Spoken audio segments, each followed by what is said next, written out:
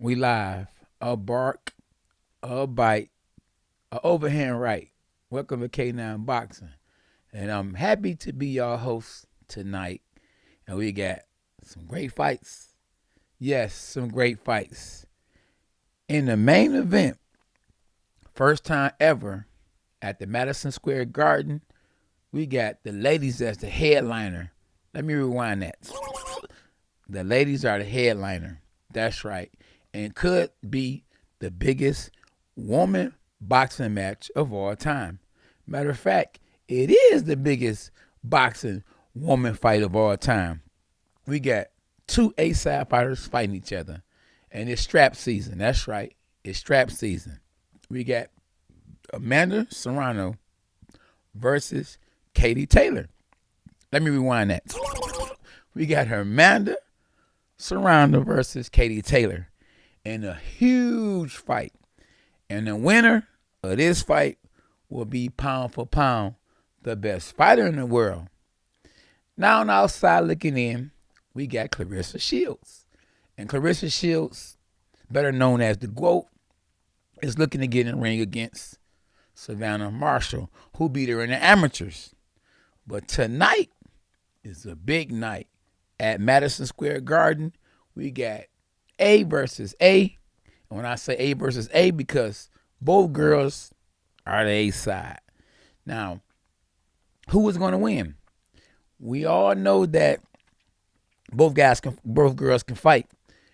And Jake Paul has bet Eddie Hearn $1 million. Let me rewind that. Jake Paul has just bet Eddie Hearn $1 million. So he thinks that the fighter that he's promoting, Amanda Serrano, is going to defeat Katie Taylor.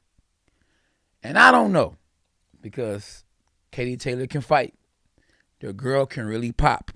And I ain't talking about punch. Yeah, I'm talking about punch, but I ain't talking about soda. The girl can crack, and I ain't talking about dope. I'm talking about with these right here. So it's going to be a good fight. And I'm glad y'all here with the champ. And we going to call it like we see it. An ace a ace and a spade a spade. That's right. So see what y'all talking about. Appreciate everybody for tapping in. We live. That's right.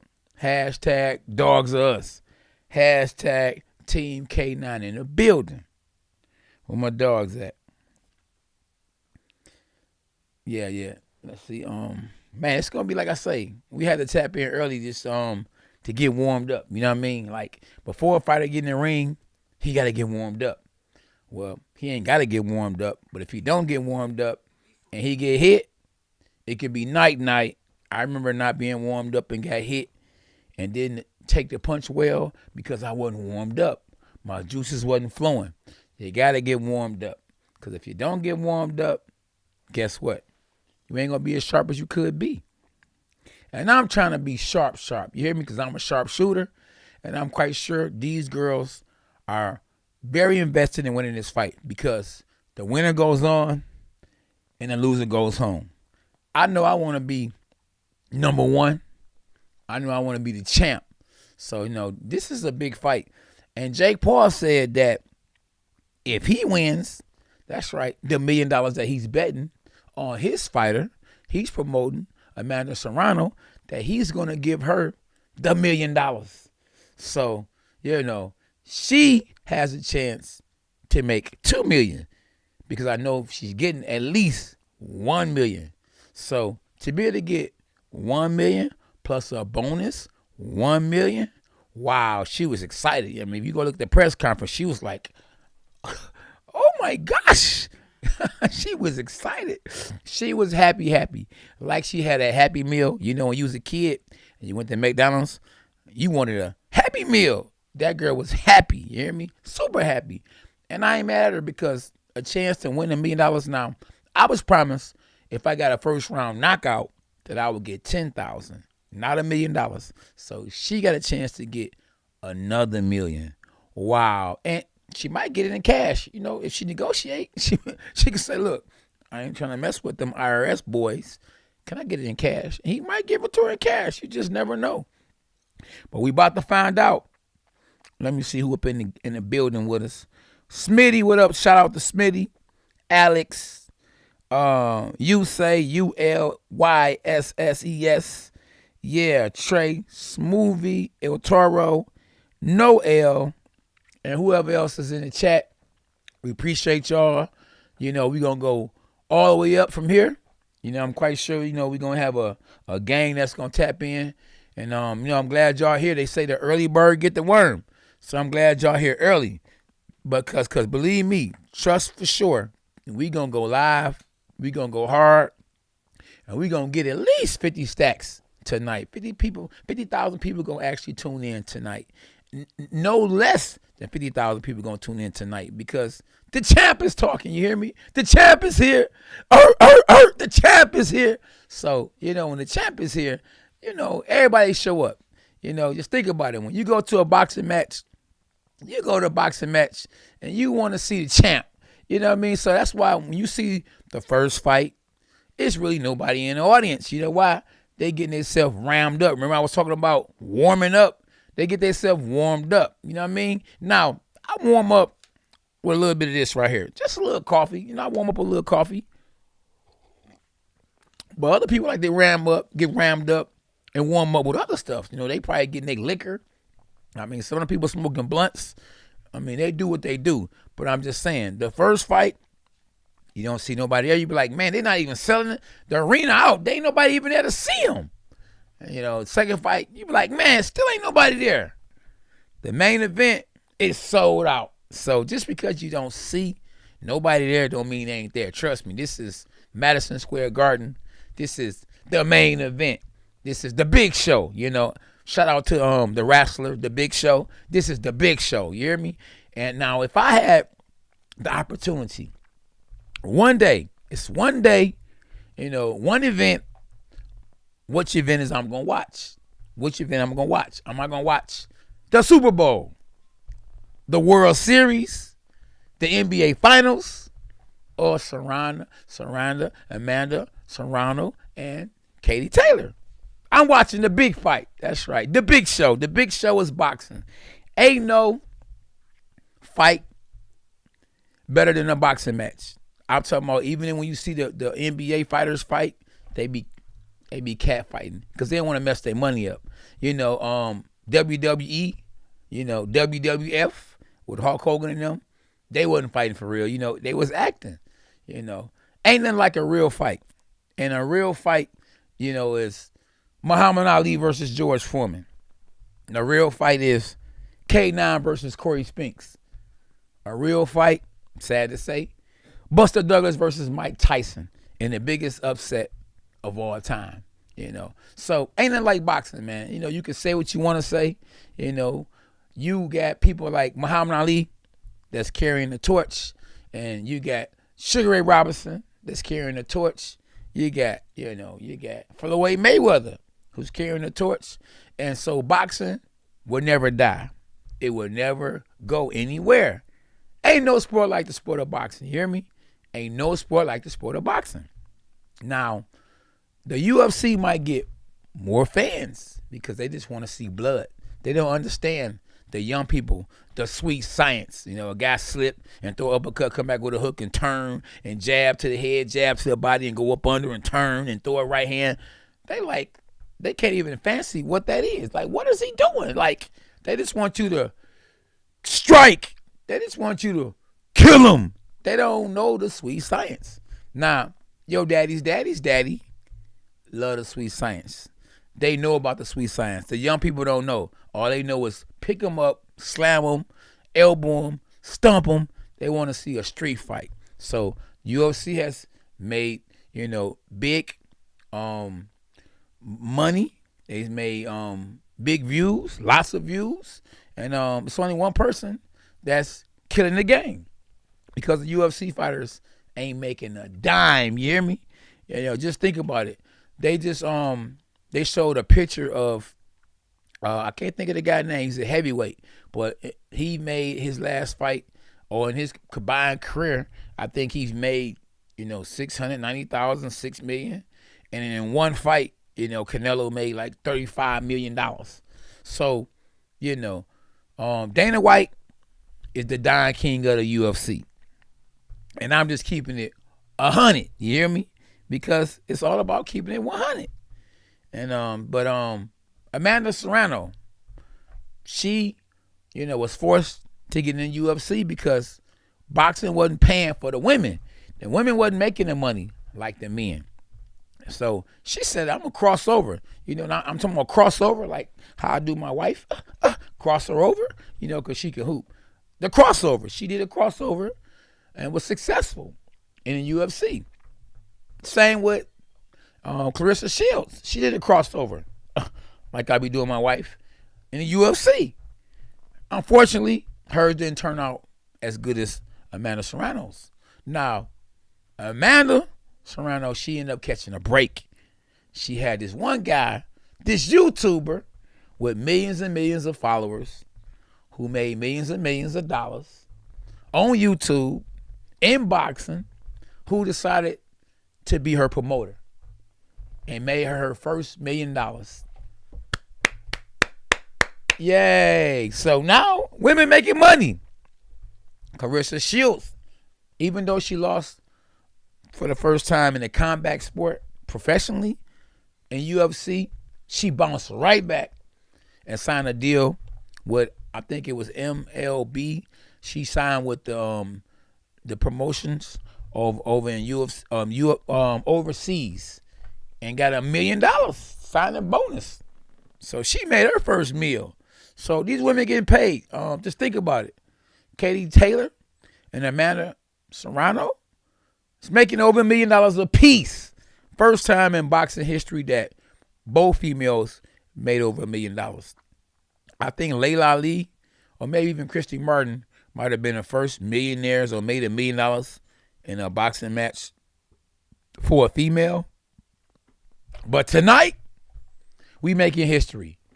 Both females are making over $1 million. And it's the first time that a female has highlighted, was the main event, was the showcase at the Madison Square Garden. So we making history at K9 Boxing at Madison Square Garden tonight, April the 30th. That's right. That's right. So yeah, I'm excited, man. I'm excited. I hope y'all guys are excited. And let's get to the money.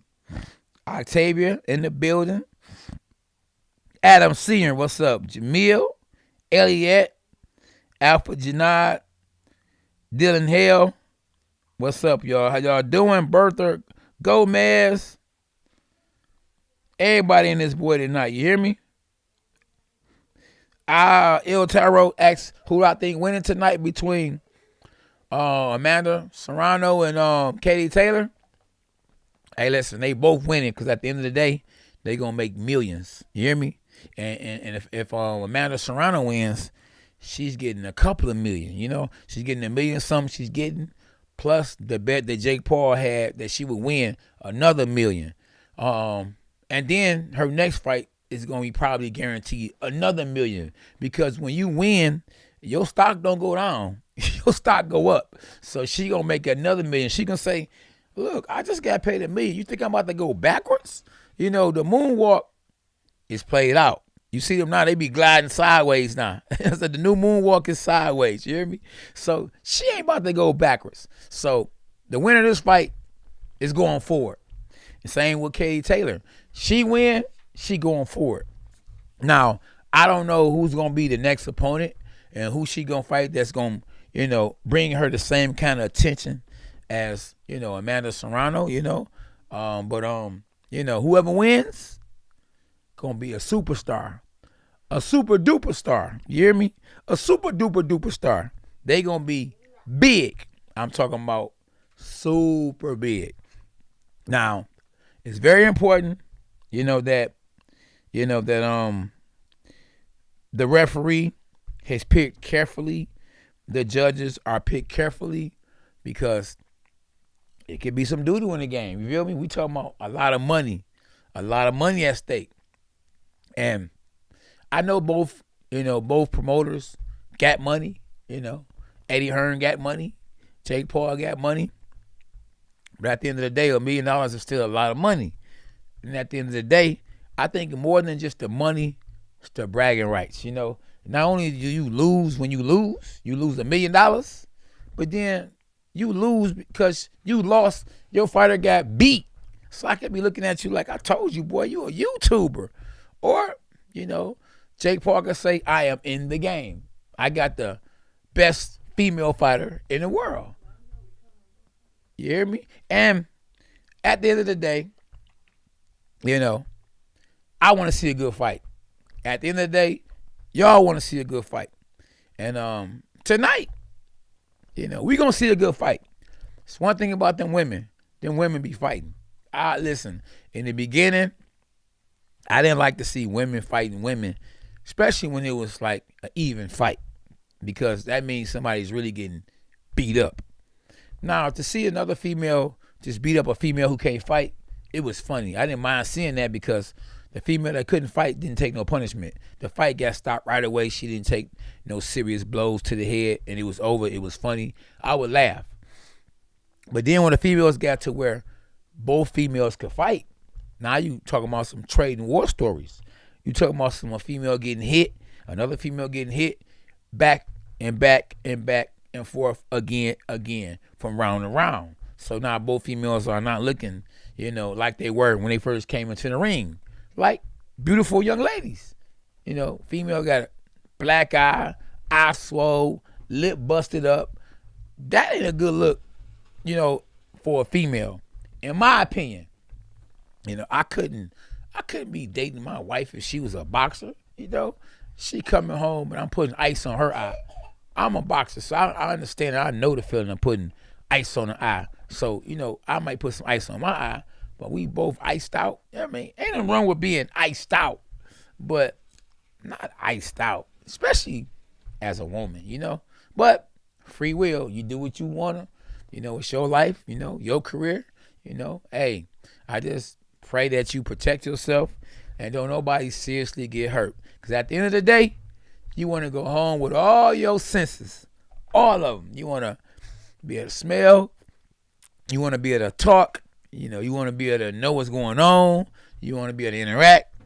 But you got to have all your senses to be able to do that. Too many punches to the head ain't good in the long run. Now, Muhammad Ali might be considered the greatest of all time. But look how much punishment he had to endure, you know, to be the greatest. You know, if I have to get hit 1,000,000 times or end up, you know, with not all my faculties or with Parkinson's or, you know, then I'm good on being the greatest. I could just be good. You know, if I got to go through all that to be in the Hall of Fame, I'm good. You know, I'm thankful and happy. I won 2 world titles. And I was able to take care of my family. And, you know, we doing all right. Boxing has been good to me and my family. Praise the Lord. Now, we covering both fights tonight. I just want y'all to know that. You know, we covering Valdez-Stevenson versus Oscar Valdez. So, we in this boy tonight. You hear me? We here. We ain't going nowhere. We right here. You hear me? Somebody said they was boxing today and they got KO'd. I don't know if I would actually put that out there like that. No L, because it's not a good look. You know, hey, I would. You know, I'm talking about if it was me, I say, hey, I had a fight today, K9. You know, it didn't go well, but to just put on here that you got KO'd, you know, hey, once again, it's free will. You can say what you want to say, but you know it. Don't seem like it really bothered you that much for you to put it out here like that. Like, I got KO'd today. Like, no, I would be upset. Forget that, you know. But I pray your next fight you win. You're only good as your last fight. Yeah, sometimes those female fights were too one-sided. Yeah, John 444. I hear you, bro. Yeah, they was, you know. But, hey, women getting paid now. Yeah, so the snacks are wherever they at now. If y'all just tapping in, because I only see 7 likes, y'all make sure y'all hit the like button. Yeah, hear me? Yeah, yep. So, yeah, maybe I have to reset it and we go from there. But, yeah, man, we gonna chop it up for sure. We got to chop it up. I'm trying to reach out to everybody in the chat. If Amanda wins, she is getting 2.5 million, man. She is going to be rich, rich. Oh, yeah, she rich, rich now. Jake Paul looking out for her, you know? And she from Puerto Rico, so you can go to Puerto Rico, and, you know, with 100,000, boy, you rich. The money is different. The frequency is different over there. You hear me? Yeah, I know she Puerto Rican. Okay, she Puerto Rican, but she from New York. Okay, well, it is what it is. SB put me up on it. All right. That's GAME for me. All right. That's why I got you. You know what I don't know? I know now. Ain't nobody fighting right now, you hear me? Nobody. Yeah, I know Engel wants to fight Fury yet, but I don't know. Of course you want to fight him. That's a big money fight, you know? And UFC fighters want to fight boxers because when you cross over, like I be doing SB, you know, you can make that bread. You feel me? Conor McGregor would have never made $100 million. Let me rewind that. Conor McGregor would have never made $100 million in the UFC. But when you fought Mayweather in the boxing ring, the boy got Skrilla, you hear me? The boy got a lot of nacho. A lot of nacho, you hear me? And man, I'm happy for him, you feel me?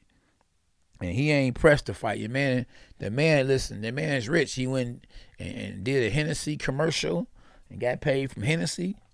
And then he started eating that Canelo meat and blew up. That boy, man, like he about to, man, fight heavyweight. That boy is big now. You know, but hey, man, listen. Hey, them UFC fighters, some of them boxers, they be juicing. They be juicing, bro. That's why, you know, you got to really make sure you be on your P's and Q's and have a good team so you can make sure you catch these guys in the act. You know what I mean? You got to make sure they taking these drug tests and everything because fighters would try to do whatever they can to get an advantage, you know, any and everything they can to get an advantage. That's why, you know, matchmaking is very underrated. Matchmaking is very, very important. You know, look at Jake Paul. Jake Paul, you know, is matchmaking the best fights for him. He's fighting guys that has big names, but that can't fight. Eddie Hearn, you know, Eddie Hearn told him, like, bro, you know, you all right? You know, man, you could beat some of these fighters out here, but you ain't gonna be no world champion. You can't be the world champ. And Jake Paul was like, what? What you mean? I beat Tyron Woodley. He said, come on, man, Tyron Woodley ain't that guy. He said, but he's a real comeback fighter. He won the UFC. He won a championship. He said, but come on, man, you know, that's UFC. It is not boxing. He got in a boxing ring, and he fought the weakest of the weakest. You know, you. And what did you do to him? Night, knocked him out. Now, Jake Paul is getting better, but it is, you know, his practice, his amateur career is against guys he know he can beat. He's having an amateur career on a professional level because anybody can go pro. You know, a person, a turn pro, and you be like, man, when you going pro? He be like, man, I'm pro now. And you look at his shoes and be like, so when you going pro again? He's like, I'm pro now. He could be on a bus and you be like, when you going pro, bro? Like, I'm pro now. It's not like the NBA. If you go pro, you're 9 times out of 10 guaranteed to be a millionaire. In boxing, anybody can go pro. You ain't got to have an education. You ain't got to have a high school diploma. You know, you could just go pro. You could be a bum. You could be a bum and just sign, you know, waiver, you know, sign, get your license, pay for your registration, you know, pay for your license, and you're a professional fighter. That's simple. So people be asking me all the time, when is your son going pro? Is he pro yet? Like that means something. It don't mean nothing if you ain't making no money.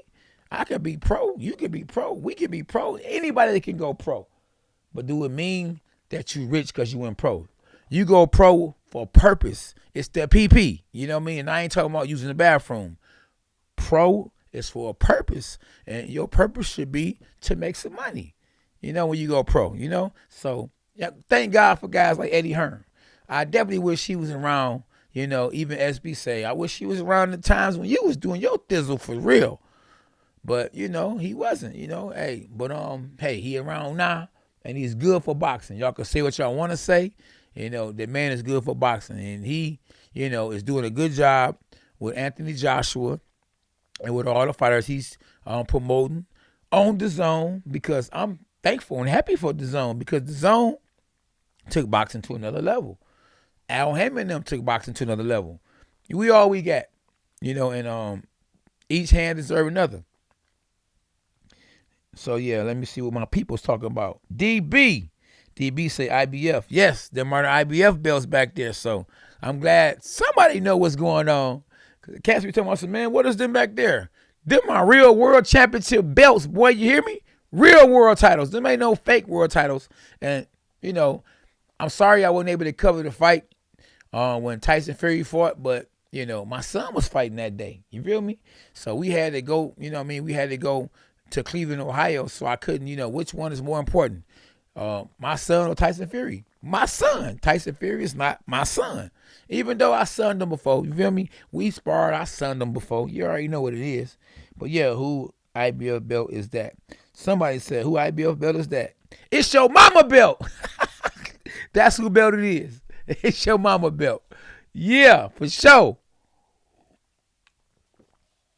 And hashtag dogs are us.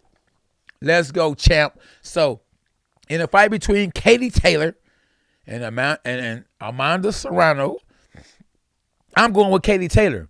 Now, even though Katie Taylor, and I was surprised that she is actually older than Amanda, I couldn't believe it because she looked younger.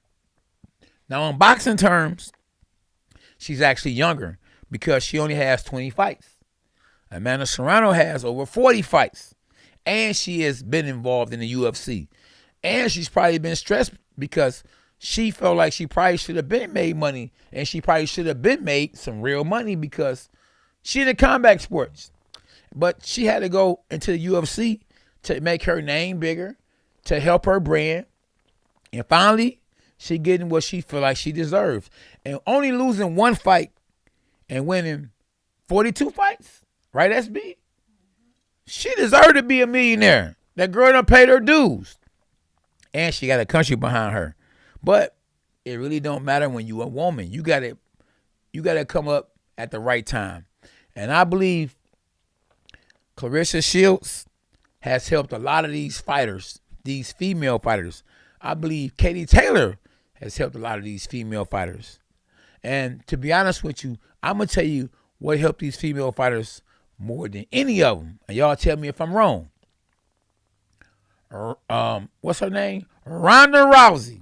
Ronda Rousey changed the game. If it wasn't for Ronda Rousey, no female would be making $1 million or more. No female would make more than $1 million. $1 million or more if it wasn't for Ronda Rousey. She changed the game. Now, y'all can argue with me all y'all want to, but I know I'm right. I don't think I'm right. I know I'm right. Yeah, I'm just saying. I'm just telling them like it is, Yeah, yep. So, y'all know I'm right. Yeah, I'm keeping it 100. Yeah. So, what y'all think, though? DB told him real deal titles. Boy, you better know. You better know, boy, for real, for real. Taylor Neck, what's up, Taylor Neck? Life's good, everybody in the building. I want to shout out all my homies. All my dogs. Bertha, Dylan Hale, everybody that's in the chat or new to the chat that love boxing. Man, thank y'all for tapping in. It's your boy Cornelius K9 Bundrich. For those that don't know, I'm the oldest world champion in junior middleweight history. Let me rewind that. I'm the oldest world champion in junior middleweight history. And I've been boxing over 30 years. Not over 20 years, over 30 years. So I got a lot of experience in the sport of boxing. I'm from the original Crunk Gym. That's right. And the Crunk Gym has produced more world champions than any other gym in the sport of boxing. Let me rewind that. The Crunk Gym has produced more world champions than any other gym in the sport of boxing. Michigan has had more world champions in the sport of boxing than any other city.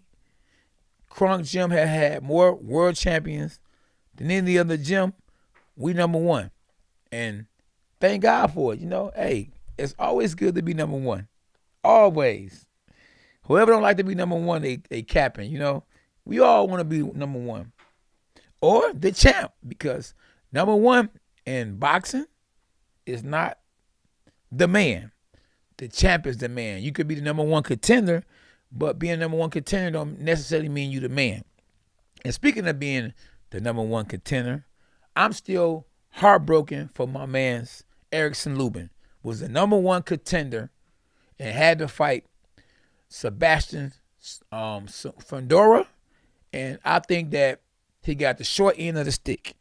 If you mandatory to fight for a world championship 3 times in a row, then why you got to keep on fighting the number 2 contender? When you number one means that you go from number 1 to world championship, not from number 1 to number 2. No, you go forward, not backwards. You looking through the windshield to fight who's in front of you, which is the champ, not in the rearview mirror who's behind me, who is 6'7", you know what I mean, that's hungry to take my spot. The man got the short end of the stick, and if I was him, I would try my best to sue. I'd be suing somebody, cussing somebody out. Man, it would not be the last of me. And I ain't talking about just in a boxing ring. I'm talking about somebody will have to be explaining something. Somebody going to have to be giving me something. Somebody going to have to be paying. I had to pay. Did you see Erickson Lubin's face, man? He wasn't supposed to go through that. You feel me? And, you know, I just hope he bounced back from that because, you know, fighters always seem to get the short end of the stick. Always, you know. It was a young man named Don King. Hair stood straight up in the air. Used to sign fighters, used to have fighters sign a contract with nothing on it. How could you sign a contract with nothing on it? Well, fighters were so desperate, you know, that they would do anything that Don King would say. He spoke so good, talked so good that, you know, he can get a guy, you know what I mean, to believe in him. And next thing you know, you in a sad situation, you know. Mike Tyson, you know, drugged Don King, word on the streets, through his office, stumped Don King because Don King played him. You know, don't quote me on it. It's just something I heard. You know, the streets be talking. So, you know, boxing, man, has been dirty since day one. That's how come I love the fact that fighters are fighting eating now. You know, they are eating. You gotta love that, man. They eating. You feel me? And they deserve to be eating, man, because you getting hit in the head. You know, getting hit in the head is not a good feeling. You feel me? I mean, I don't like to get hit in the head. You know, I do it because I'm good at it, you know, and it's a way to provide for my family. But I don't just say I want to get hit in the head. That's how come when I hear young fighters, beginners talking about I want to see if I can take a punch. Bro, why would you want to see if you can take a punch? We are not supposed to eat these. You know, I mean, I can eat a punch. No, you eat food, not punches, you know, because too many headshots will have you like this. You don't be like that. You don't want to be like that, bro. And I'm just keeping it 100, man, you know. So get in and get out as quick as you can. I told my son, look, get you a few world titles, make you some money, and hang the gloves up. Nah, he's able to do what he want to do, but I told him, bro, you know, forget trying to prove that you the greatest of all time, man. Get yours and get out. That's why I had him boxing early, and you know, and I want him to retire early. But it's up to him, you know what I mean? But you know, your head wasn't meant to get hit on, and I'm just telling you like it is. You feel me? You know, so don't think that fighters love to get hit in the head. No, fighters love to get paid. And if they good at fighting, they fight, and that's what it is. You know, and it is what it is. Yep. So who y'all got winning, man? Who y'all got winning the fight tonight? Y'all rolling with Katie Taylor? Or y'all rolling with Amanda Serrano? Where the Katie Taylor fans at? And where the Amanda Serrano fans at? Let me see what y'all talking about. Shakur, go do Oscar dirty. Yeah, I believe that. Smitty, you're absolutely right. You're absolutely right. K9, let's go. Dogs are us. Let's go. Champ Benny in the building. The Double X in the building. Yeah. Oh, Ghetto Love say Serrano. Ooh, Serrano. Hey, she can fight. I ain't gonna lie. She got skills, you know. I think she has better skills than Katie, but I don't think she's a better fighter than Katie. And when I say fighter, I'm talking about the fighting style. Like Katie Taylor is more of the Mike Tyson. Amanda Serrano, she's more like more of the Roy Jones, or the Muhammad Ali. And I'm not saying she's Muhammad Ali because people say, man, K9, he on drugs. He said that Amanda Serrano is Muhammad Ali. I'm talking about style-wise. She's the Roy Jones, the Muhammad Ali. She's the boxer. She's the boxer puncher, because she got 30 knockouts out of 42 fights. Let me rewind that. She has 30 knockouts out of 42 fights. That's a heck of a knockout ratio for a female. Now, let's not give her too much credit, because you gotta think though, some of them knockouts and a lot of them knockouts came against low quality fighters. You gotta think she been boxing for a long time. She been boxing, I think, I haven't did the homework on it, but she been boxing longer than Katie Taylor. She definitely have more fights than Katie Taylor. So just think about it. 5 years, 6, 7 years ago, the females that she was fighting were nowhere near the level of female fighters that's fighting today. That's the reason why probably Katie Taylor only has 6 knockouts out of 20 wins, because the competition is a lot harder, if that makes sense. And I'm trying to make it make sense. Like I say, I've only been boxing for 30 years plus. So when it comes to boxing, the sweet science, I definitely know what I'm talking about.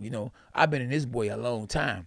And it makes sense for me to get a YouTube channel, so when boxing matches came on, I could cover the boxing matches. And I got the belts up there just to let y'all know that this ain't just anybody talking boxing talk. You hear me? This is the champ. This is yours truly, Cornelius K9 Bundridge. And hashtag dogs are us.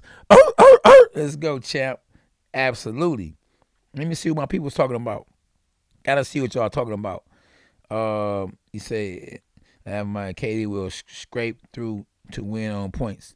Double X said the Katie gonna win on points. Philip clearly beat Cobbs. Okay. You're right on that, K9, but I think Amanda can pull it off. Oh, yeah, she probably can pull it off. I'm not saying she can't. This is a pick 'em fight. Anybody can win this fight. 50-50 all over. This fight is a 50-50 fight. You know what I mean? I don't know. I don't even know who's the favorite in winning the fight. It could be Serrano could be the favorite. She got more knockouts. She got more experience. You know what I mean? And we not. Yeah, and we not, remember, exactly. So SB said that she is a favorite. When we not over in United Kingdom, she's from Ireland. So Kay Taylor's from Ireland, so she's far from where, she stay at. So she's over here in America.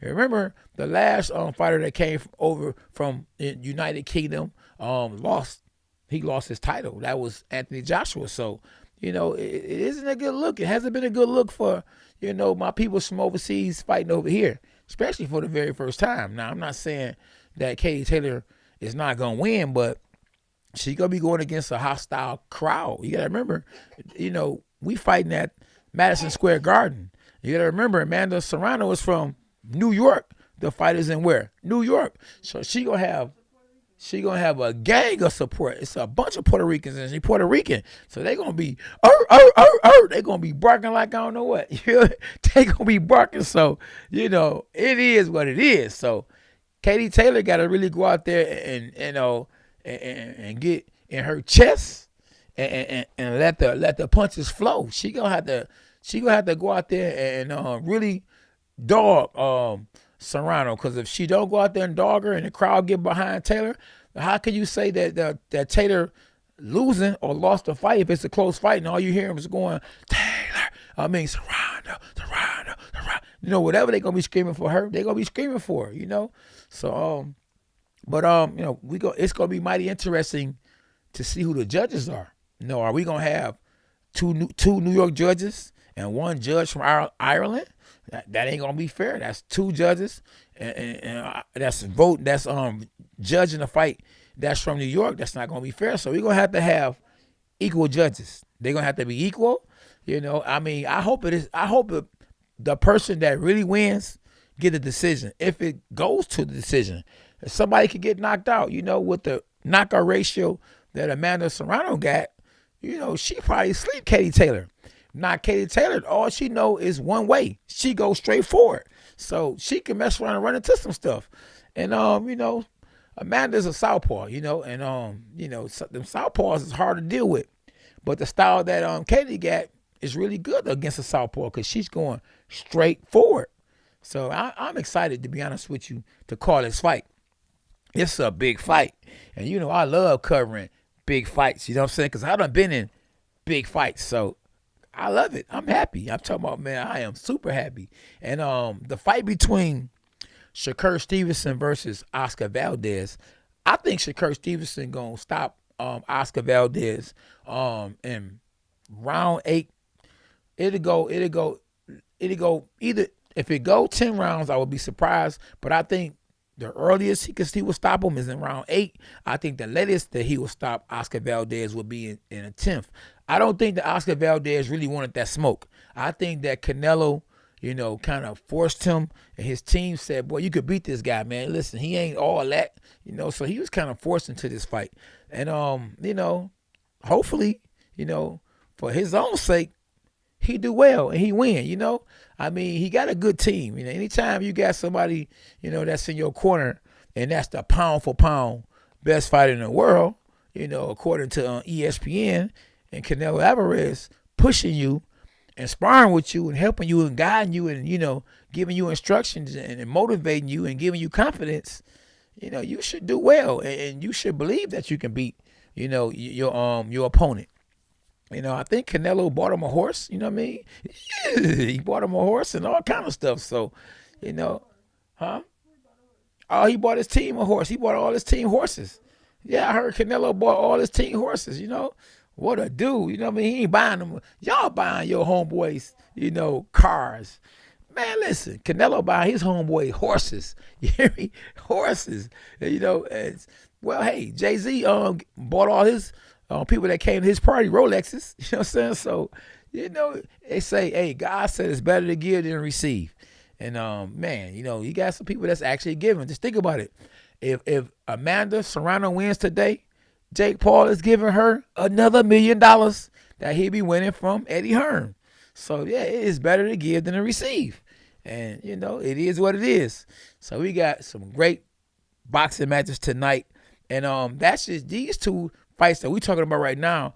Amanda Serrano and Katie Taylor and Shakur Stevenson and Oscar Valdez is the main event. But we got fighters on the undercard that's supposed to be some good fights. And what's the young man that keep getting these opportunities on the zone? A bunch of them. We're gonna post them up in a minute, once the fight start, and we're gonna go from there. Shakur by KO under 11. Yeah, I agree with you. What's up, Jackie Hernandez? We got Gregora Rodriguez. Yeah, we got HAHYAN. Salute to you too, my brother. Any who is winning in Corday's fight? I don't know. Is it a fight on already? I guess it's a fight on already. Junior. What's up, Junior?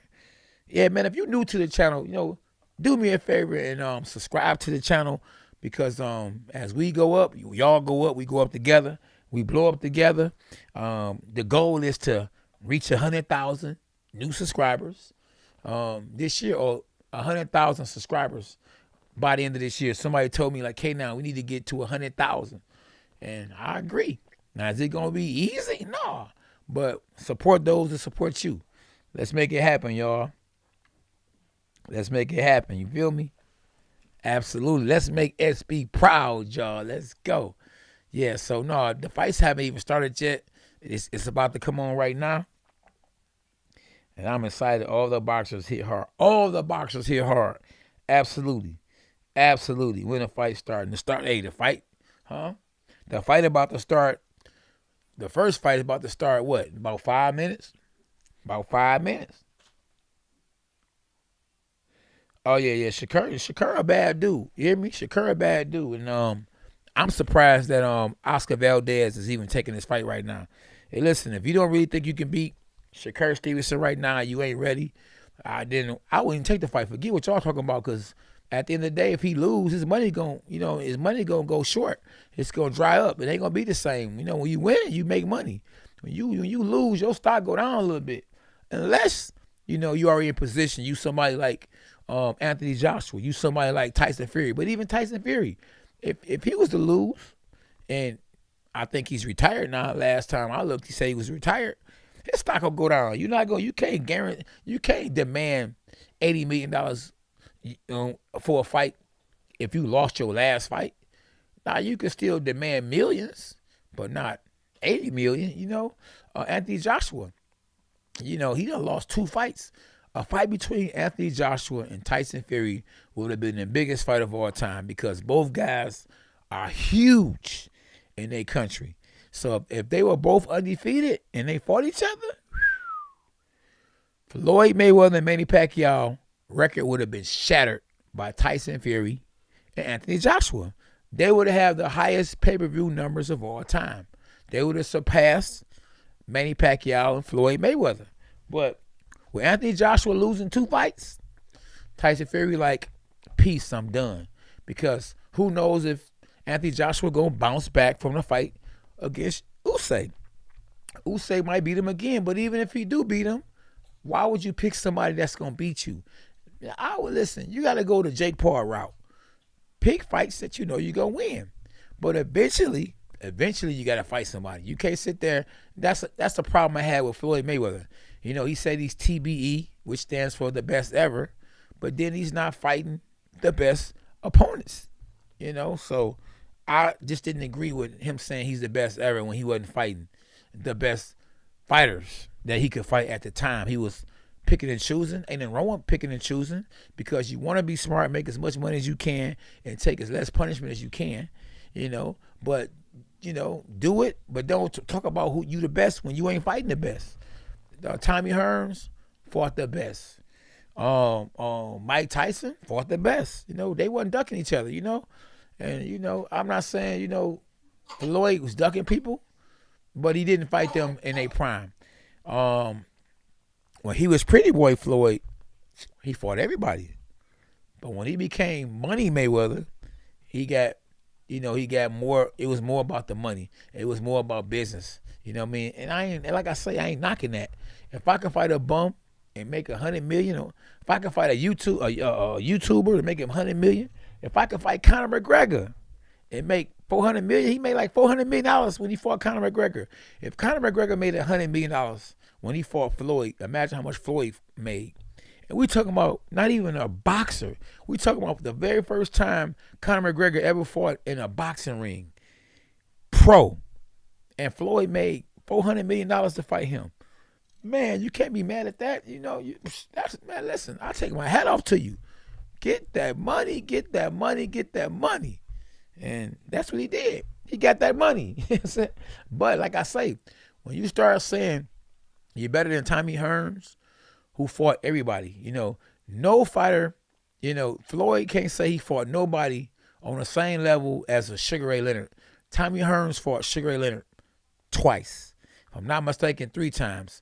Floyd can never say he fought nobody on the level of Tommy Hearns when Tommy Hearns fought Roberto Duran. I mean, and tell me if I'm wrong, am I cap or what? Has Floyd ever fought anybody on the level of a Roberto Duran? Has Floyd ever fought anybody on the level of a Sugar Ray Leonard? Has Floyd ever fought anybody on the level of a Pino Cuevas? I mean, the list goes on and on and on. Tommy Hearns fought Iran Barkley. Come on, I'm about to kill you with this one. Have Floyd ever fought anybody on a level of a Marvin Hagler? I'm just saying, I'm not knocking his accomplishments. Listen, I'm happy for him. It's just that words are powerful. When you say you the GOAT or the GWOAT or the best ever, it just got to make sense. If it don't make dollars, it don't make sense. And if it don't make sense, it don't make sense, whether the dollars are involved or not. You know what I'm saying? And that's true facts. Yeah. Oh, yeah. Yeah. Hey, I'm a realist, you know what I mean? And some people can't handle that. You feel me? When a cat keeping it 100, cats ain't, hey, look, cats can't handle it. Yeah. And you ain't the real G-man, so stop fronting. The real G-man is Gerald McCullen, the hardest body puncher of all time. The first fight I see we got is a fighter. Is that the fighter you tell you, SB? This guy's 1-0 with one knockout. And SB said that his very first pro fight that he had was a 12-rounder. And he's a former gold medalist. See, no wonder. His name is Yafa. Yafa versus Cartagena. We gonna say Miguel. The first name is Miguel. So Yafa versus Miguel are up first. And they about to be on their way in the ring. Yeah, probably someone telling the truth on Floyd.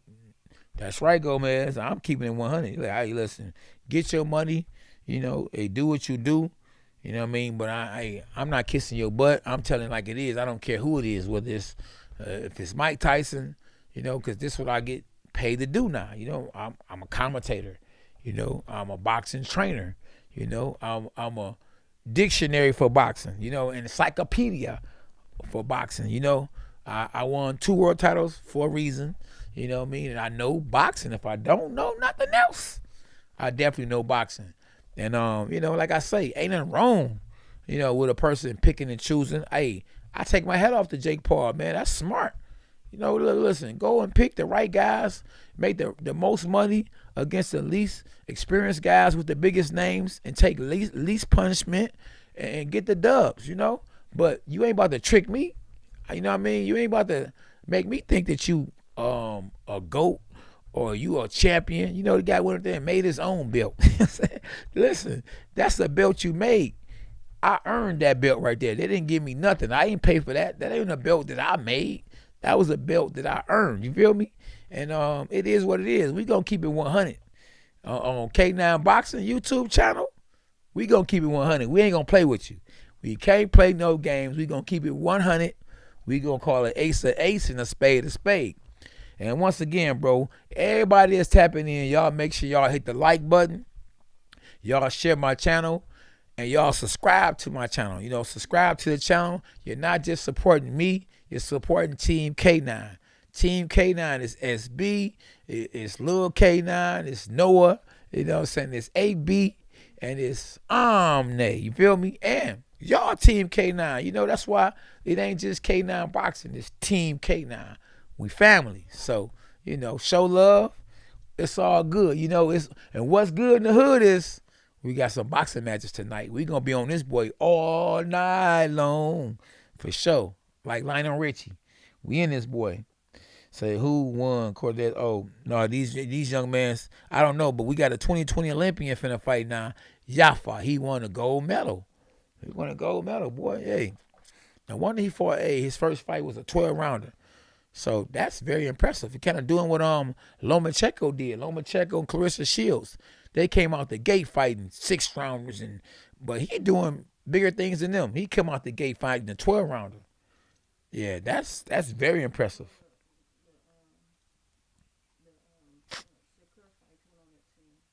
Oh, the Shakur fight come on at 10 o'clock, y'all. 10 o'clock Eastern time. Yeah. So what up, though? So Anthony David, what's up, Anthony David? Smooth, what up, the Smooth, Trey Smooth? What's happening? Benny, what's up, Benny? All my dogs. ESNA, Educated Street Nation of America, Green. Shout out to K9 Boxing, one of the best in the business. We got to put that, post that on the screen because I appreciate you for saying that. I wouldn't lie with you at all. You are on point like Cedar. Absolutely. Any new subscribers on this boy tonight? Where my new subscribers at? Any new subscribers? I want to post you up, man, and shout you out. Team K9 in the building. Any new subscribers in this boy? Where my new subscribers at? Where my new heads at?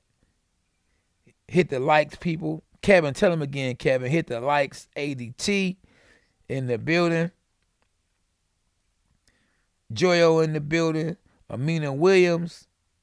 All my dogs in this boy. Let's go, champ. So we got Miguel Cartagena. Let's see what his last name is, because he got a long last name. It's different. Oh, you did? Oh, yeah. Somebody said they subscribed today. Oh, Ghetto Love. Just subscribe. Shout out to Ghetto Love. Welcome to Team K9. Appreciate you. Huh? Oh, the Step Network. The Step Network in the building. Y'all, shout out to the Step Network. Appreciate you. Definitely appreciate you. Hashtag dogs are us. Let's go, champ. All day long. Respect, peace, and blessings. Let's go, champ. Let's go, smooth. Let's go, smooth. Smooth operator in this boy. Sounds so smooth. We at it. First fight. Yep. Hey, you can wear what you want to wear, but listen, I don't like, huh? It is? Oh, yeah. See, I was on to something, wasn't I? SB said that red hitting on video. That's right, champ. Hey, that red go with that belt right there. Girl, you hear me? Boy, you hear me? Listen, it's blood up in this boy. And I ain't no blood either. I ain't no blood or a crip, you hear me?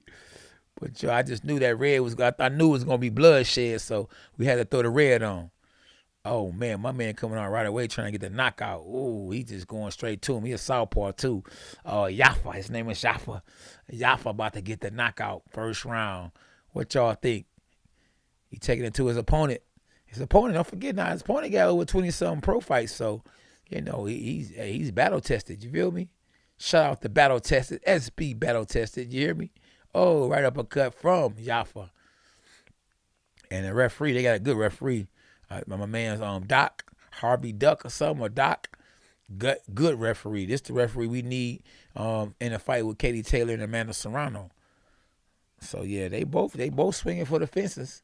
Now they holding each other. Good little uppercut from Yafa, the 1-0 12-round fighter. Oh, the Olympian with the straight left hand, jab, right uppercut. Oh, but his opponent is there to fight. Like, bro, I done had over 20 fights. You ain't going to just take it to me. But he looks like the literal guy. And, man, Yafa's putting the pressure on him, hitting him to the body, palm with the jab, left hand to the body, turning with the right hook. He's showing some good skills. And this is going to take him to the next level. Good right hook, left hand. Oh, this ain't going to go long. Ooh, good straight left hand again. Oh, another straight left hand. Oh, Yafa going crazy. Oh, it might be over in round one. Uh-oh. Oh, what y'all ref said, cool, pushing your head down, his head down. Oh, man. He done hit his opponent when he went back to the ropes. Good straight left hand. Oh, right uppercut. Uh-oh. How long? NFL, not for long. He's about to go to sleep. Oh, good comeback, though. Good little right hook of his own. Uh-oh, Yafa trying to finish him. You know, and then you got to remember he only had one pro fight. Oh, but good straight left hand. Yep, man. Look like he might punch himself out. You better save some of that energy, boy. Oh, good left hand. Good right hand. Good 1-2. Oh, another left hand. Another right hook. Another hook. Oh, and his opponent trying to hold. Oh, no, straight left hand. Another straight left hand. He pushed him. Get up off me. Yafa. Oh, Yafa for the stopper. Oh, man. He about to put this boy to sleep, boy, but the boy is fighting. Oh, man. Oh, overhand left. Oh, right hook to the body. Man, but his opponent ain't going away. Oh, good straight left hand. If we could get a fight like this in the main event, oh, man, Katie Taylor and Serrano, oh, it's going to be good to see. Right uppercut. Oh, man, he is bleeding. There's 32 seconds left in the round. Boy, he's surviving. They just let you know that. Oh, man, Yafa is destroying Cartagena. Oh, good straight left hand. Oh, another straight left hand. Man, listen, Yafa got him on the ropes. And, man, listen, it won't be long. Oh, the referee doing a terrible job. Why are you stopping him? Another right hook to the body, overhand left. And, listen, 8 seconds left. Boy, I'm surprised that his opponent, Yafa, go to the body, back to the head, and they go to bell at K9 Boxing. What a good round. Woo-wee. Yafa won that round, 10-8.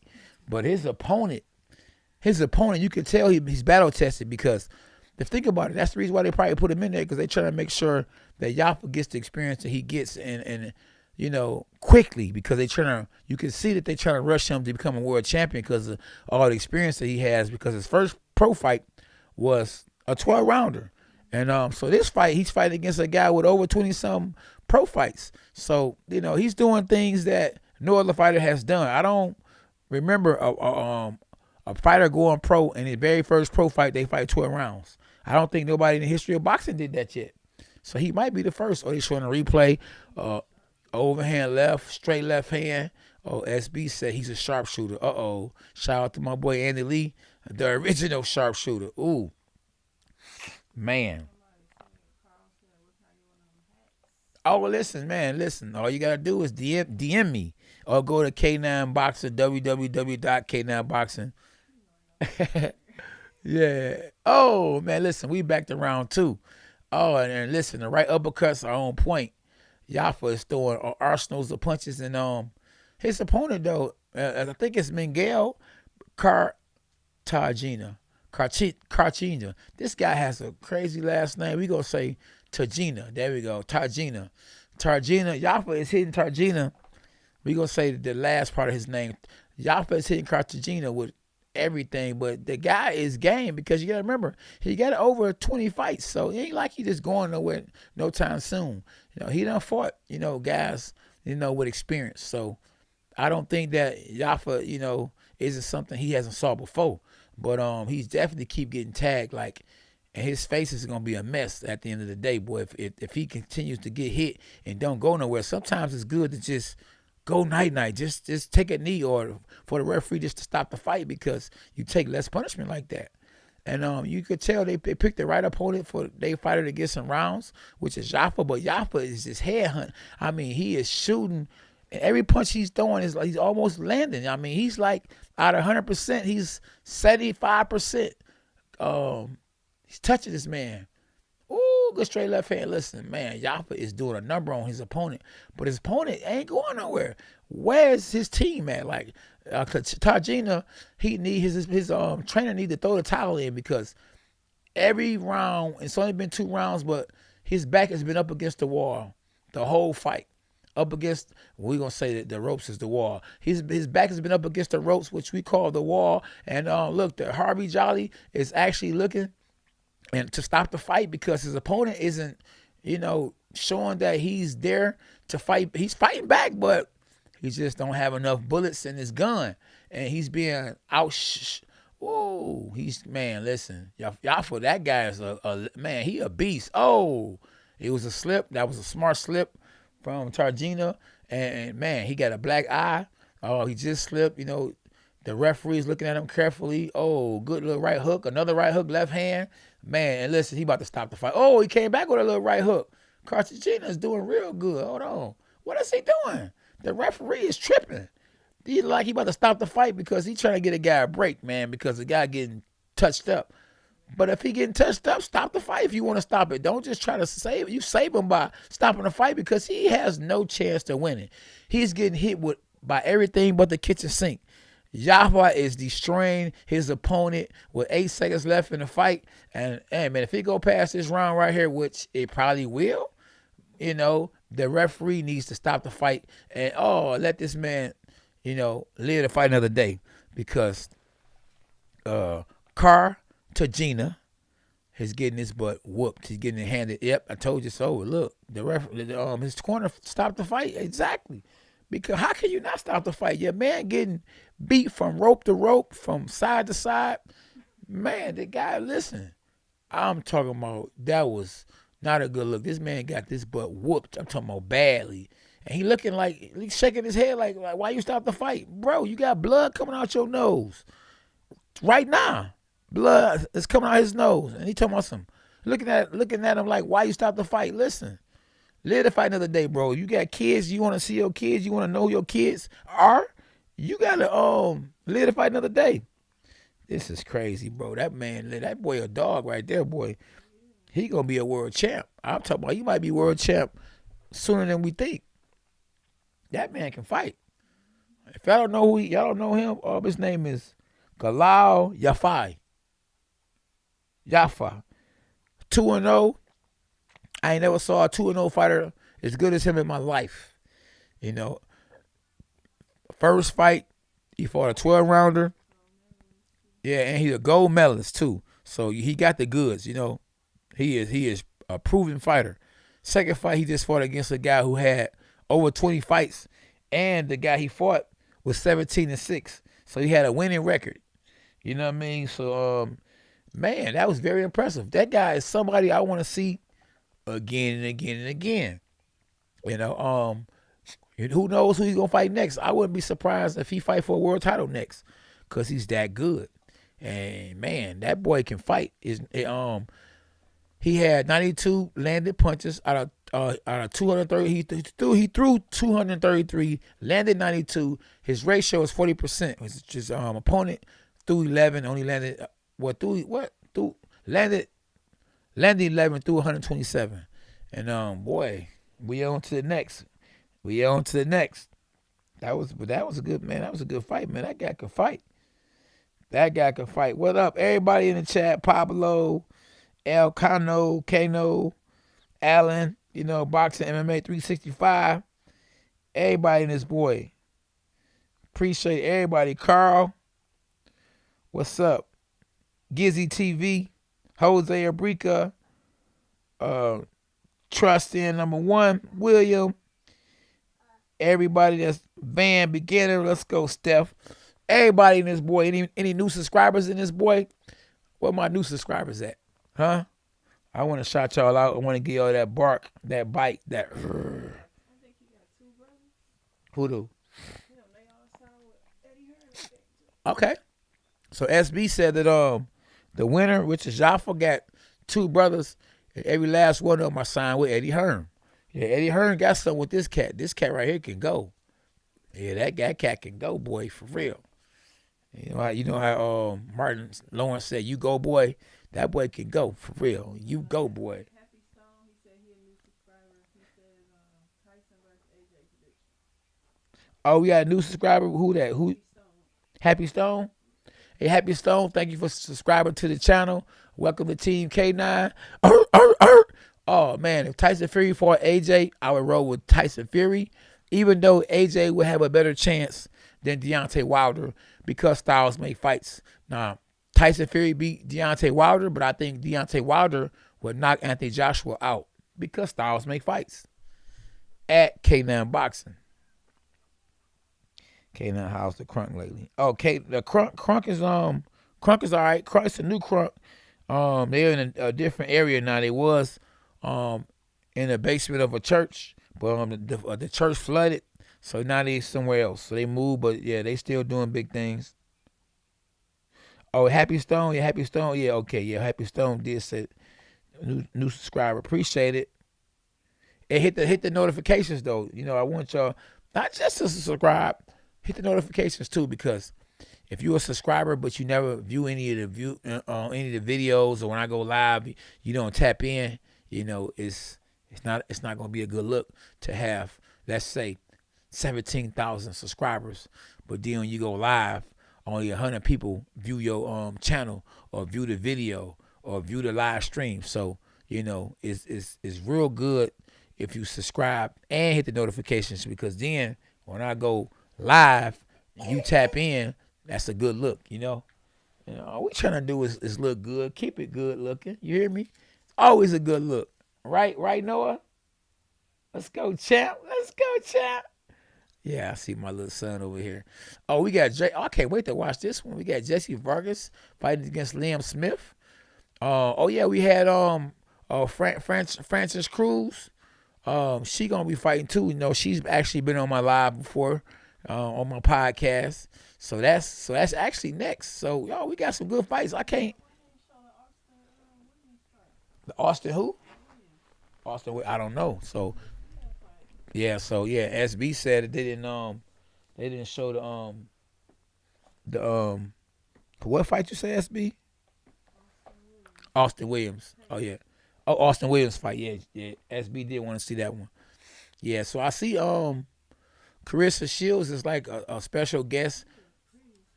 Yeah, Yeah, she's a special guest, because the ladies are the main event.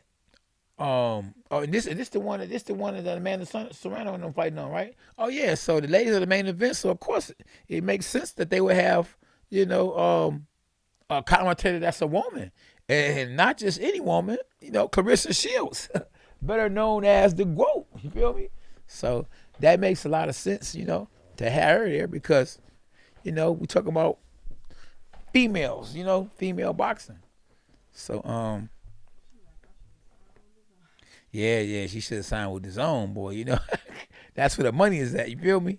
But hey, I'm signing. Lil K9 signing with DAZN. We gonna be in the zone. But yeah. Shout out to everybody in the chat, man. I'm watching Fight Live also. Thank you, Happy Stone. Happy Stone say, you know, they watching the Fight Live also. So hey, that's good. Appreciate it, man. Share the video with your peoples. Who did? Oh yeah, Austin Williams. That's why they ain't show it yet. That boy 17-0 and got a first round knockout. Oh wow. So hold on. So Austin, what's his name again? Austin Williams. They didn't show the fight, but Austin Williams got a first round knockout against a guy 17-0. And both of them are southpaws. Ooh, yeah. So yeah, he definitely somebody you need to watch out for. He knocked out his opponent in the first round. He's 17-0, knocked out somebody 17-0. Yeah, my friend is a K9. That's right. Absolutely. Yeah, what it do, D? What it do, D?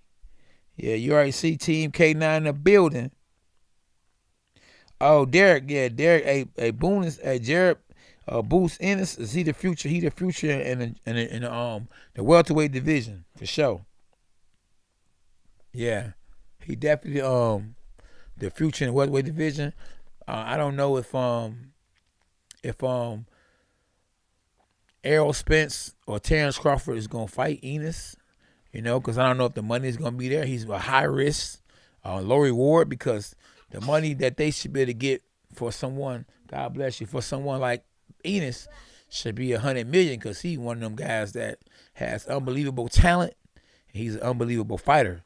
So why would you fight somebody, you know, like that for nickels and pennies, and when you could fight somebody, you know, with a bigger name, or, you know what I mean, you know, him with a bigger name as he climbs up and gets the recognition he's supposed to get to make it a big fight. You don't fight Enos and get 2-3 million when he's actually as good as Terrence Crawford.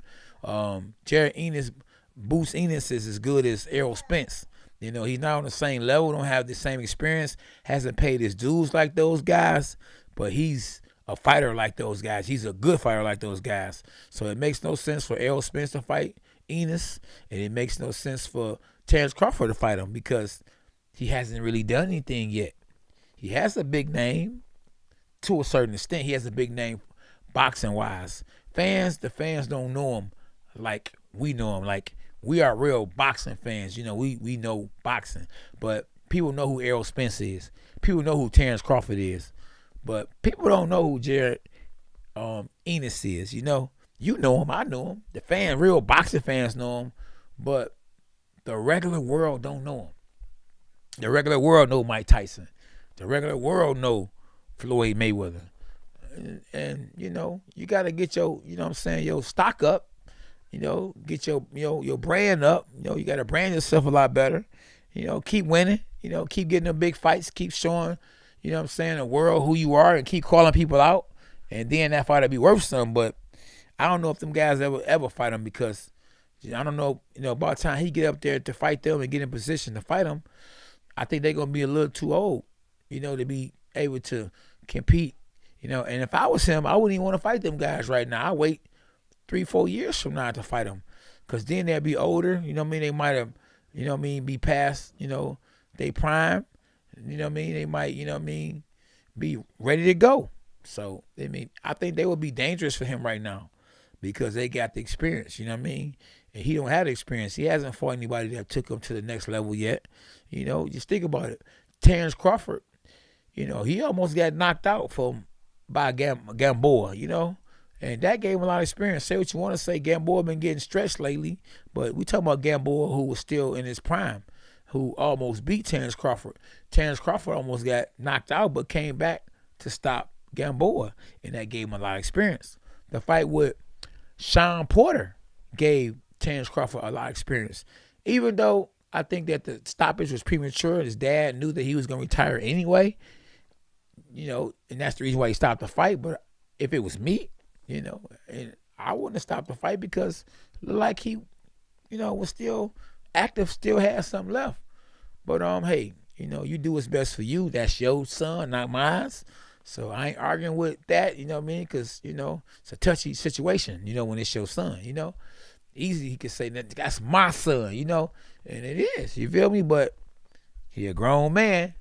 And just because Terrence Crawford stopped, Sean Porter, don't mean that Errol Spence, they showing the young lady, and she got all these little braids in her hair.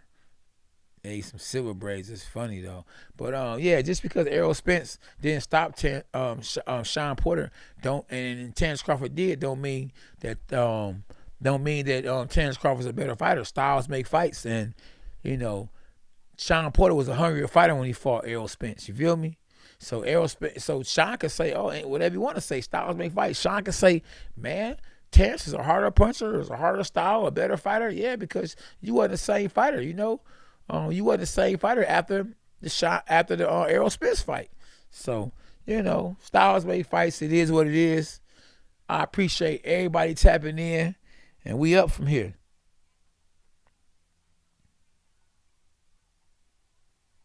Yeah, that girl got these braids. She's trying to make sure her 15 minutes of fame lasts a long, long, long time, Huh? No, I'm just saying, hey, I gotta be me. SB said, don't be saying that. Huh? No, I went today? Oh, no, I didn't. Oh yeah. She trying to make it funny now. Remember when my man's her trainer, the Francis, the young lady that's fighting now. She let me say, SB, she about to go ready to fight.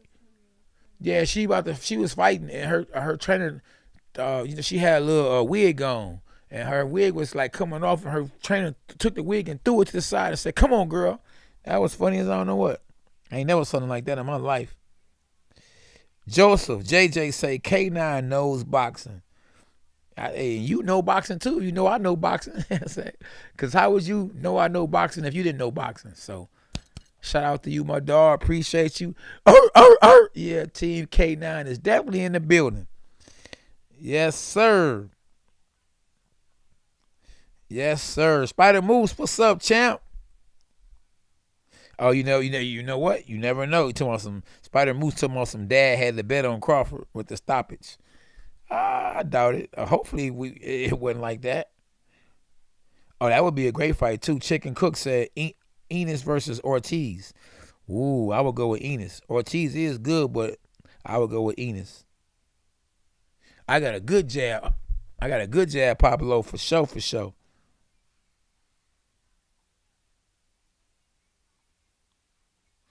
Yeah, my man D said, I've been going super hard these last couple of months. Man, I'm telling you, boy, we got to. You already know. We got to go hard in the paint, boy. You hear me? You already know that. Yeah. Yep. Yeah, so yeah. But I still think that Clarissa Shields is the best female fighter today. Even though the winner of this fight between Katie Taylor and Amanda Serrano are going to be considered the best female fighter, today.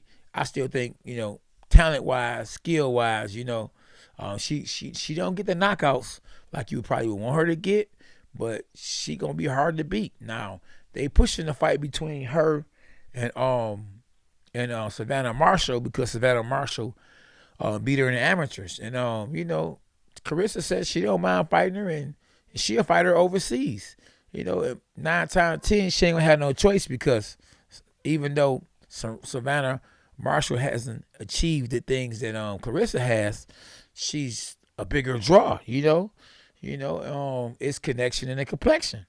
And Savannah has a country behind her, United Kingdom, Germany, Ireland. Listen, overseas, they support boxing a lot more than, the Americans. And I'm just keeping it 100. Ace of ace and a spade of spade. We got to keep it 100. And that's the reason why Tyson Fury and them so big. You know what I mean? They way bigger overseas than they are over here. So yeah, we got who we got? Cederroos versus Franchon. Yeah, Crews. So Crews, yeah, Crews got a real fight in front of her. She's 7-1 with 2 KOs. She's fighting against Elin Cederroos, who's 8-0 with 4 knockouts. So it's the big stage for her. She actually been here before. If I'm not mistaken, she actually fought Clarissa Shields in Clarissa Shields' first pro fight. Right, SB? Yeah, so yeah, she got experience. So we about to see what it do. The winner of Serrano Taylor fights Conor McGregor next. Wonk, wonk, wonk. Yeah. All right. Yeah, so yeah, we about to these girls about to fight. You know, this is it's the girls' night tonight. The girls are, you know, they in it tonight. So dang, so I'm surprised that they got the young lady that's coming in the ring. Yeah, we ain't got we got to post them up. SB who fighting? Oh, he is. Oh, I must be behind. Yeah, so hold on. Yeah, so yeah, she coming in the ring first. Elin. So yeah, Elin is coming in the ring first, and you know you gotta remember we are in America, so even though she probably from overseas, you know, and she got a better record, she's coming in the ring first. Who got the belts? Oh, Francis got the belts? Okay. Well, let's say WBA. Look, she is too. WBA, IBF, suit, she a champion. No. They just said champion. This young lady is a champion. I just saw up on her. Yeah. I'm sitting there watching. She a champion too, though. Franchon Crews, yeah. So Crews, I think both girls are champions. Yeah, it's we about to see. Yeah, we got champion versus champion. Oh man, she coming in the ring with oh my goodness. Hey, but that's what it is though. You gotta sell yourself. Yeah, so she's smart. Yeah, she's selling herself. You gotta do what you gotta do. Crews is cruising. She better go out there and win though, cause people gonna be like, yeah, that girl that had all that crazy stuff on. Yeah, so. Yeah, who, the other young lady?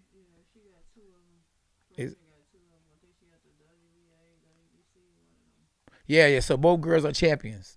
So this champ versus champ. So hey, we got a nice little so yeah, Francis. So Crews, she got the WBC and the WBO super middleweight championship belts. And her opponent has, I think it's the IBF and the WBA belt.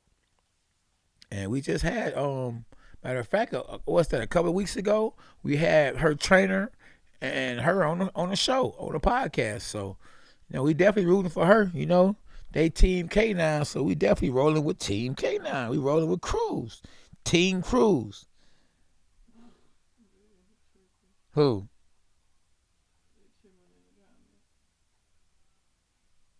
What is the crap she wear? She just trying to get some attention, man. So you already know, hey.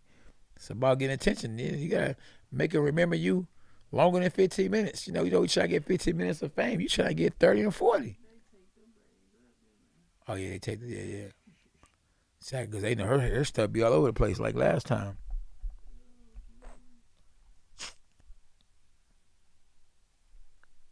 Nah, you know, Spider Moose, you're dead wrong, boy. I think Stevenson is gonna get. Man, he gonna give Oscar Valdez a beatdown. Now, don't get me wrong. I want to see Oscar Valdez do good because, you know, Shakur seems a little arrogant. You know what I mean? And that's just what it is. I mean, I'm just keeping it 100. He seemed a little arrogant because he know he's the goods. He know he can fight.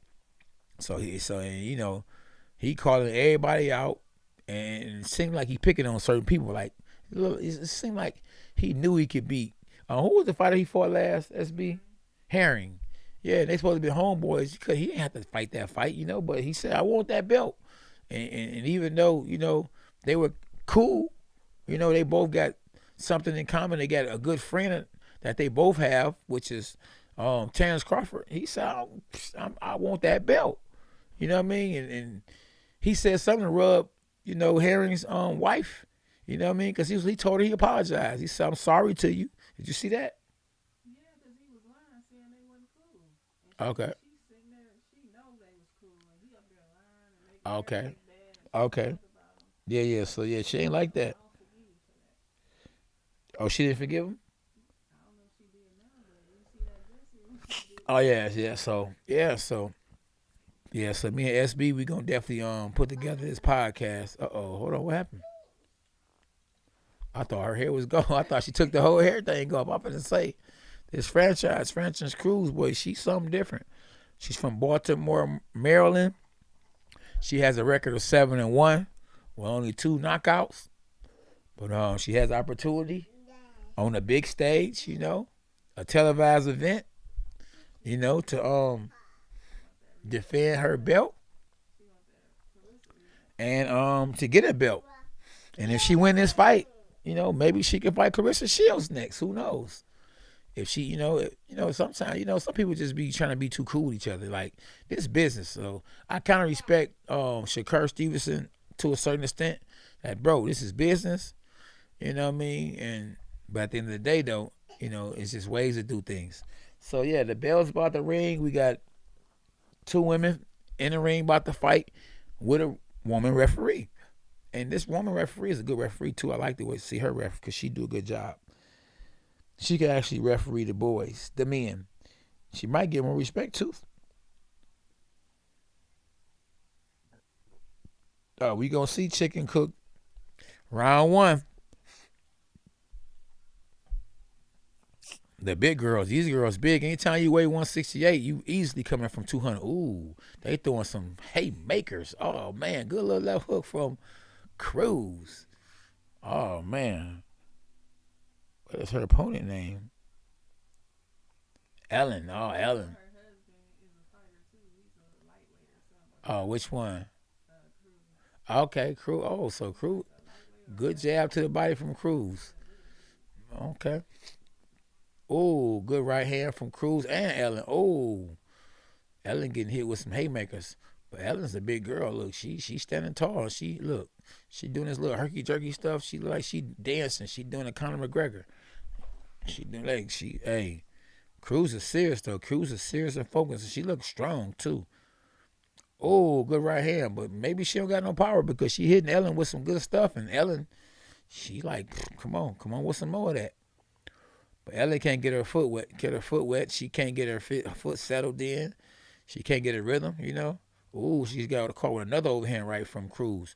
Crews must ain't got no power. Elin can just take a good punch because Crews done hit Elin with a good overhand right, couple overhand rights. She hit her with another overhand right.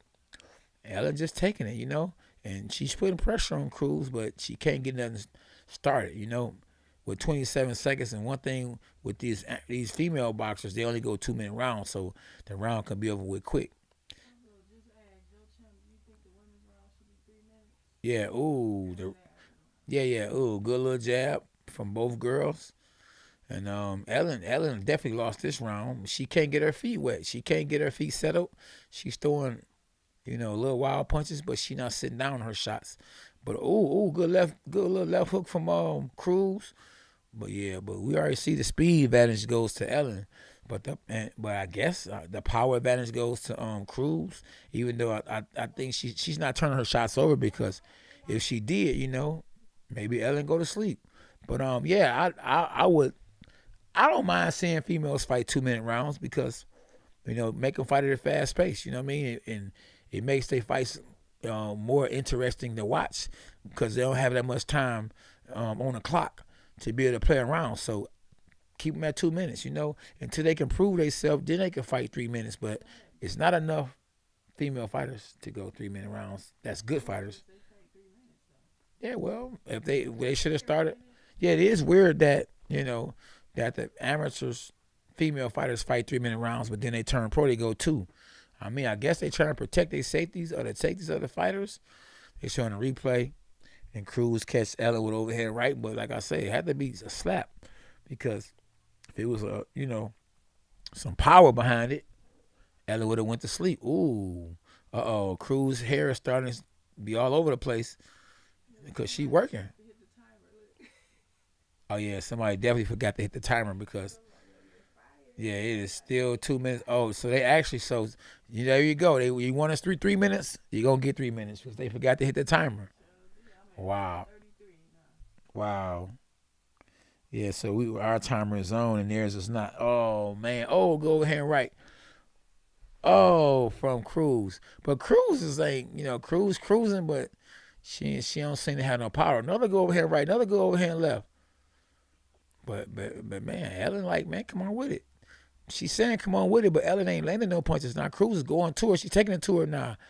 And she's trying to hit her with them overhead shots and she's trying to go for the knockout. It look like she's being an aggressor, but she's looking wild with it. But she throwing them haymakers. She letting the punches go. And I don't know if they actually caught up with the time because, okay, they caught up with the time. That's good. Yeah, man, good little jab. Another probably 10-8 round from Cruz so far with 40 seconds left in the round. We got Cruz up. A double jab from Elin. Oh, good uppercut from Elin. Yeah, Elin finally got something going for herself. But she is taking all day to get shots off. Good 1-2 from Cruz. But I don't know if Cruz got the power to knock Elin out. Elin is a big girl. Like she seemed like she like 6'1", 6 feet. Cruz like she about 5'9", 5'10". She got long arms, but overhead, she throwing a good overhand right. It's just that she's not putting any power behind it. And man, Elin is forcing her to fight. And Elin is throwing haymakers and punching back. But so far she down 2 rounds to 0. Yeah, she down. Yeah, this stuff is funny. They are cracking each other. It's only the second round. Exactly. She can't retire herself out because if she do, it's going to be over with. What's up, Chief Debo? Jose Perez, what up, though? Everybody in the chat. Any new subscribers, man, y'all let me know. Hashtag dogs us. Appreciate y'all for tapping in. They showing a replay. Oh, man. They showing already the replay is nothing but Cruz throwing shots. Now she even running in with shots, but you can't have power when you running in throwing punches. But she throwing punches, her opponent ain't throwing as many punches. So we already know who winning the rounds.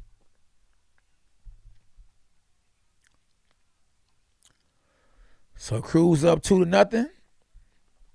Uh-oh. Somebody just slipped. No, she slipped. Yeah. Elin slipped. Ooh, Elin with the right hand.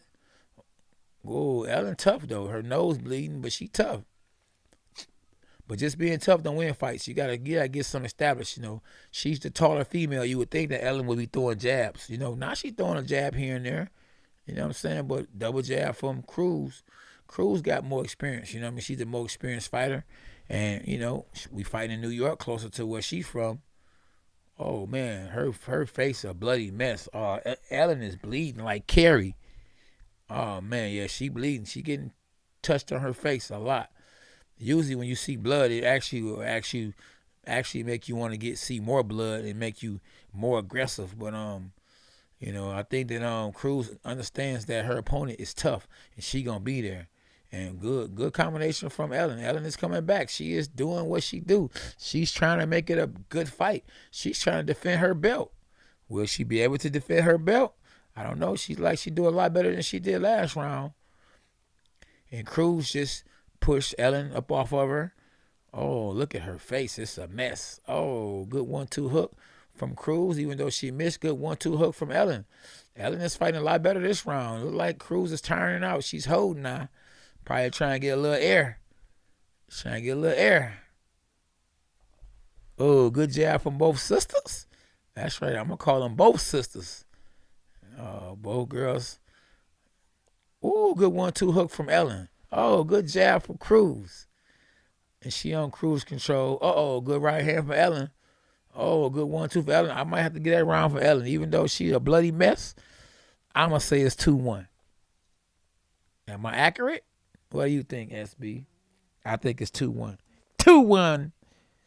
What's up, Tough Arm? What's happening, champ?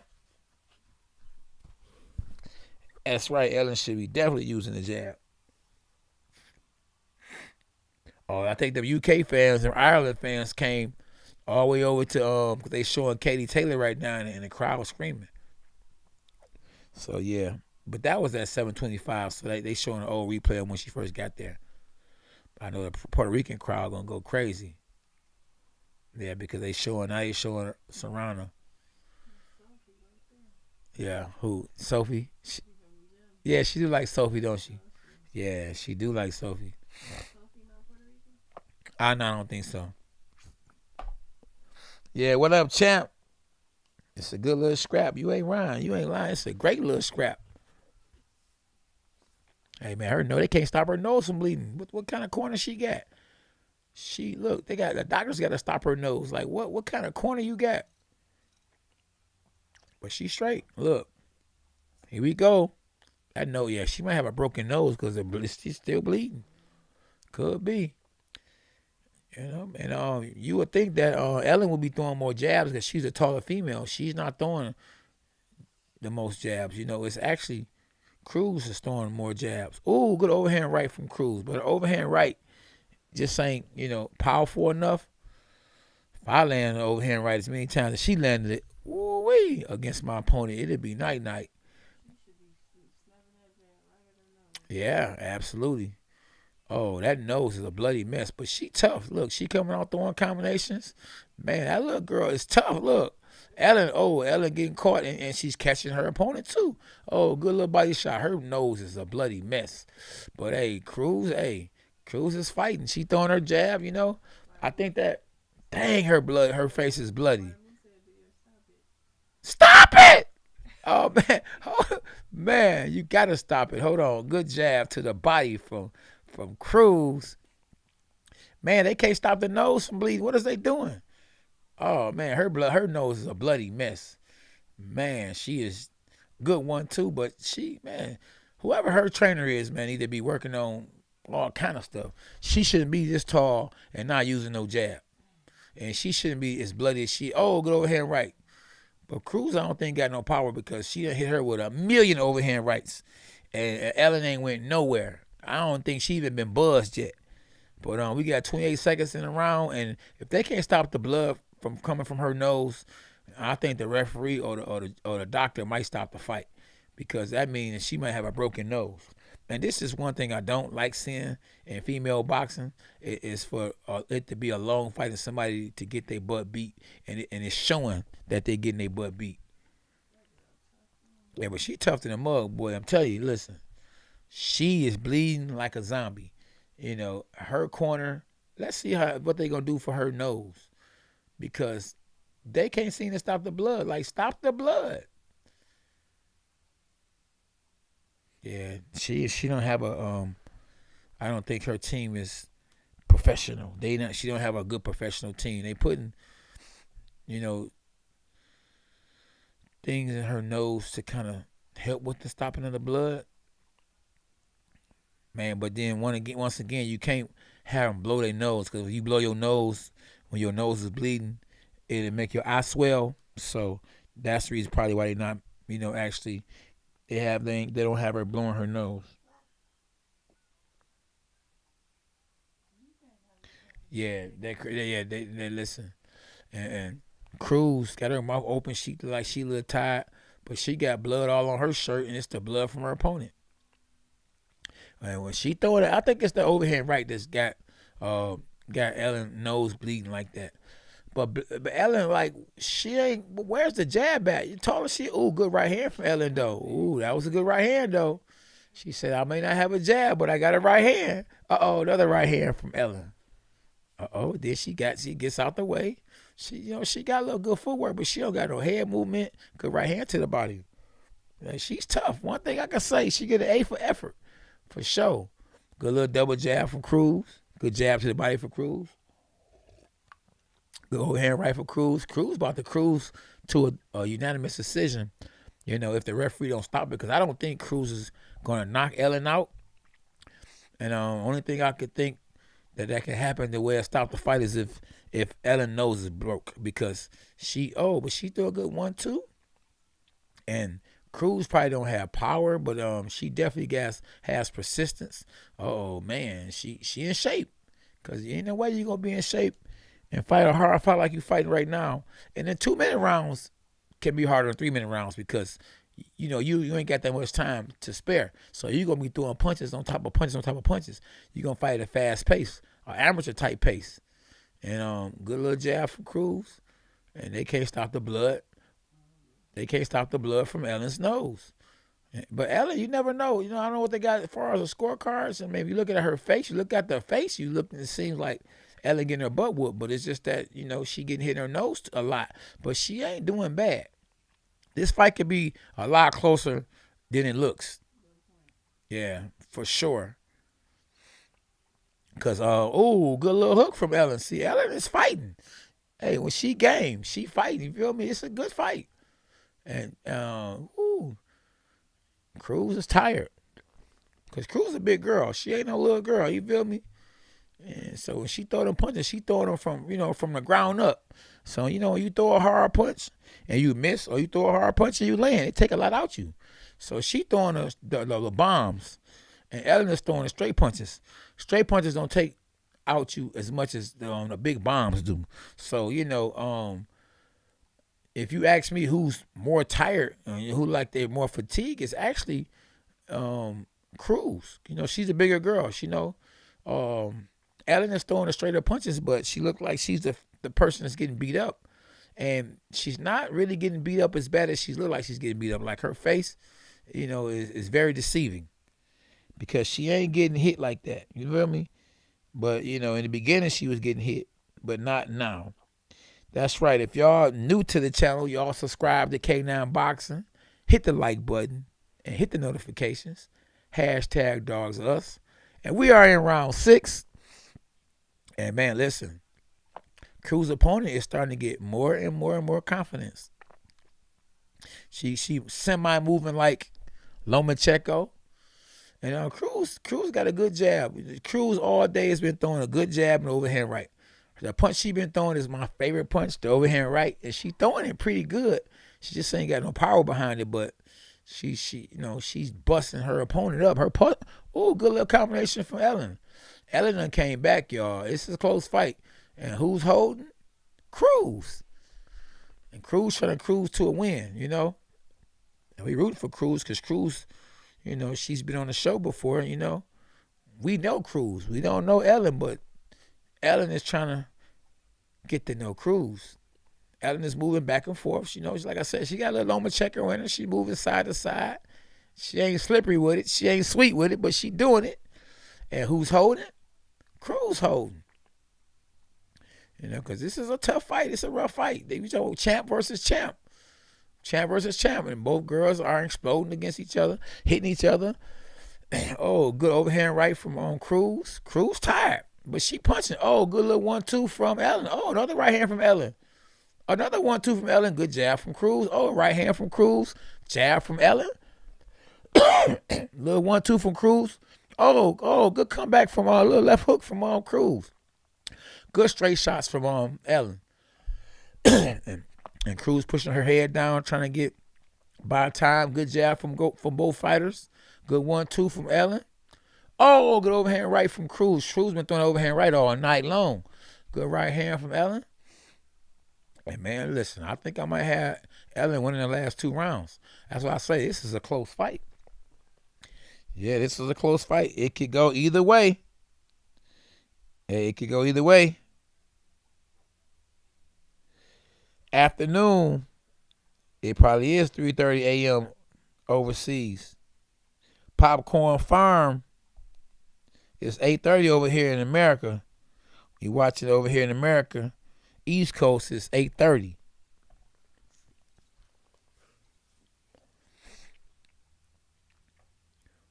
She tired. They need to be telling her to inhale, exhale. Put some water on her head. She looking good though, hey. But I don't know. It's a close fight. Hey, yeah, that young lady with the one with might have a broken nose, Elin.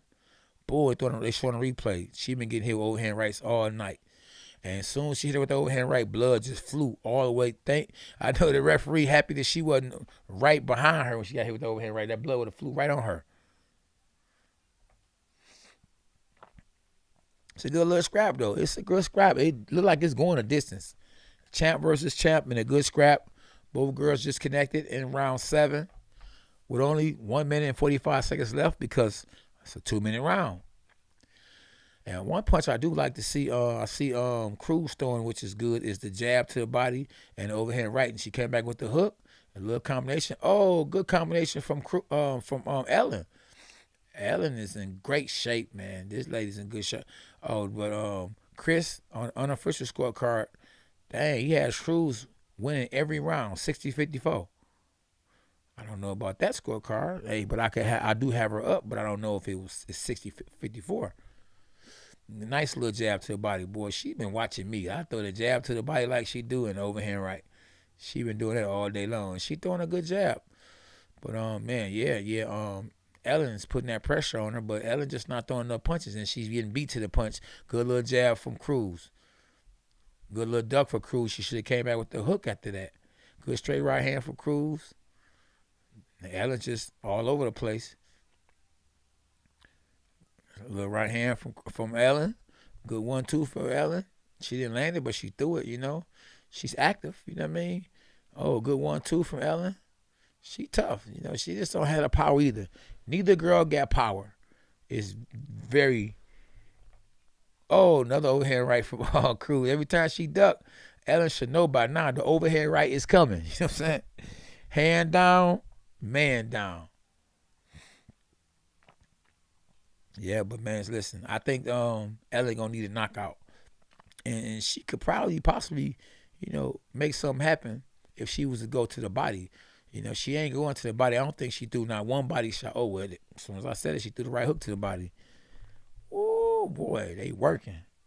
They are working. Lance, what up, Lance? What's happening? Where my dogs at? Afternoon. I got Crews winning. You know, I got Crews winning. Yep. Barely though. I don't got her winning by a lot. They showing Jessie Vargas warming up. He done got 100,000 opportunities. He's still getting opportunities. I'm gonna tell you another guy getting a lot of opportunities too. Dang, Leon Smith, like he got gray hair. Like, dang, wow, he dyes hair like that, or is he just getting old? Like, wow.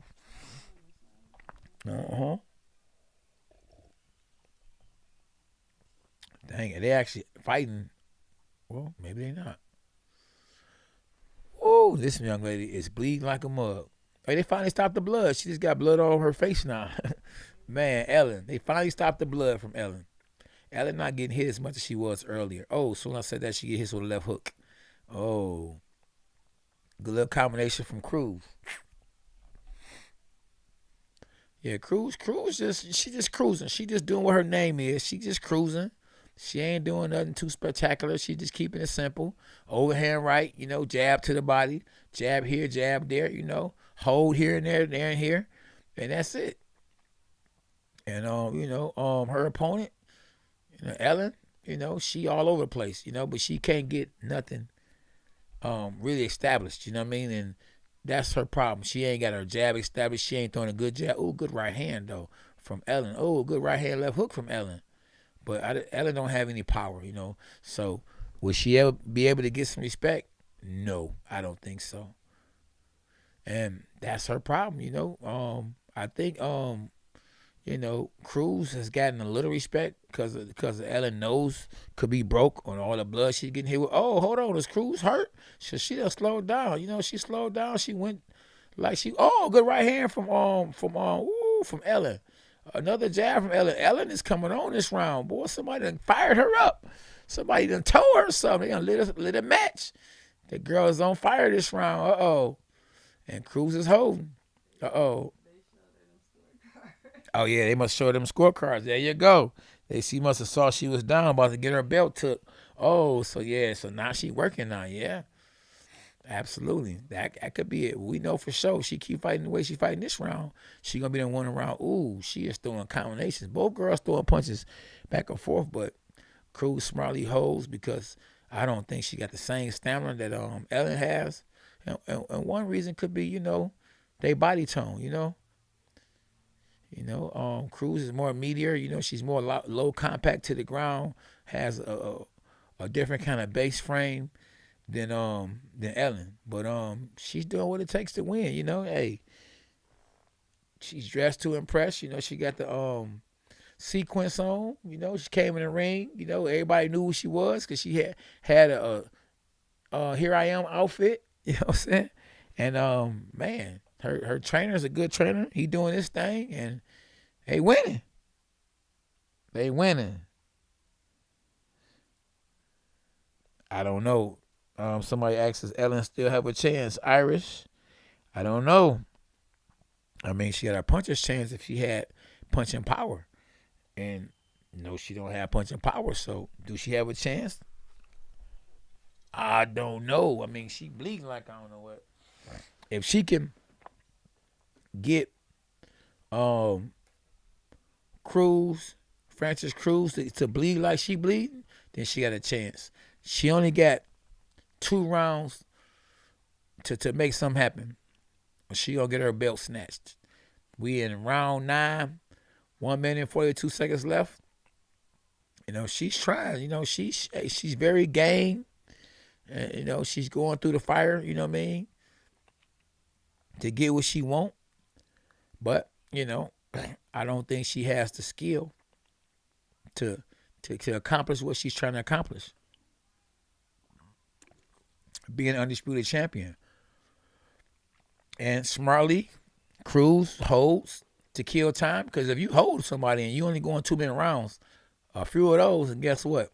The round is over. Both girls are throwing punches, and this girl Elin has incredible stamina, and Crews is smarter than her, because Crews got experience. You got to remember she fought Clarissa Shields, and she been boxing for a nice minute, so she got experience. She ain't a champion for nothing, and she went the distance with Clarissa, but she just don't have the power, but she have the will. She had the will. She got the trainer. She got the desire, and she got the belts. And with 30 seconds left, she doing just enough, to keep her straps and take Elin's straps. Oh, good overhand right. Oh, from Crews. Crews is cruising to a victory with 16 seconds left. And Elin just, she don't have the right game plan. She should be going to the body, and she shouldn't allow her opponent to hold her because she has more stamina, so she should slide back and not let her opponent hold her. She just throwing punches just like she just in there. She's just tough and just in there. And that don't win big fights against people that got, experience or know how to fight. I mean, she's giving it her all, but I don't think her team had the right game plan. God bless you, brother. Who you got on both ladies and men's main events tonight? I got Katie Taylor. It's hard to say I got Katie Taylor. I definitely got Shakur Stevenson. And I don't know, that Katie Taylor's Amanda Serrano fight. I don't know. Amanda Serrano been, she been wanting to be the man, figure of speech, for so long. And now she's finally getting her just due. And this could be her come out party. And Katie Taylor is taking a big chance to come over here, to put on for, her country, Ireland. And so that's a pick 'em fight. But if I had to say who I thought would win, I would go with Katie Taylor, and I would go with Shakur Stevenson. In round 10, and I mean, how can the women think they're going to get the same kind of money the men get when they go in 2-minute rounds? And then this is a world championship fight between, Elin and Crews, and they only go in 10 rounds.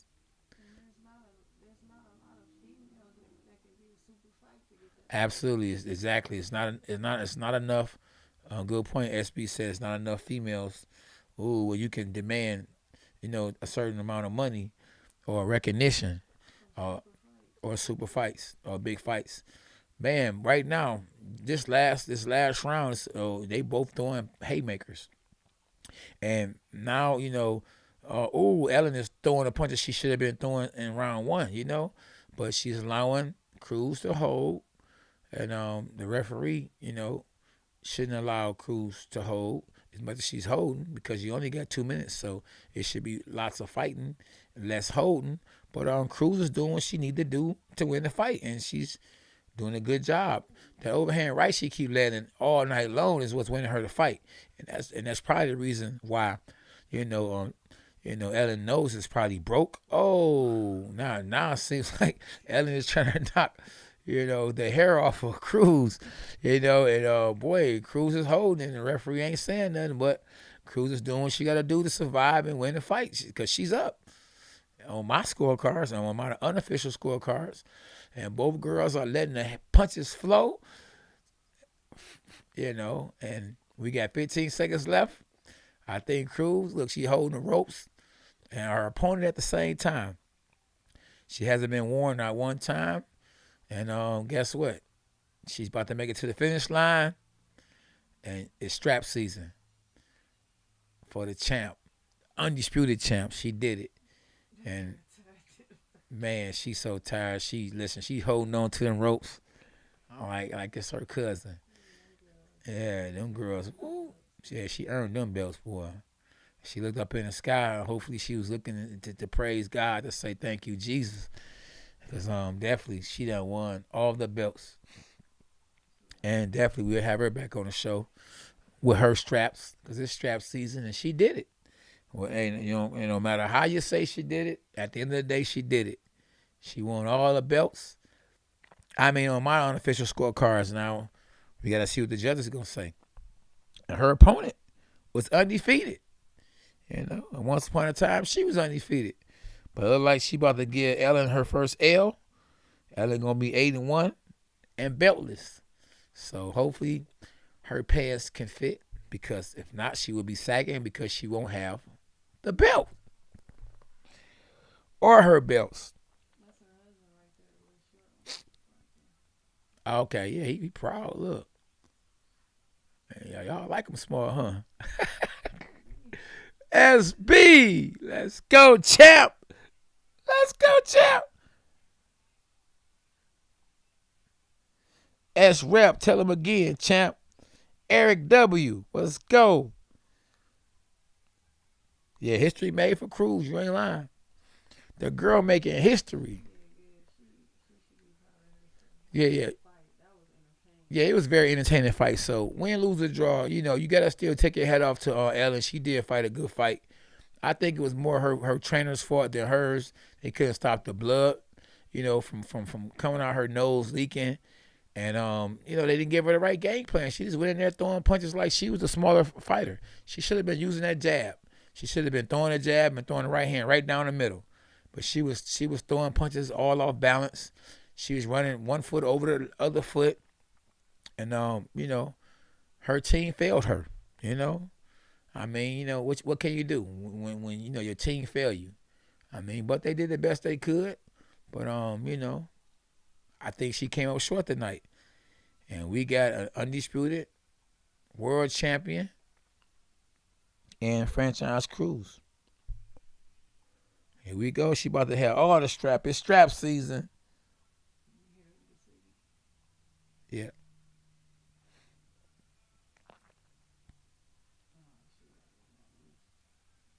Oh, unanimous decision, y'all. They calling it out.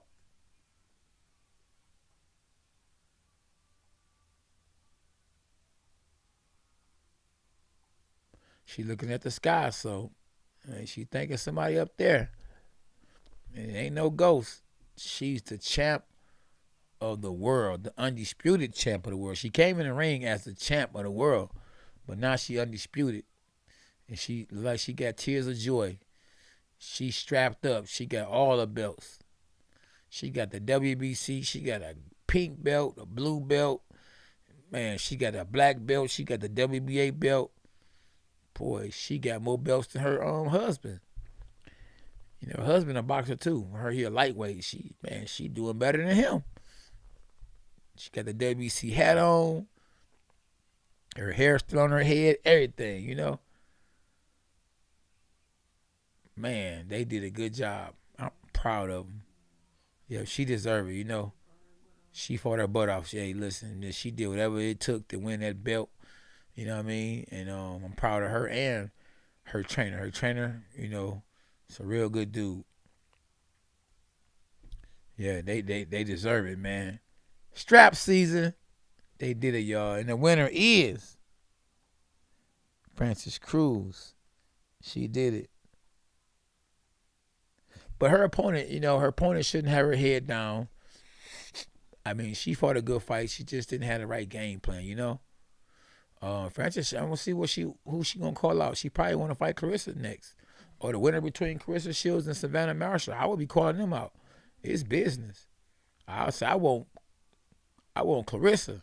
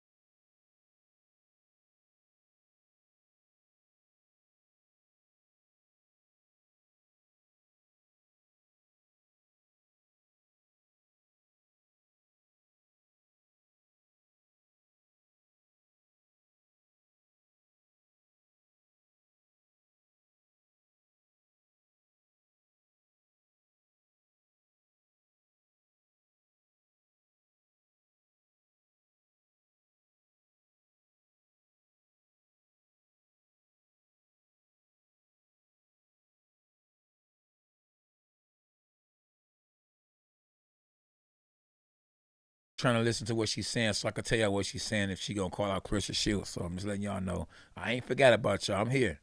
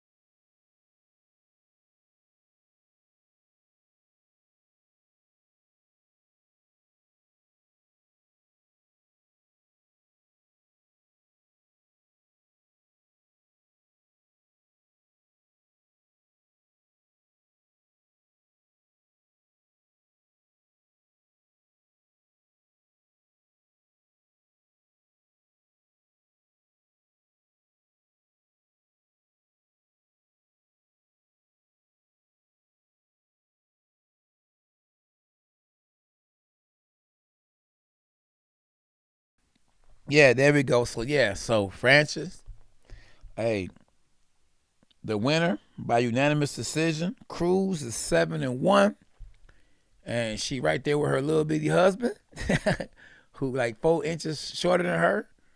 But so what? They proud, they happy, they won. He's smiling, she's smiling. Barry's smiling. Her trainer, her whole team did a great job, and I'm happy for her. That girl, she paid her dues. You could just tell she had a rough, a career.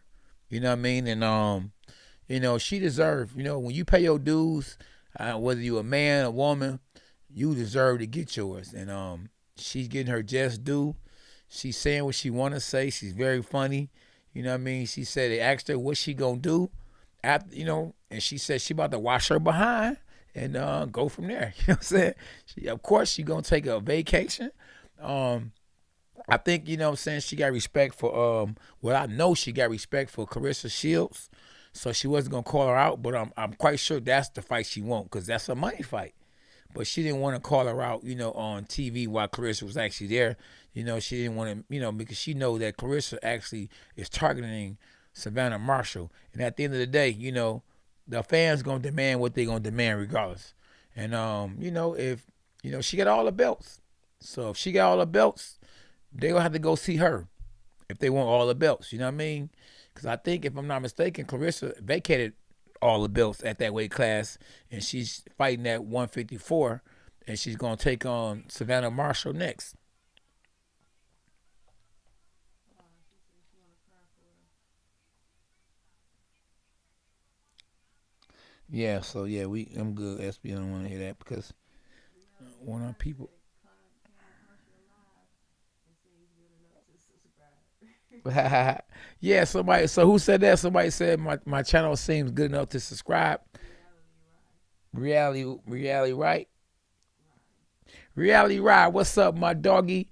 Appreciate you, bro. You hear me? Definitely subscribe to my channel and hit the notifications. It's definitely worth subscribing, bro. Do you hear me? It's the champ. You hear me? It's Team K9. That's right. And you a part of Team K9, definitely, 100. So yeah, man. So we got what's my man? Liam Smith. Yeah, who we got next? Liam and Vargas. Yeah, Liam Smith and Vargas next, and then we got the main event. Fine. Yeah. We gonna be able to see that before Stevenson. Exactly. So that was good that we had 2-minute rounds. You feel me? Because 2-minute rounds mean the fight's gonna be over with quick. So this other girl, they showing her walking into the ring. The Elin, you know, she was all dancing. I be cracking up when you go out there dancing before you even got the party started for real in the ring, and then you go out there and lose. She went out there and stunk the place up. I mean, she gave it her all though, but when you go out there dancing like that, you better go out there and win the fight. You know, I remember Corey Speeds coming in the ring dancing, and then went out there and got mangled by me. You know, it just ain't a good look. You gotta win a fight before you act like you done won a fight. You ain't won a fight yet.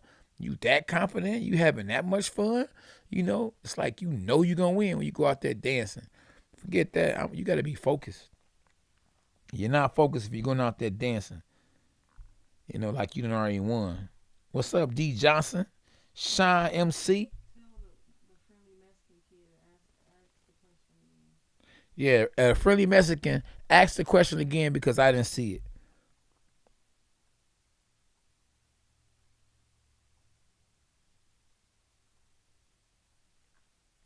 Eric, what up, Eric? Shine MC.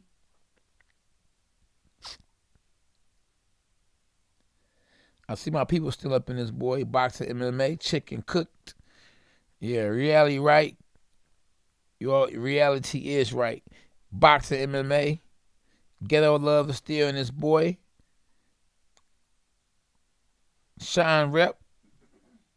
El Toro, Angel. That TKO. Leon Smith wins. Ooh, that's gonna be a good fight. Hey, that's a pick'em fight. Leon Smith and Vargas is a pick'em fight. So I don't know. That's a pick'em fight. That's up next. What's up, Quincy Robinson? It's a pick'em fight, boy. Hey, we own it.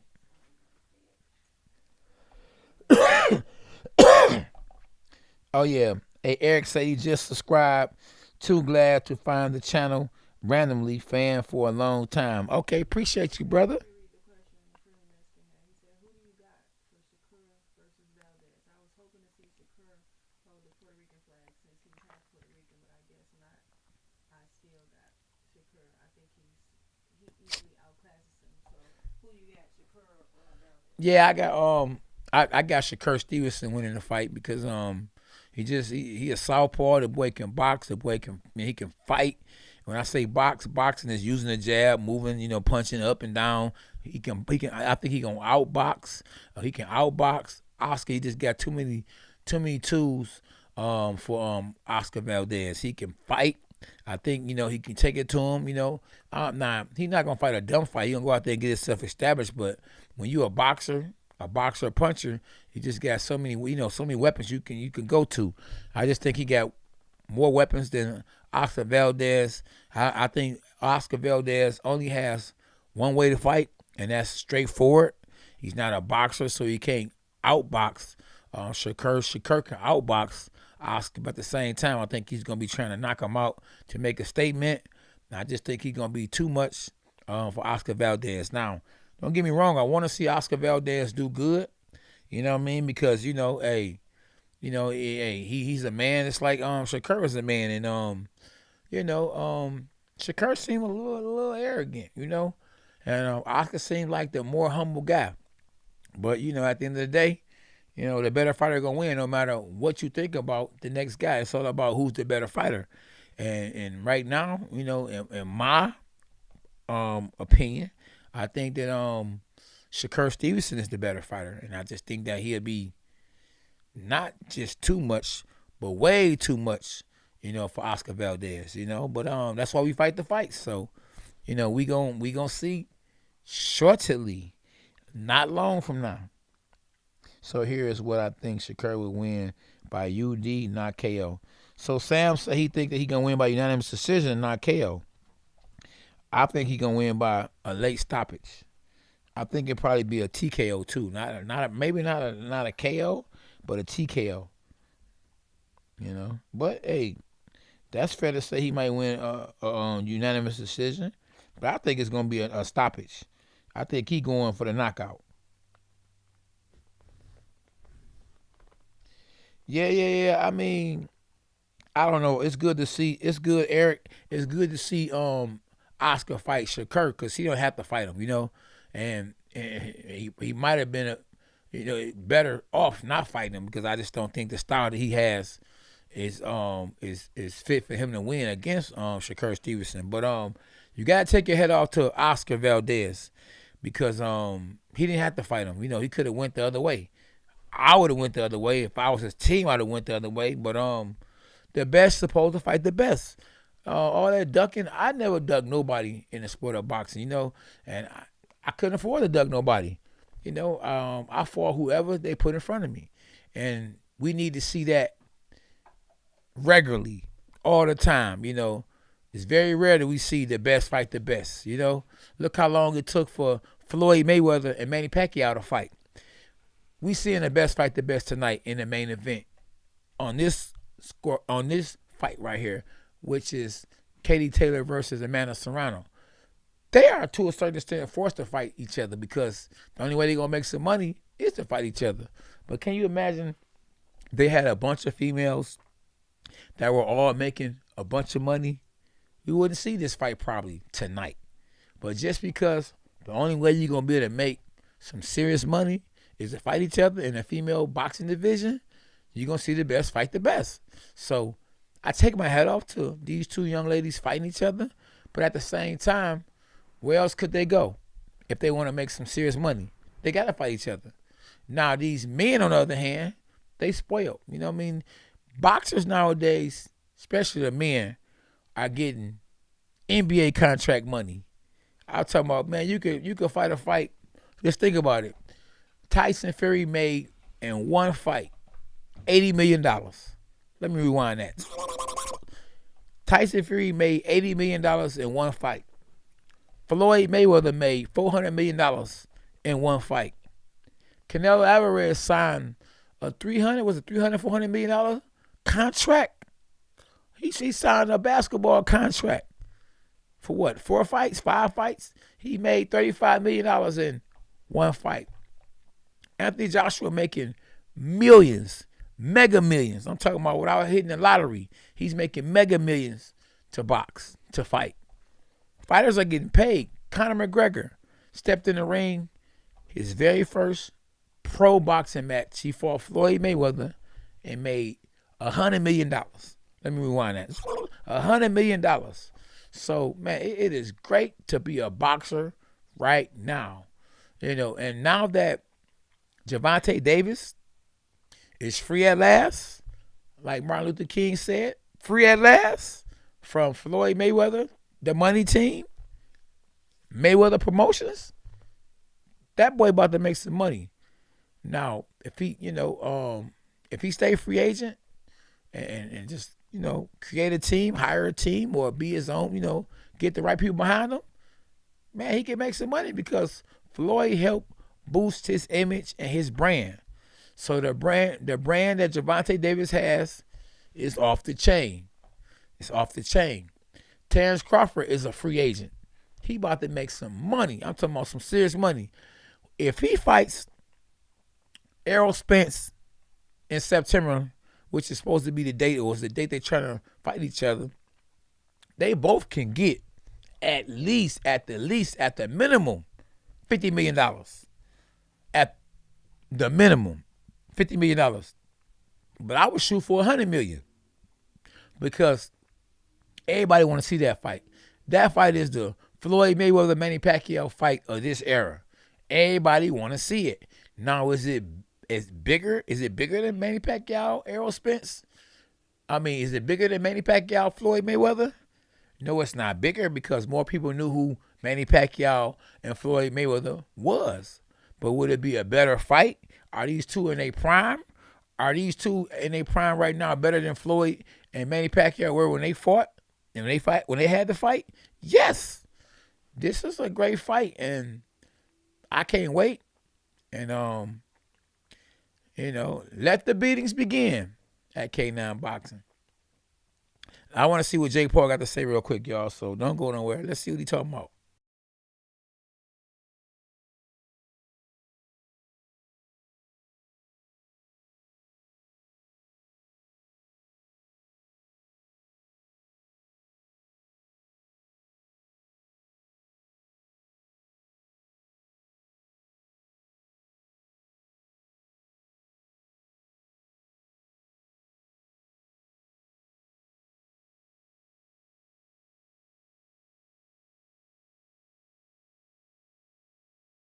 So Jake Paul is talking right now, and Jake Paul said, that he is more nervous for Amanda Serrano than he is for himself when he's getting in the ring. Of course he would be more nervous for Amanda than he would himself because he's picking his fights. He's picking guys that he know he can beat. Yeah. Now, Serrano, of course he's going to be nervous. He's betting $1 million on her. And he don't know for sure that she's going to beat Katie Taylor. So he has a lot of reasons to be nervous, and I'm always nervous, more nervous for my son when he fight than I am myself. It's just because you can't go out there and fight for her, or you can't go out there and fight for him.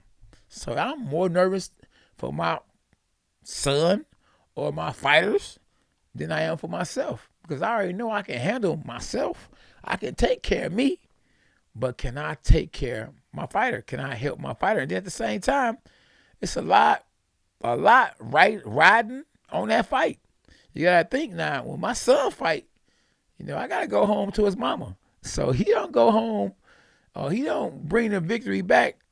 They're gonna be looking at me. Hey, I'm gonna be the one that have to pay the price or explain what happened. So it's pressure on me in the ring and out the ring at K9 Boxing. And at the end of the day, I'm a 2-time world champ. Not a 1-time like Keith Thurman, a 2-time world champ. So it's a lot, I got to live up to, in the ring and out the ring.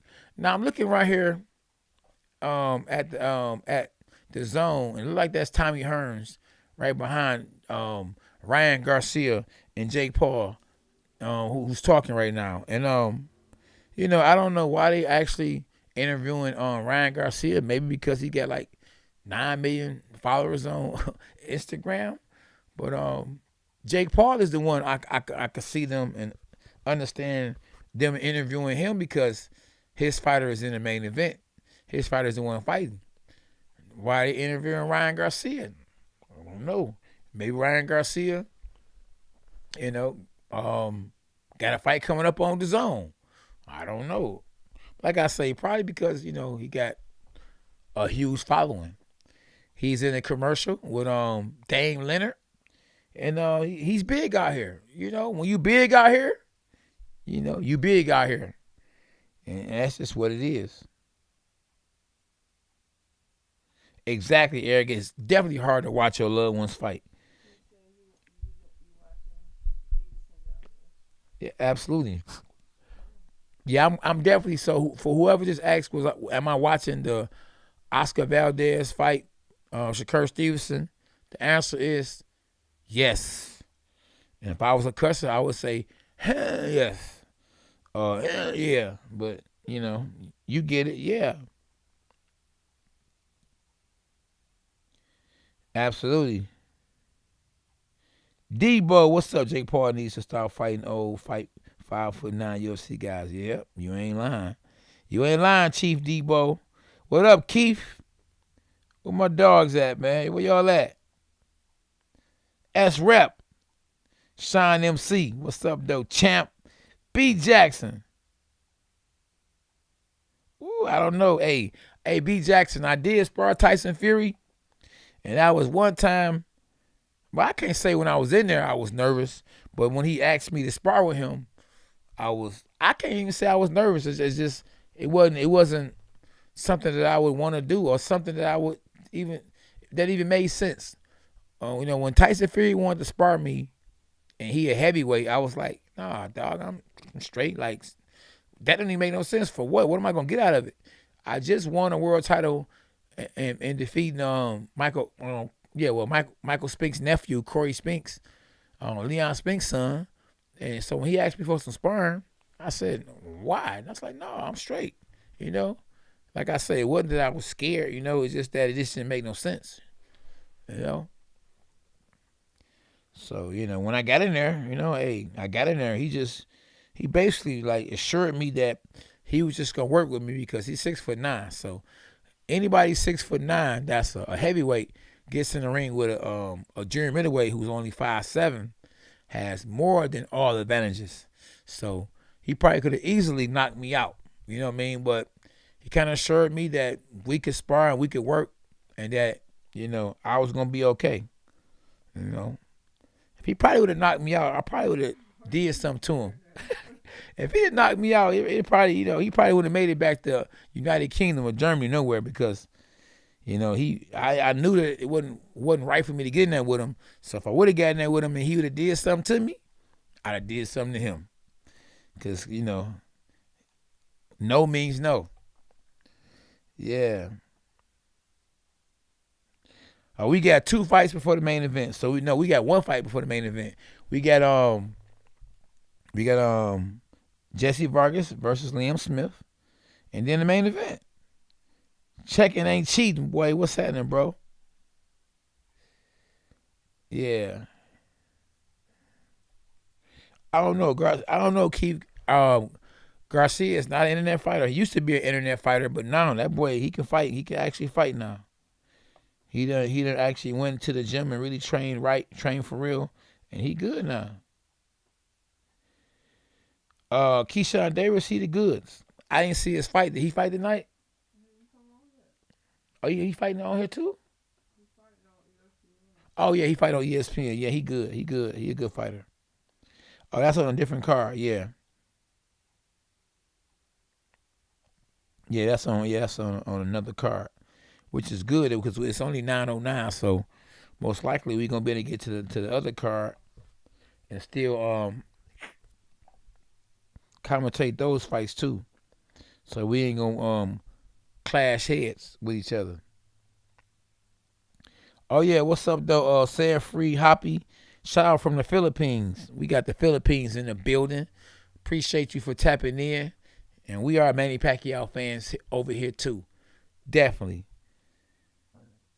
Hashtag dogs of us. So we got 2 fighters look past their prime. Jessie Vargas is 32. Leon Smith is 33. Leon Smith 30-3 with and 1 draw. And Jessie Vargas is 29, 3-2. So hey, the winner most likely gonna retire. Well, the loser most likely gonna retire, and the winner gonna continue to probably fight on, try to get big fights.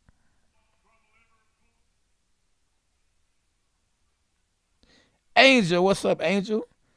I think you meant to say the best commentating.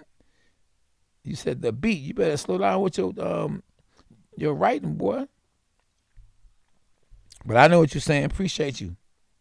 Natty for life.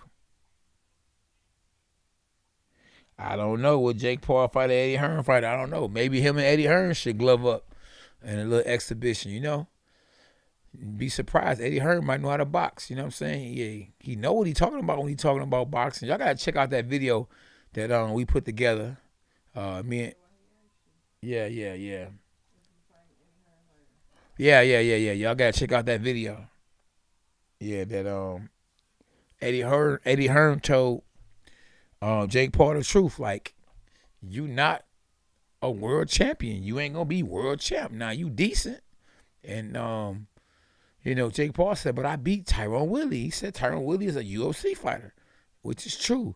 I respect him for being honest and telling Jake Paul the truth, because Jake Paul got a bunch of yes men in his camp, like Jalen Love, and whoever else, that carry his bucket, his water, you know what I mean, his drawers, what else they carry, and Eddie Hearn is not a yes man. Eddie Hearn is touching a lot of M's. He got quadruple the money that Jake Paul got, so he not a Jake Paul fan, and he not gonna sacrifice his words to please Jake Paul or to be on Jake Paul's level. He know he a YouTuber. He know he a decent fighter, but he basically letting them know, I know you are not a champion and you not, no real fighter. You know what I mean? You over here, you to a certain extent disrespecting the sport, but at the same time, we don't mind you, having a little fun, but don't claim to be what you ain't. A top 10 fighter. You feel me? At K9 Boxing. Yes, he was, Chief Debo. He was spitting straight facts.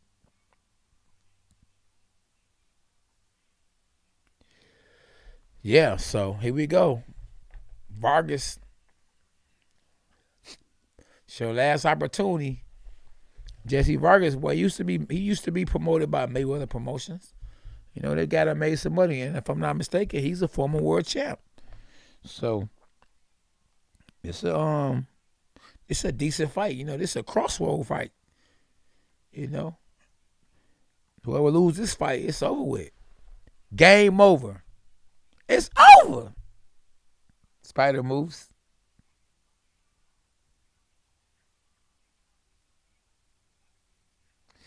Yeah, Jalen Love. Yeah, man, that boy, he kissed so much butt. Oh my goodness. Man, I don't even mess with cats like that. And I don't mess with them fake dudes. I don't care how much money you got. I'm not kissing your butt, I'm not no yes man to nobody. I'm my own man, You gotta hold your own, you feel me? Some people, man, just, they beneath me. Yeah. Oh, I like this referee. This referee that's refereeing this fight, he be having them looks. He be looking like that guy. He has, listen, man, he made for TV. He is made for TV. Oh yeah, boxing, MMA. Said he a two division champ. Jessie was back in the day. Yeah, real talk.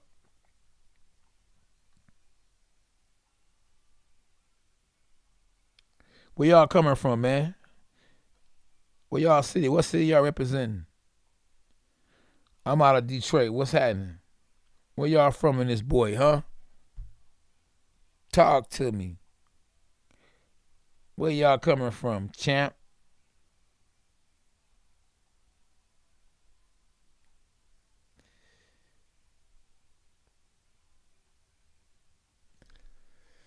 Hey man, Liam Smith lose this, it's over.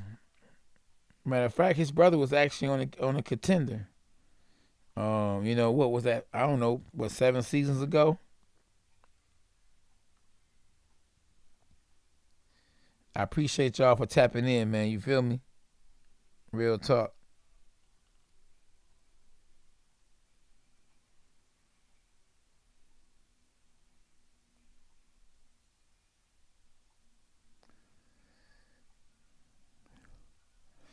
Yep. Hey, this is the co-main event. One fight to go, y'all, before the main event. We only got one fight to go, y'all. Who y'all got winning this fight right here? Liam Smith? Or y'all going with Vargas? I got this is a good one right here. Liam Smith, he a former world champ too though. Is Liam Smith a former world champ? SB, you know? I don't think Canelo took no belt from him. Maybe he did. Did he? I think Canelo just fought him. Yeah, Canelo probably did take a belt from him. Oh yeah, a Irish gambler say Liam Smith all day. Chief Debo say 50-50, champ, 50-50. Bay Area stand up. Oh, Ireland in the building. Oh, y'all love Ireland. Ireland, hey, listen, my dog Andy Lee from Ireland. Oh, Detroit ain't Hoover. Baltimore in the building. Oakland.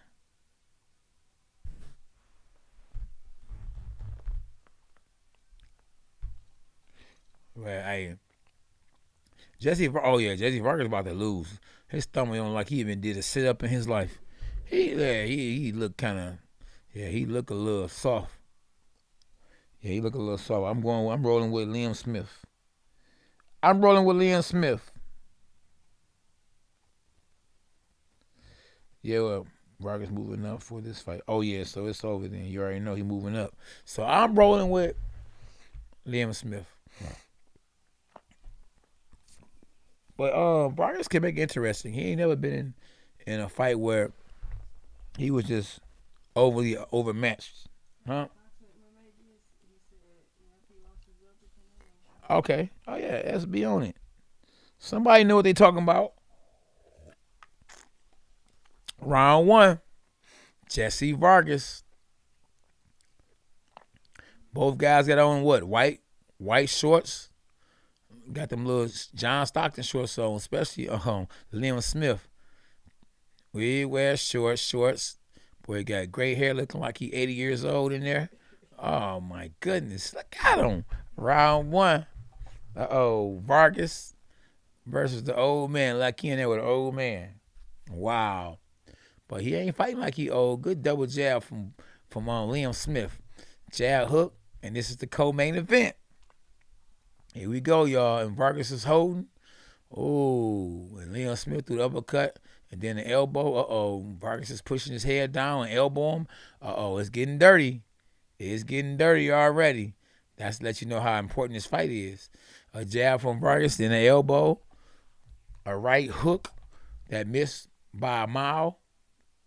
Good little jab to the head from Vargas. A 1-2 miss from Vargas. Another jab from Vargas. Another jab. Oh, good jab from Liam Smith. And then Liam Smith gets caught with a right hand. Jab to the body. That's what Liam Smith should be going, to the body. Like I say, Vargas don't like he been doing no sit-ups. I like the gloves he got on though. Them gloves, like he got some gold gloves on, like he the Golden Glove champ. Vargas, that is, with a 1-2 overhand right from Vargas. But he's definitely a littler man. And Liam Smith goes forward with a 1-2, and both guys they head hunting, and it'd be good if they went to the body. Oh, he just pushed Vargas, and Vargas was like he was about to fall. It was such a hard push. It looked like he was hurt though, like the push, like he got hit with a push. Yeah. Double jab from Liam Smith. This fight seemed to be personal because they don't like each other. A good right hook from Liam Smith. It was a good right hook. It didn't land. Oh, good uppercut from Liam Smith. A left uppercut, that is. Then a straight right hand. A right hand lead from Jessie Vargas. Another right hand from Jessie Vargas. A 1-2 from Jessie Vargas. A right hook from Liam Smith. And Liam Smith on him like a K9 t-shirt. Oh, double jab. A good double jab. And I say double jab. Both guys jab. So it's a double jab from both guys. Body shot from Vargas. And then he pushes Liam Smith back. And I don't know if Vargas is liking this pressure that Liam Smith is putting on him, you know. And I thought Mexicans love pressure because that's the style they normally fight. Good 1-2 from Liam Smith, and Liam Smith is getting closer and closer. Straight right hand from Liam Smith, and Jessie Vargas grabs, and Liam Smith pushes him off and said, "Quit holding, boy." Right hand from Jessie Vargas. He can't keep Liam Smith off of him. A good 1-2 from Liam Smith. And this is the worst I've ever saw Jessie Vargas look in the first round.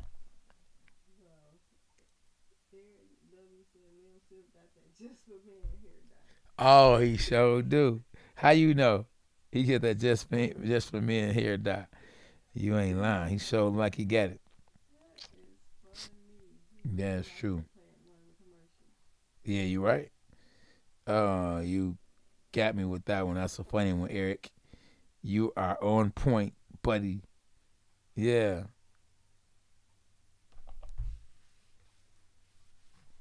Okay, I hear you, Spider Moose. I hear you, champ. That was a good first round. You know, I like commentating fights. That's interesting. When they're interesting, I like it. You know, when they both fighting, I hate to be in them dog fest. And this is not a dog fest. These boys is going at it. This is a dog fight. Both guys are trying to get it, knowing that it's win or really lose. I mean, career could be over with. Jab from Vargas. I like the fact that Liam Smith has both hands up, knowing that he's about to fight a go-get-him style. He has his hands up to block punches and throw punches back. Good 1-2 from Jessie Vargas. Left hook from Liam Smith. Combination from both guys. Jab from both guys. Double jab for Vargas, and he gets hit with a right hand from throwing out a lazy jab. Then he pushes his opponent, Liam Smith, off, pushes him off and hits him with the right hand. But you can clearly see who the bigger and stronger guy is, Liam Smith. And Liam Smith threw overhand right that connected on the shoulder of Vargas. Oh, what happened? I just saw Liam Smith on the canvas, but it was because of a push from Vargas. Vargas is trying to do whatever he can to get some respect, and I don't think that Liam Smith is falling for it. Because every time you look up, Vargas is hitting and holding and pushing and holding and hitting. And I don't know why the referee isn't warning Vargas from doing that. And he's just not strong enough to keep Liam Smith off of him. He's throwing low blows. And you got to remember, we over in America, so maybe the judge from America is giving Vargas some American love. Another low blow looked like from Vargas that the referee didn't say anything about. Then that definitely was low. And the referee finally said, keep your hands up. Quit hitting low. A jab and a push from Vargas. Vargas is having a hard time. Good uppercut from Vargas, keeping Liam Smith off of him. And if Liam Smith could go to the body and not just only put pressure, but can throw punches with the pressure he's putting on his opponent, then he probably can mess around and stop on Vargas. Good little left hook, right hand from Vargas. Good double jab from Liam Smith with an elbow and a body shot at the same time. And, you know, the referees are just allowing them fighters to fight, you know, whether they dirty or not. He just say, hey, I'm going to let your fighters, you know, be the outcome of the fight and not the referee. So he letting the fighters fight, you know, kind of like, you know, the referees used to do in basketball, used to let them be physical. And, you know, he's letting these fighters fight a physical fight. You know, hey, man up. And good little right hand from Vargas, good body shot from Liam Smith. And it's a good little fight. Both guys is fighting hard. Ooh, good right hand from Liam Smith. He's one punch away from knocking Vargas out. Vargas is showing a lot of heart, but that pressure looked like it's gonna get to him and look like it's getting to him. But hey, ooh, good 1-2 from Vargas. As soon as I said that, Vargas showed that, hey, good push from Liam Smith. These boys are banging. It's a good little fight. Yeah, it was. I mean, he pushed him so hard, the man almost fell. Hey, everything they doing is good right now. Yeah, you might be right, Eric. If Liam keep the pressure, Vargas might be done. But Vargas is Mexican, so yeah, remember, he tough. So it's going to take more than that for him to be done. And yeah, Super Funk Master, yes, the Smith brothers are tough. You ain't lying.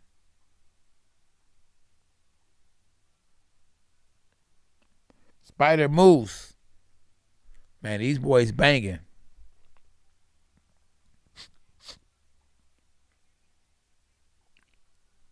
Yeah, hey, look, man. I don't know if they can continue both guys to fight with this amount of energy, you know, and go the distance. This is a hard brewing, tough, all action fight. And they actually going 12 rounds. So what is it? some kind of intercontinental belt up for grabs. So I think they can make it to 10 rounds like this, but 12 rounds? Wow. Well, man, both guys hitting each other. Oh, good right hand from Leon Smith. And then he tries to follow up with an overhand right, and then he's walking the dog. I call it walking the dog when you got your opponent in the headlock and then you walk with him. So Leon Smith walked the dog just now. Referee breaks him up. Vargas is bumping his opponent, Leon Smith, and punching. He's bumping and punching, hitting and punching, pushing and punching.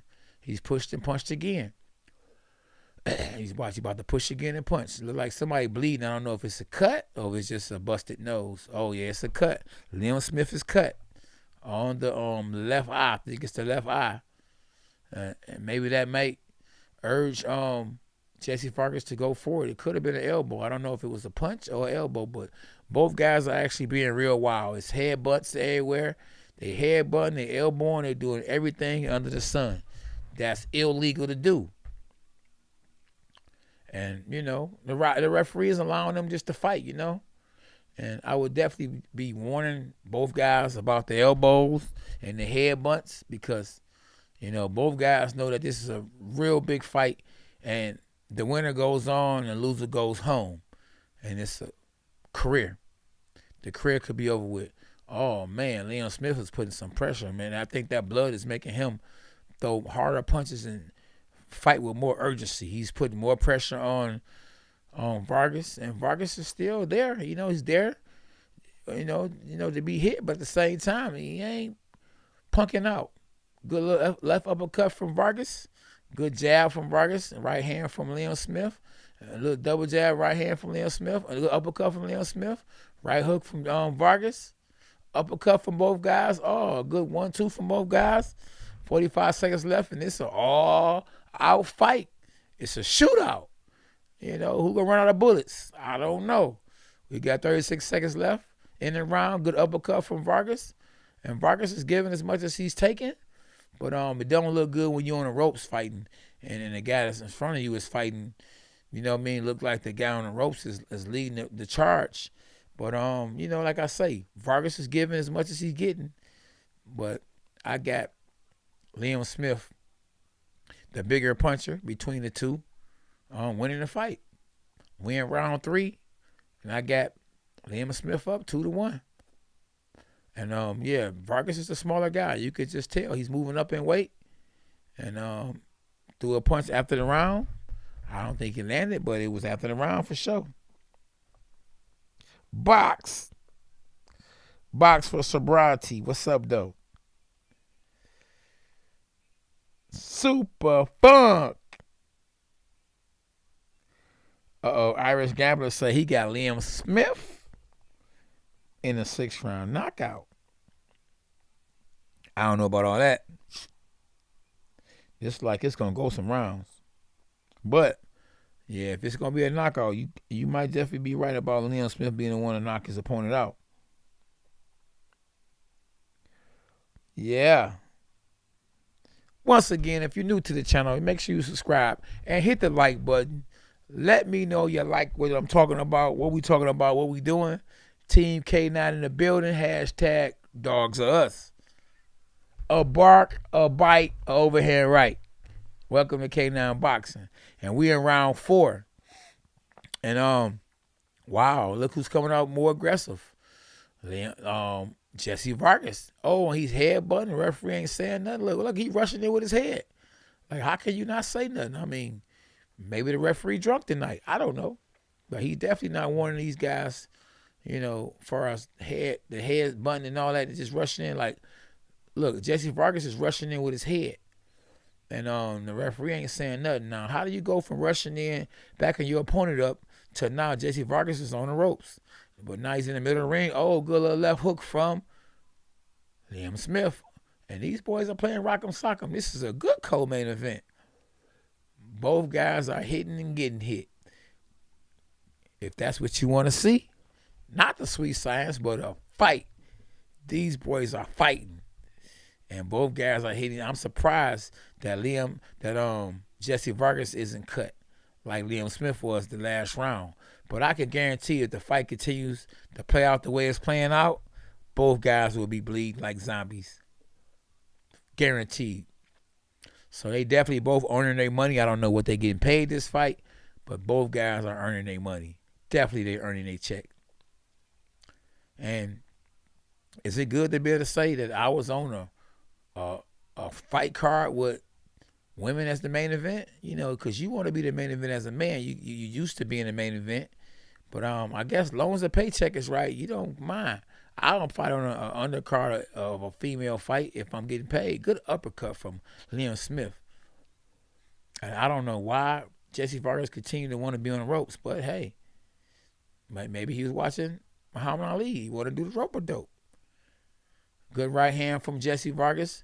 Little left hook jab from Liam Smith. Liam Smith he's trying to balls to the wall. He's trying to wear Jessie Vargas out. Good body shot from Liam Smith. And looks like he's deceiving because Jessie Vargas is in better shape than, I would think, or you would think, because the way his body look. Ooh, good body shot. A little double hook, a hook to the head and a hook to the body from Liam Smith. Boy, and Liam Smith holding now, so maybe he got hurt. Boy, it looked like he got hurt, but I don't know. Oh, good right hook from Liam Smith. Boy, these boys is going. And just like I said, I think both guys are cut. Oh, good body shot. Right hand, left hook to the body from Liam Smith. Then he comes back with a left hook. Then a right hand from Liam Smith. And Jessie Vargas is showing that he's a tough Mexican. He's fighting back off the ropes. And he's bleeding. Both guys bleeding. I told you, I knew it was going to be a bloodbath. It's a bloodbath. Both guys are going back and forth. Good body shot. Good head shot from, and they both nodded to each other like good fight. Wow, they're going to both need some painkillers after the fight. They're going to need some painkillers during the fight. These boys are hitting each other every second of the round. It's definitely a great fight. This is a dog fight. Boy, oh boy, oh boy. I don't know who hurt, but I can tell you this much. This is a great fight. Baby Love Vargas can only beat average fighters right now. Liam definitely for the win. Yeah, I don't know, boy. Hey, listen. Man, you might be right about him beating average fighters, but it's a brilliant fight. Boxing MMA 365, it's a brilliant fight. Yeah, this is, man. I mean, can we say a candidate for the fight of the year? Probably not, because the names are not as big as Terrence Crawford or Errol Spence, but man, it's definitely one of the fights of the year, one of the best fights of the year I done saw so far. Man, both guys are bleeding. Both guys' shorts went from white to red, and the reason why they red now because it's blood on both the guys' shorts. Yeah, both guys are throwing punches. So whoever made this fight right here did a great job at matching this fight, because it's definitely made for TV.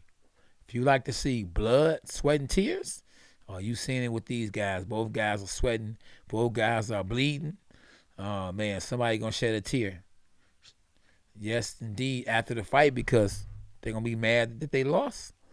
And so far on the unofficial scorecard, Chris Mannix has it 38-38. And I can agree with the scorecards, because there's not a clear winner right now. Both guys are letting their hands go. Good uppercut from Liam Smith. Finally, Vargas is not on the ropes, and he's in the middle of the ring, but maybe he's standing on the ropes and fighting on the ropes because maybe his legs isn't as strong. Maybe he don't got legs. He ain't do a lot of running. Maybe he did like Deontay Wilder. Maybe he didn't run his camp. Maybe he wanted to keep his weight up, because to keep your weight up or to gain weight, you might have to, you probably don't need to run. So, man, good little uppercut from Liam Smith. Good 1-2 right uppercut from Liam Smith. And I think that Vargas done punched himself out a little bit, because good right hand from Vargas. But Liam Smith is there to be hitting. He's there hitting. But they both have slowed down this round. I think they taking a round off. And great fight so far. So far, definitely is the fight of the night. Ooh, good overhand right from Liam Smith. And both guys are still bleeding bad. Oh, good body shot from both guys. Oh, good right uppercut from Liam Smith. Oh, a low blow from Jessie Vargas. He's been doing it all night. Ooh, good right hook to the body from Liam Smith.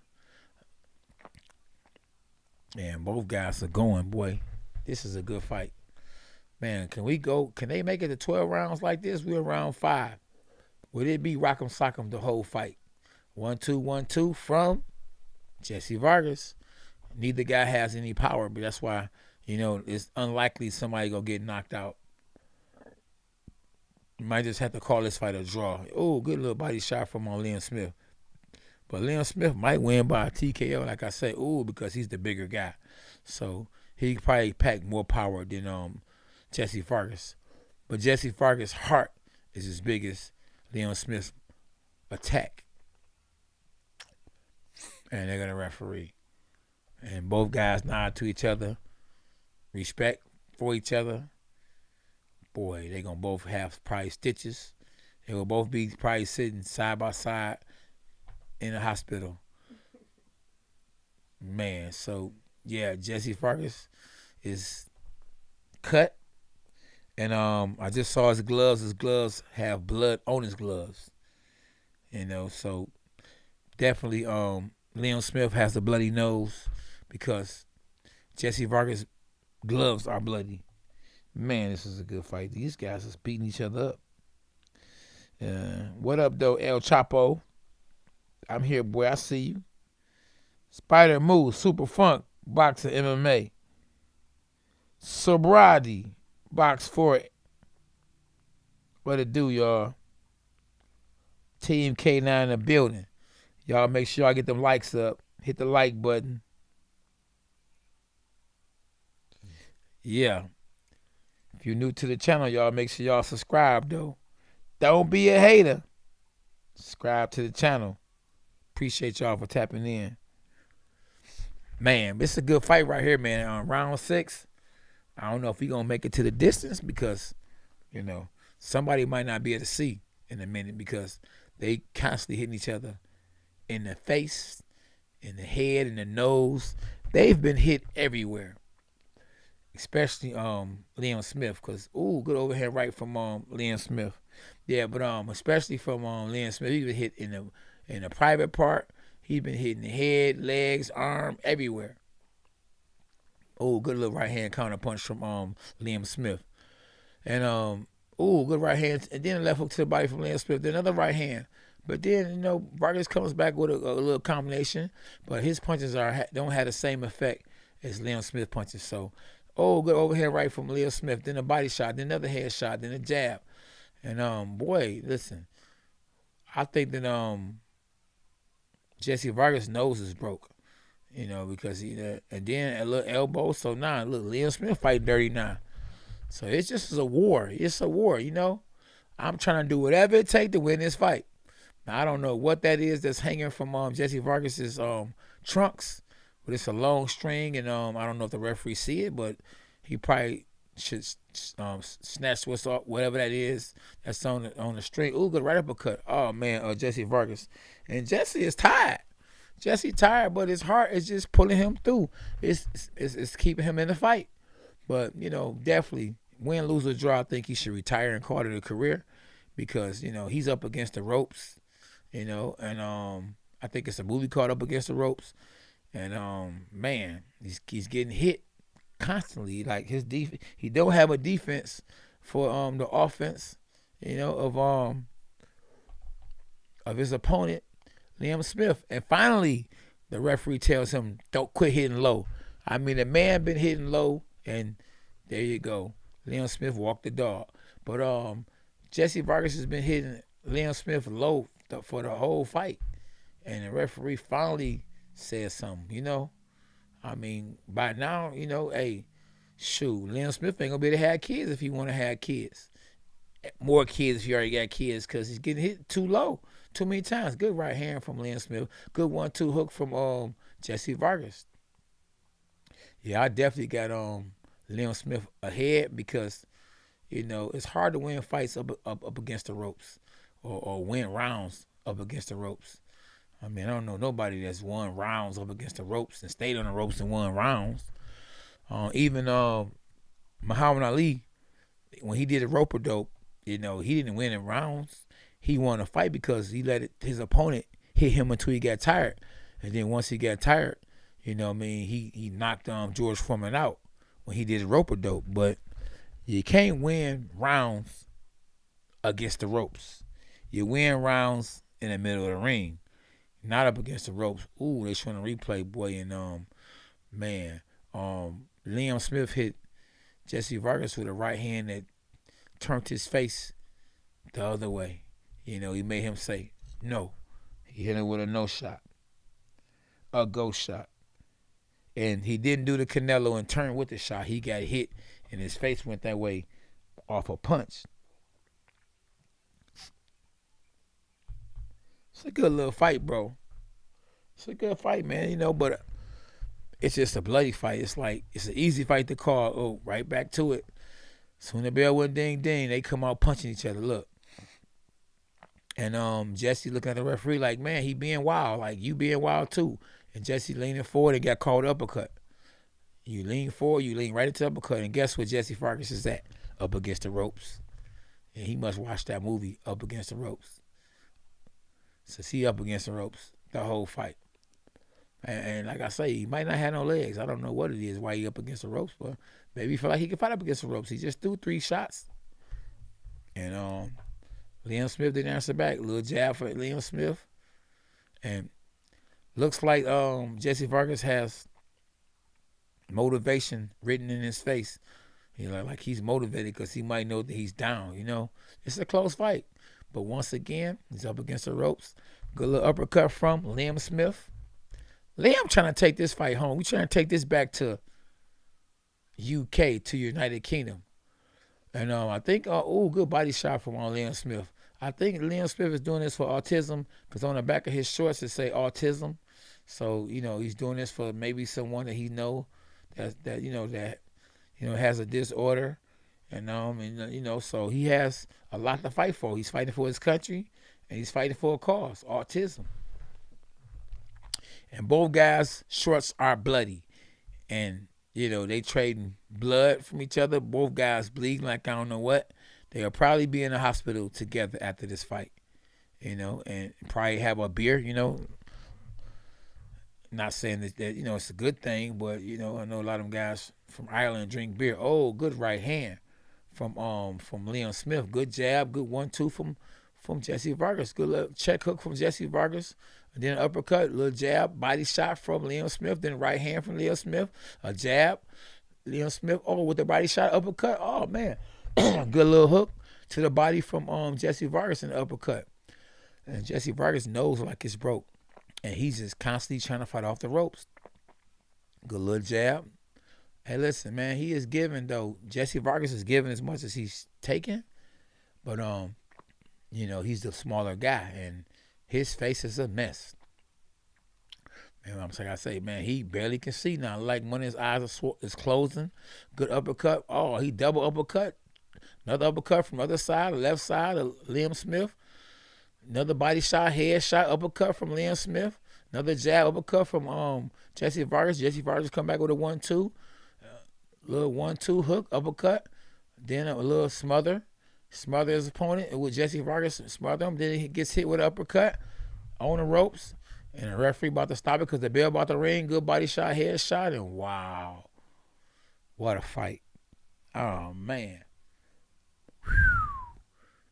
Gosh, this guy, man, is bleeding. He got a L on it, a L and blood on his face. Man, it could stand for leather.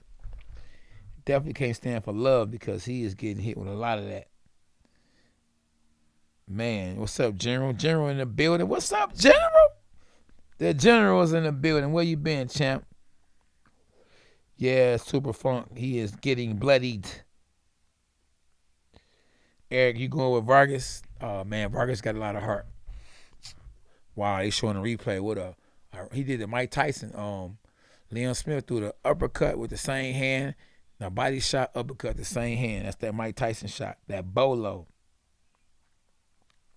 Yeah, that Mexican heart is keeping him going. Boy, oh boy, oh boy.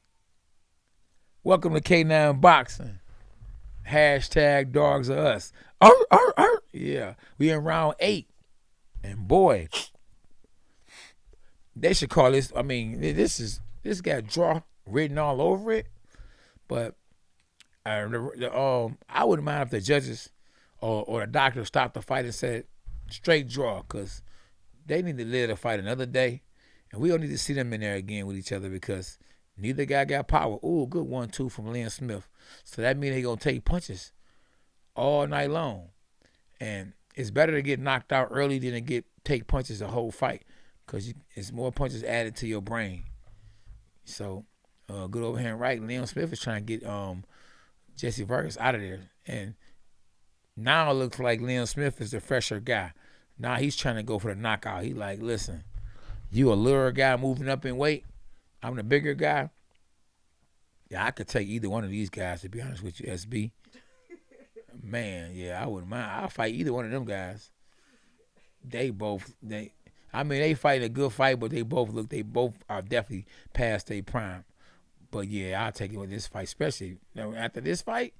Man, they gonna be so soft. Man, they gonna be so messed up for a minute. They can't fight each other. They shouldn't fight again for the rest of the year. They need to definitely, heal up. Both guys are killing each other. I want to scream my favorite word. Stop it! Oh, good right hand. Look, Vargas getting the break speed off him. You hear me? I'm talking about you could just, and then he on the rope, so all we can see is his face. At least Elin Smith was smart enough knowing that the camera is on his back. You can't see his face really. I mean, even though I see on his right eye, I just saw is cut. But, man, he is hitting Jessie Vargas with everything. Like, man, this is a bloodbath. And, it looks like he's deceiving because, Jessie Vargas got a soft-looking body, but he in shape. He trained for this fight. Ain't no way you're going to get hit as many times he done got hit and throw as many punches as he's throwing. And he's steady throwing. He's still throwing them with 33 seconds left. I mean, both guys done threw over 1,000 punches. Both guys have landed over 300-400 times on each other's face and body. They hitting each other back and forth, rock 'em, sock 'em. Hit me and I hit you back. 18 seconds left in the round. Oh, now Jessie Vargas is being dirty, elbowing, pushing the head. Now Vargas should get mad and say, "If you gonna do me like this in my city, in my block." Oh, good little 1-2. Oh, and the bell about the ring, and they just hitting each other, just pop, pop, pop, punk, bang. Man, it's like a pinball machine. It's just nonstop. Yeah. I see somebody super chatted us, trying to shout them out. Who we got Boxing MMA 365.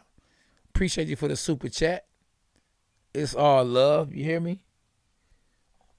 Definitely all love. Thanks again, like I say, for the super chat. You get a bark for that. Team K9 is always in the building. And they showing the girls warming up.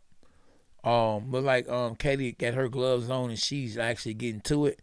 That looks like Amanda Serrano was just going through the motions with no gloves on.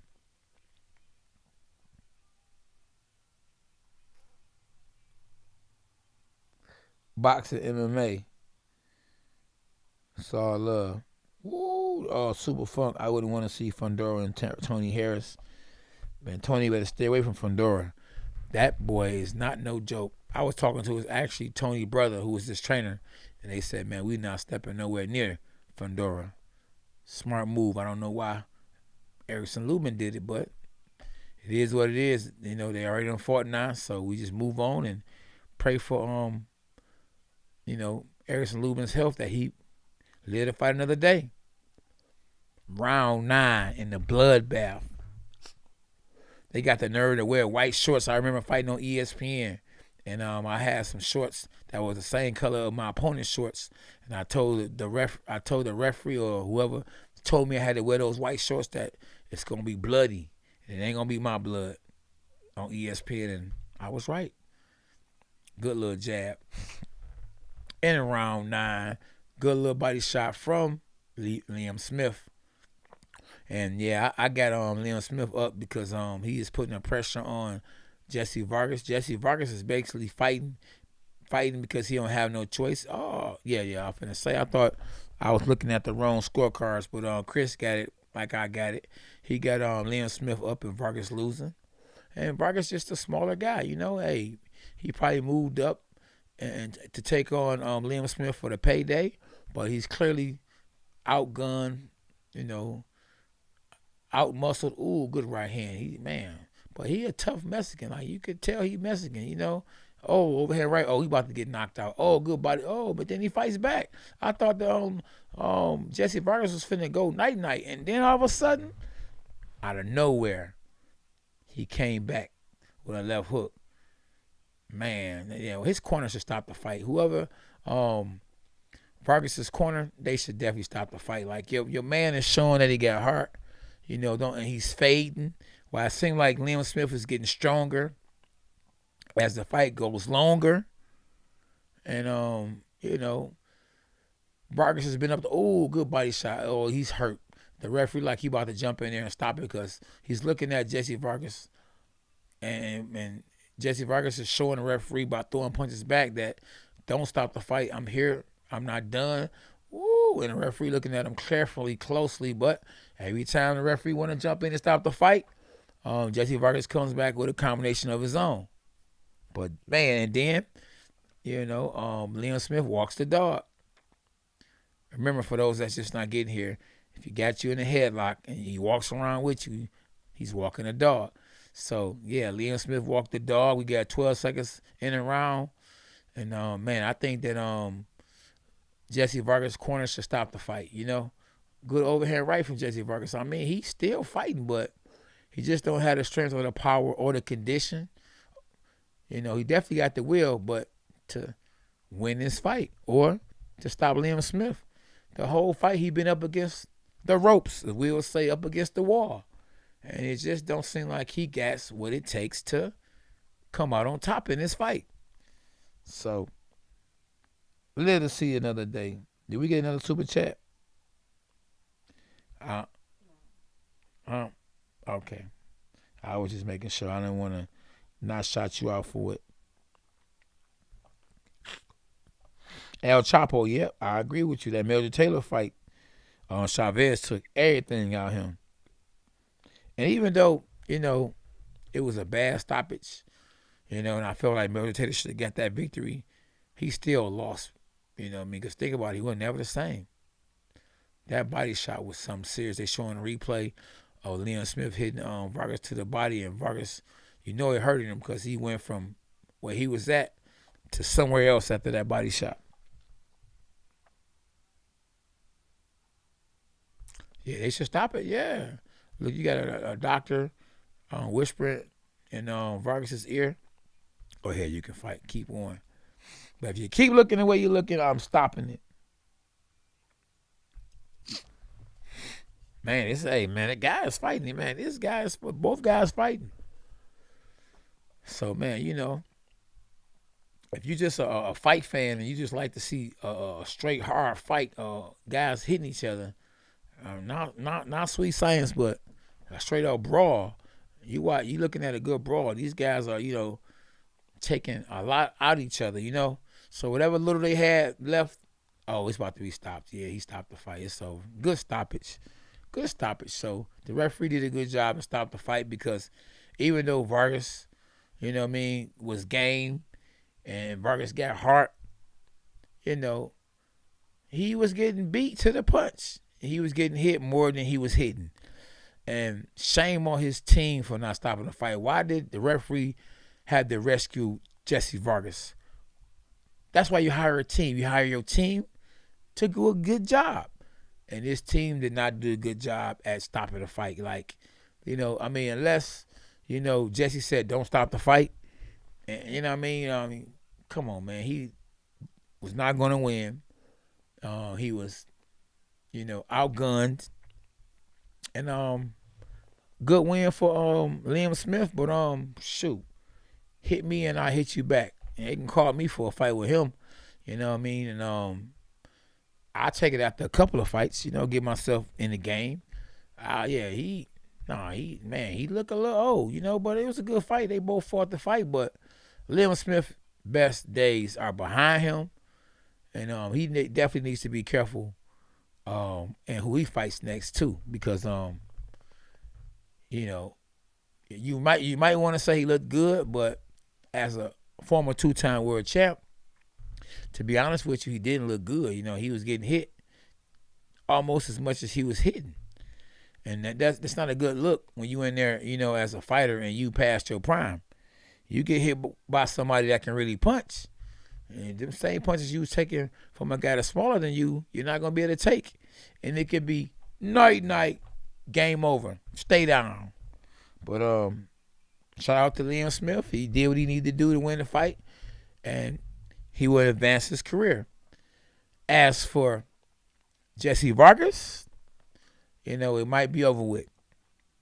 He might have saw his last fight or had his last dance tonight, April 30th, my favorite month. My birthday was April 25th. So shout out to K9 Bundrich.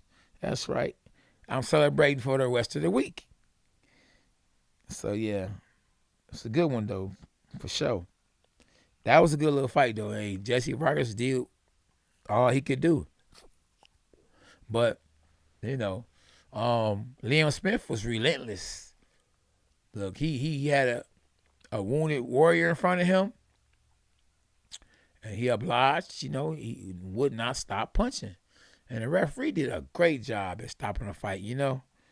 Early on, to me, he wasn't doing, you know, a great job. I mean, he allowed them to fight, but he wasn't calling a lot of the low blows that Jessie Vargas was hitting Liam Smith with. But at the end of the day, he got it right. And, you know, you get paid, whatever you get paid to do your job. You know, you might not make the kind of money that the fighters are making, but at the end of the day, the fighters' lives, to a certain extent, is in your hand. So you can stop the fight too soon, or you can stop the fight too late, or you can stop the fight just on time. And I think that was perfect timing, because he allowed Jessie Vargas' team to do their job and stop the fight, and they didn't, so the referee did, with the help of Liam Smith.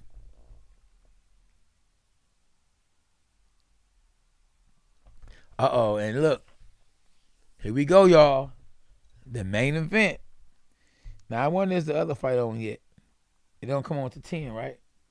Oh, man, so yeah, we got to stay here. We can't go nowhere. We talking about the main event.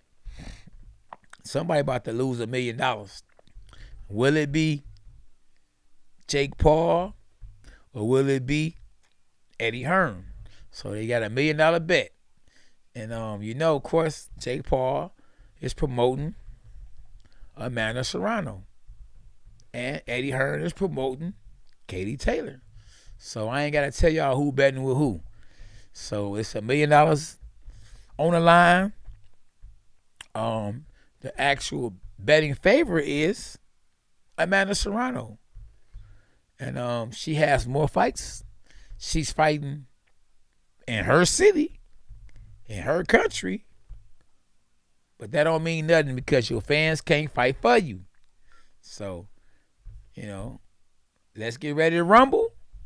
Let's get this party started and let the beatings begin. How long? Not long. Now, the good thing in the fight that we just had, it at least went 10 rounds. So we don't have to, you know, listen to the commentators, or just listen to me, you know, spread love, show love, talk my talk. Because the big fight finna ready to come on. So that's a good thing. I'm happy. The main event. And it's about to come on maybe in the next 15 minutes or less. Because just think about it. This fight was scheduled for 12 rounds. It went 10 rounds. So you add 6 minutes to that, that's 12 rounds. So after that, after this fight, it's actually the main event, which will be after this fight was supposed to be over with. So they definitely thought it would go 12 rounds, or they anticipated it to go 12 rounds. But whatever the time Amanda and Katie's supposed to step into the ring, is going to be the time they step into the ring. And I would say 14 minutes from now. Yeah, Valdez and Shakur. Yeah, I got Shakur winning that fight. And I got Taylor winning her fight. But it ain't gonna be easy. I mean, I'm not a bettor, but and if they wanted me to bet, I wasn't gonna bet on either one of them girls because that fight could go either way. Okay, so the ring walks is for 10-15. So we got 14 minutes for the ring walk with Katie Taylor, right? Katie Taylor and Amanda Serrano. The ring walk is 14 minutes from now.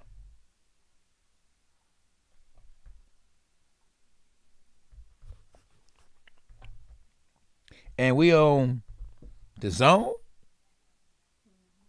Yeah. And I'm K9 Bundreds. It's the champ. Huh?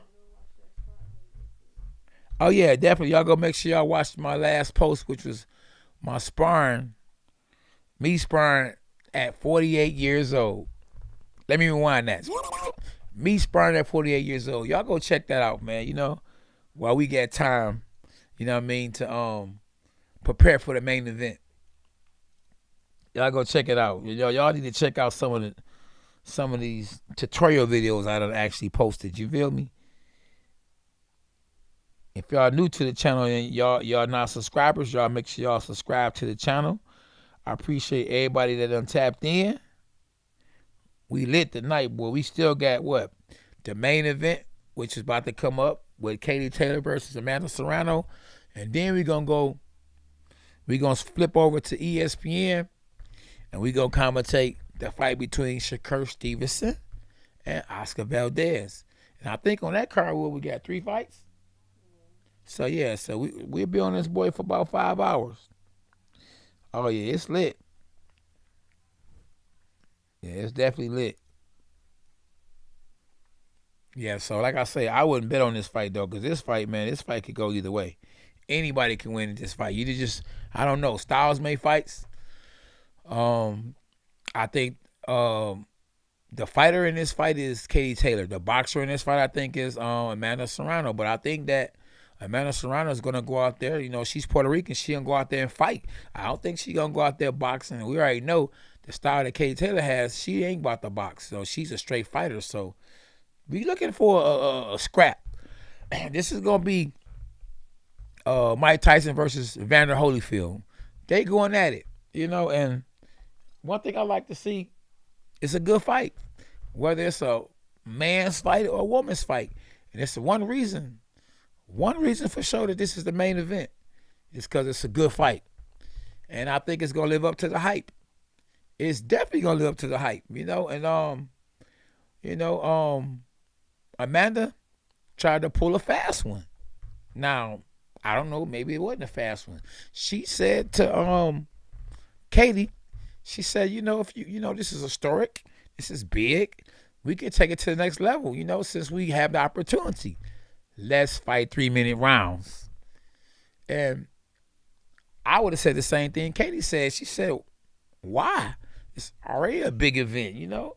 I ain't about to change stuff up, you know, at the last minute, you know, because it could throw some sauce, you know what I mean, you know, and some food that I already like the way it is. You feel me? So we gonna keep it the way it is, you know, and you know, maybe when we get to know each other, if you want to do a rematch and go 3-minute rounds, then yeah. But just to all of a sudden do something different, no, I'm not about to do nothing different. You used to doing something different because you done fought in the UFC before. That's something different.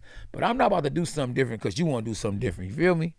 I'm used to fighting 2-minute rounds. I'm fighting 2-minute rounds. I'm undefeated fighting 2-minute rounds. I'm going to stay undefeated fighting 2-minute rounds. So we here live at Madison Square Garden, and we up here.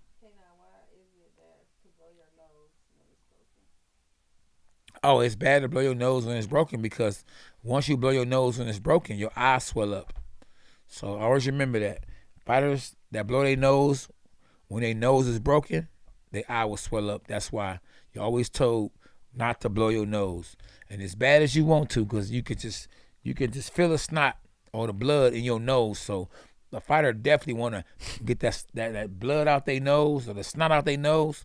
But as soon as they do it, I go swell right up. That's why you see the fighters or the trainers always say, don't blow your nose. And the fighter, majority of the times, be like this. And there you go, swole eye. Uh-oh, y'all. It's about to start, y'all. The main event. The main event is about to start, y'all. How long? Not long. The walks will be in 8 minutes. 8 minutes before we walk into the ring. 8 minutes before we do our thing. Yeah, definitely make sure y'all, I guess everybody that's on here already subscribed. So if you already subscribed, pat yourself on the back. But if you're new to the channel and you're not a subscriber, subscribe to K9 Boxing. Join the squad. Join the team. Hashtag Team K9 in the building. Yes, hashtag Dogs Us. So they showing Serrano in the dressing room. I don't know if that's grease on her body or if that's sweat, but she definitely look like she's warmed up. I don't know whether to say if she's nervous or not, but she could say what Mayweather always say under pressure when the mic's on her. Oh, I've been there. I've done that. I've been here before. And boy, this Katie Taylor girl looking like a Mike Tyson. She looked strong as I don't know what. She got the cut off little boxing jacket on. Yeah, she looked like she about to win. And she's matching. She got the black and gold outfit with the black and gold gloves. She sit down patiently, waiting like her team probably told her. I see in the background at Madison Square Garden, the New York Knicks gave her own jersey that says Taylor on the back of it. Shout out to Taylor. That's the street, one of the streets I'm from, on Glenwood, 12th Street, Dexter area. Shout out to Taylor Made. Team Taylor in the building. And I'm rolling with Taylor. Katie Taylor, that is.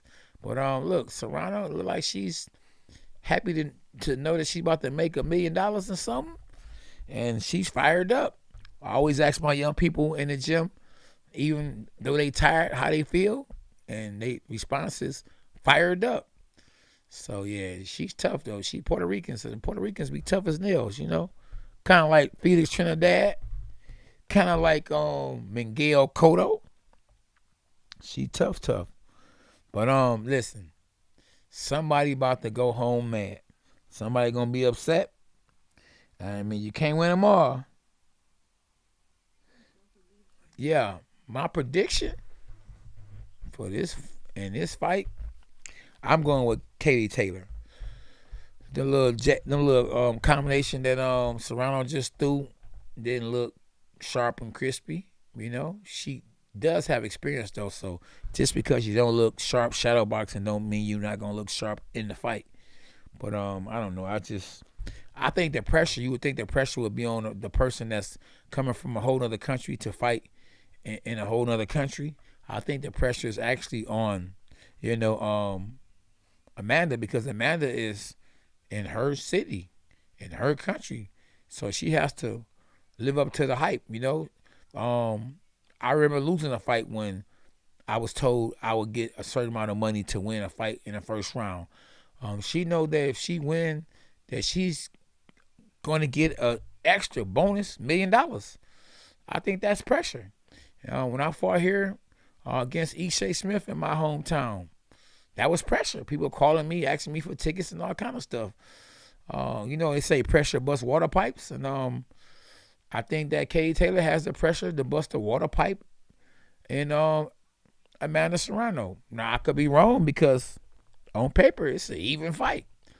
And on paper, they got Amanda Serrano as the favorite, the betting favorite. But the fans can't fight for you, You can say who you think gonna win, That's why the fighters fight the fight. At the end of the day, the winner gonna be whoever throw more punches, or the person that knocks the other person out, or whoever the judges think won the fight. So it ain't always fair. Hopefully it be fair tonight. And man, I can't wait. What we got? 3 minutes before the walkout. Walk it out.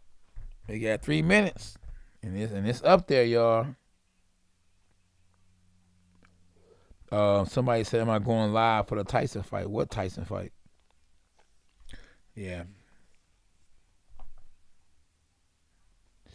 because I don't think Mike Tyson fight no more, and Tyson Fury retired. So I don't know what Tyson you talking about. Pressure, baby. Yeah, what's up? Friday in our house. Somebody said they love Katie. Hey, Gaby, we don't show fights on here because we don't want to get flagged. So just like if you go to any other channel, they're not gonna be showing the fight either. So no, sir, this is a watch party. I'm quite sure you've been in watch parties before. And watch parties, they don't show the fight. They commentate the fight. And what better commentator to have than a two-time world champ? So sit back, get your popcorn, and let me talk my talk. And with a record of 20 wins and 0 losses and 6 knockouts, we got Katie Taylor. And Amanda Serrano was 42-1-1 with 30 KOs. So she has 44 pro fights. So the experience goes to Amanda Serrano. So we got Lady Ali saying who she think gonna win. We got Christy Martin. We got a lot of the veterans of the sport of boxing, as far as the female sport of boxing, giving a prediction. Cecile Breakers, who's a great former world champion, who's only lost 1 fight, and she's giving her opinion, and Lady's giving her opinion. I wouldn't mind seeing Layla Ali and Clarissa Shields in the exhibition. I think that would be a good fight. Not a real pro fight because Layla's past her prime. She done had kids. She's married. She's living her life doing other things. But why not get a bag in the exhibition, And it wouldn't go on your record. Get in some shape. That's the reason why I'm probably still fighting, to be honest with you. I ain't really trying to become world champ no more. I did it already. I've been there, done that. I'm doing it just to get in shape. And I want to see 40 victories. I just want to get to the 40 victories and call it a day. But who knows? Maybe I might not get there because I ain't going to keep waiting. And I ain't getting no younger. So what we got? 1 minute? We got 1 minute before the walkout? Walk it out. Uh-oh, we about to walk it out in 1 minute. 1 minute, y'all. How long? Not long. Uh-oh. So somebody about to sing the national anthem or something? I see a young lady got her hands on her chest right here like this.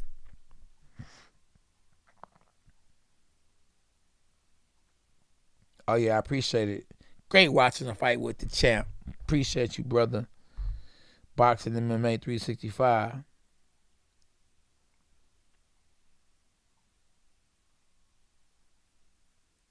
Yeah. We good, champ. We here.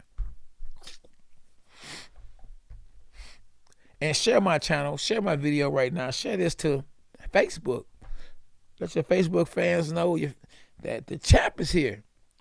They don't know that K9 got a YouTube channel, People get on here all the time and be like, man, I can't believe, this is actually K9 from The Contender.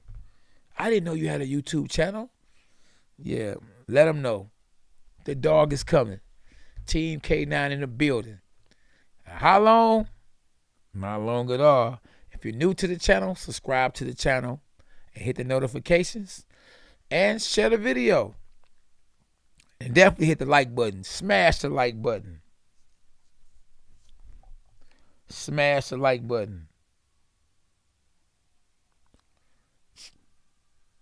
Uh-oh, they smiling, boy.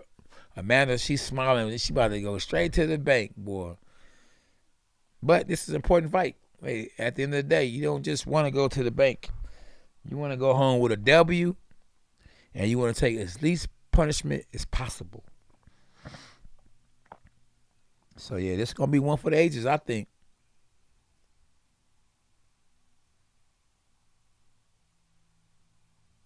Somebody said, SB, you don't mind I post the Shakur fight link on here, bro. You hear me, SB? Oh, we don't care as long as you don't spam.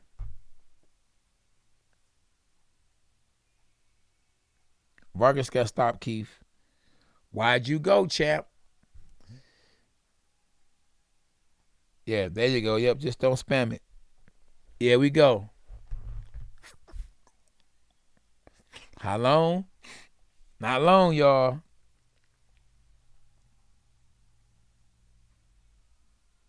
Oh, that's why he said he won. That's why he asked first. Appreciate you. Respect. I don't know. Ali ain't fighting on this channel. We about to watch the main event. Ali might be fighting on the other channel, but we ain't about to turn from this. It's the main event. They ain't walking out yet, JP. Not yet, champ. I know we got some new people coming in. Y'all hit the like button. Y'all new to the channel, subscribe to the channel. Hit the notifications. Share the video.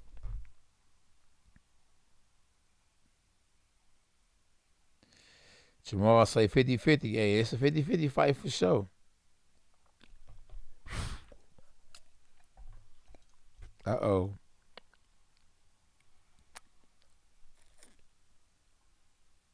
Dang, how many anthems are they going to sing? Oh, man. I ain't gonna lie to y'all, you know, it's respect to the countries and everything, but, you know, all these national anthems and stuff, you know, I don't like just them singing that. It's taking too long for them to come in. You know, listen, you can give, you know what I mean, a 7 count, 9 count for, you know, for our lost veterans and go from there, you know. But, hey, it's been done many, many, many years. So if it ain't broke, don't fix it. So I ain't mad at you, but I'm just telling y'all, I want to see the fight. You know, I don't think they sing all these national anthems when they play basketball. The game about to come on, you know. You know. But it is what it is.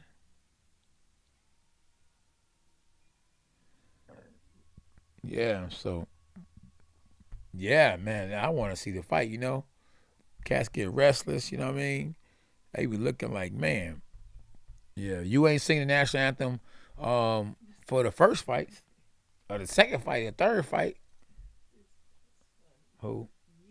Yeah, I'm just saying, for real. Man, just, you know, hey, like I say, I don't want nobody to be mad at me, you know, because, you know, they honor their countries or our countries or whatever, you know what I mean? But, you know, just think about it, man, you know. Look how bad they do these veterans. Some of these veterans is homeless, all kind of stuff. You want to honor the veterans, you know, get them some money. Get them some money every month. You know what I mean? You know, let them get into all the fights for free. You know what I mean? Don't have them fighting a war. You know what I mean? Over some oil, over some money. When you stealing from people or whatever. You know what I mean? So I'm just saying, there's a lot to be going on behind closed doors that, you know, I'm not going to talk about because I'm focused on the fight. Like, I'm in a corner, you know what I mean? So you got Jake Paul, like he got on a bulletproof jacket, you know, half bulletproof, I don't know. Yeah, you get that $1 million in there, you about to get Eddie Hearn, there you go. That's right. You ain't lying. So yeah, Serrano got somebody sponsoring her, giving her a bankroll as far as that hat she got on. Trust me, she ain't wearing that hat for nothing. But yeah, Jake Paul is definitely good for boxing. Yeah, definitely. Because he done brought a lot of young people to the sport of boxing, and boxing, you know, don't have the young people that's involved as much unless they fighters themselves, you know, like it used to be, you know, because the granddad or grandmama was watching boxing, but granddad and grandma done, you know, went to heaven, hopefully, you know, majority of them, And so they not here no more to actually make sure that because they paying the bills. So if they paying the bills, mom, grandma, or granddad, they paying the bills. So they watching a boxing match. You can't do nothing but watch what they watching because they the one paying the bills. You know? Oh, yes? Okay. Okay. So, yeah, they started on ESPN. So, they're not even showing the fights on ESPN because they know how big of a fight this fight is between Amanda Serrano and Katie Taylor is. So, that's a good look. So, I can go, after this fight, I could go and commentate the other fight live, all the fights. So, here we go, y'all.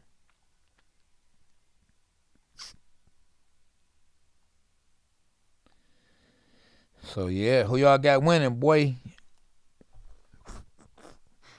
I got Katie Taylor winning.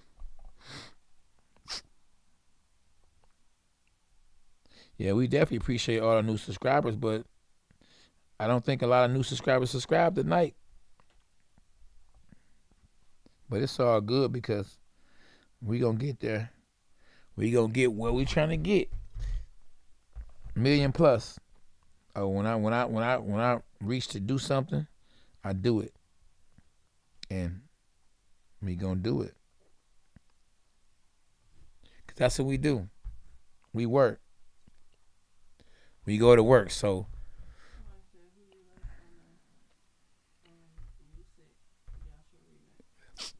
I got Anthony Joshua in a rematch between him and Usyk fight. Amanda Serrano was on her way in the ring. She looked focused. Yeah, she definitely take it in. Yeah. She looked like she a little too. She needed to stay focused. She looking at her fans and the people coming to the ring, and that's why I say, it could be a distraction. Her fighting at home, because she's giving shout outs to her fans, putting her hands up in the air, looking at everybody. And Katie Taylor is coming straight in the ring.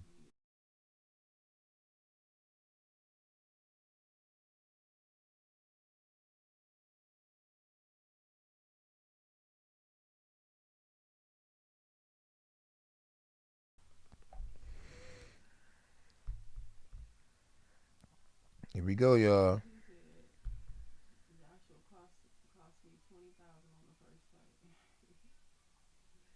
Yeah, boy, if you lost money on Joshua the first fight, boy, that's why you don't bet. I'm not about to bet, boy. Yep. No, I appreciate it, Andre. Yep. Yeah, Chief, appreciate it. Everybody fighting for money, right? And Jake Paul, I don't know. He could be trying to take her lamb. I don't know, but I don't know. I think he really, to be honest, I think Jake Paul is just trying to get her paid. Yeah, he got love for her because he, and be honest with you, if I was Clarissa Shields, I would never even start beefing with Jake Paul. I think he could have really helped her brand big time. Coming to champ, she coming to the ring like Mike Tyson. This girl got all these belts. Man, Katie Taylor is the truth. And if she win this fight tonight, she would be pound for pound best fighter, female fighter in the world. Yeah.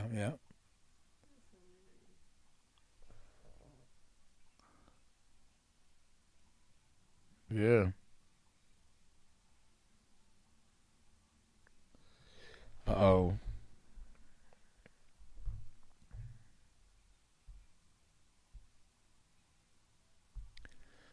Katie Taylor she look, man, that girl got some little guns on her too. She look kind of cock diesel. Yeah, she know what she got to do. Yeah, she look focused, boy. She got a little strong face too. She built for war. Like she done took some punches. Like she know what they feel like.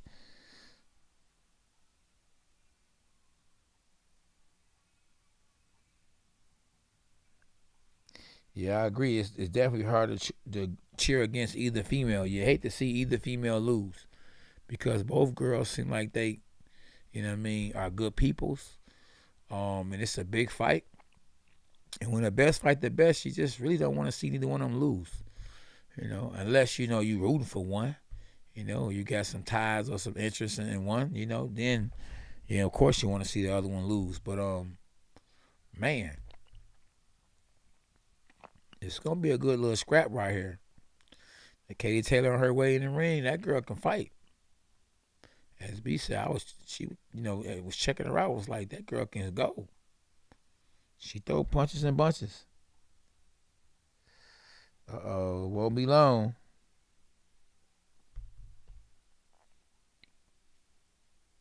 How long? Not long, y'all. I know.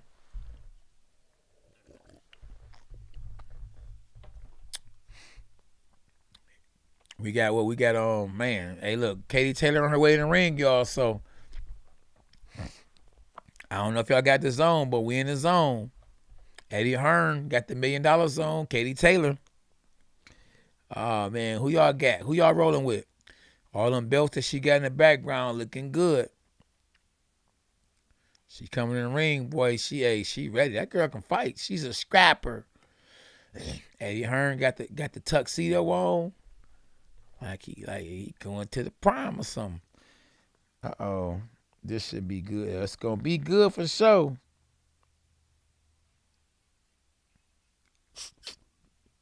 It's gonna be a good fight. Listen, I hope it's even better than the last fight. The last fight they was going. I mean, Jessie Vargas versus Liam Smith was a shootout, and I think this is gonna be, man. It has definitely the chance to be the fight of the night, the fight of the year. They got the names for sure. They ain't the main event for nothing at Madison Square Garden. Katie Taylor, she's trying to prove that she's the best female fighter today. She came all the way over here to America to take Amanda straps. And will she take them? Will she get them? We're about to find out. Let's see how focused she is. She turned around. She's looking at the fans and everything. She's taking it all in too. She got them eyes. She is focused. Like them eyes is dilated, like SB said. Look like she is ready. Who y'all got?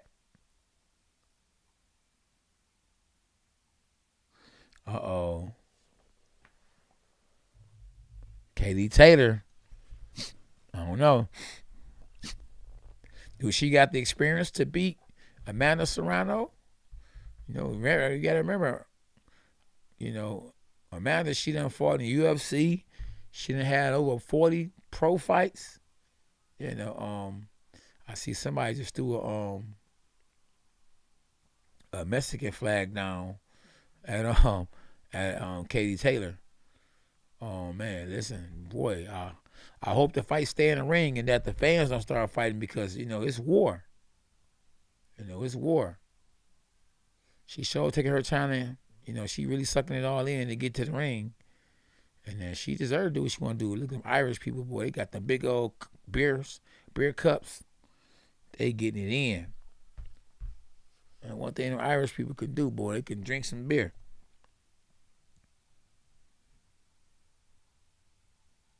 Alex said, let's go, Katie. Ireland. She's from Ireland. Oh, yeah. Andy Lee watching her. She looking at the fans. She done stopped like, this is my arena. She looking like Spartan, like 300. Ooh. Yeah, she like a Spartan. Like she ready to go. Of course, she don't want to be only 2-minute rounds because she gonna throw. Huh? Why not? Okay. Yeah, she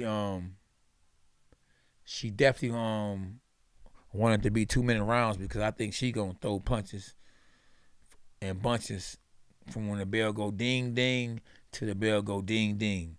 I think she got on her shirt Gym Shark, so she let you know she been in the gym. She been training. She been getting ready for this fight, and she ready. She ready for war. What? One side Ireland, one side Puerto Rican. Oh, that's a cold little belt. The WBC got the best looking belts. They got one side is Ireland, the other side is Puerto Rican. So somebody gonna be the Puerto Rican Ireland champ, the WBC champ. I think this is for all the belts. This is for all the straps. Strap season, and it's sold out. Butts are in the seats. Jake Paul nervous. He even admitted it. He said he's nervous. This girl focus. This girl look tough. I don't know, but hey, she in there with somebody that got more experience than her. This is the toughest fight for both ladies tonight. So we're gonna see how they handle it. The first round should tell us a lot. We already know that Katie Taylor gonna come out like a tornado, like a Tasmanian devil. And is Amanda Serrano gonna be ready for that? Hey, I know she stands to get an extra $1 million if she win, cause Jake Paul betted on her. So we about to be lit, and it won't be long. Irish versus Puerto Rico. At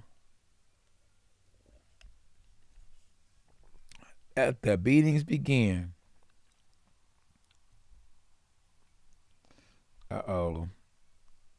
Can't wait, y'all. It won't be long. We close. We are close, y'all.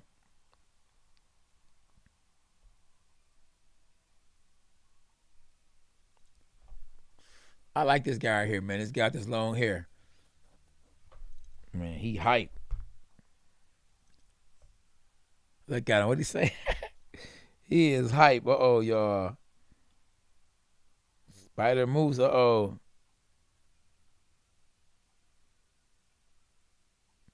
have been good. Cotto versus Andy Lee. Yeah. Serrano, she hype. I mean, I hope she do good, though, just for the fact that she got Jake Paul and got her back like that. So I want her to do good, too. I want both girls to do good. I wouldn't mind if it was a draw and we saw a rematch. Anything that can help the sport of boxing. I'm for, if the women's can help the sport of boxing, the men, whoever. But at the same time, I want fighters to get health insurance. I want it to be a union so fighters can be treated more fairly. I mean, here we go, y'all. Isaac, what up, Isaac? Angel, let's go, champ. Definitely. Y'all make sure y'all hit the like button. And if you're new to the channel, make sure y'all subscribe.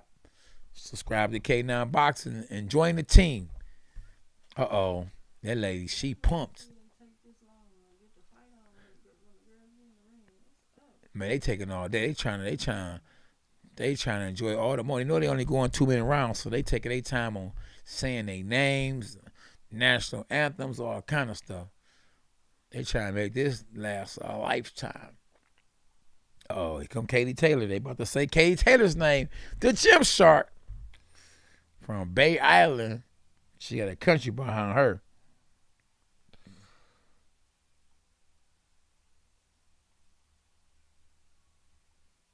Oh, yeah. Appreciate you, 0907. Isaac. We here. Here we go, y'all. Yeah. Yeah, I appreciate you, my dog. Mookie, one love. What that be? No way, Jose. Katie looking smooth. I like that black and gold. I've been sporting that black and gold lately. That girl look cut up. You see that girl body? That girl got her abs. Man, that girl is ripped. That girl trained for real, for real.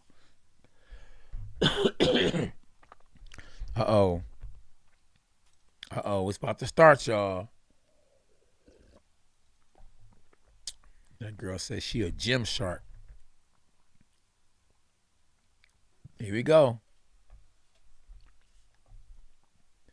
Oh, Serrano talking mess to her. Ain't no more talking now. Just yeah, exactly. She looking at her like, I ain't trying to hear all that. We about to fight. Yeah, all the talking is done now. Look, touch these gloves. Let's make it happen. Don't touch. Yeah, here we go.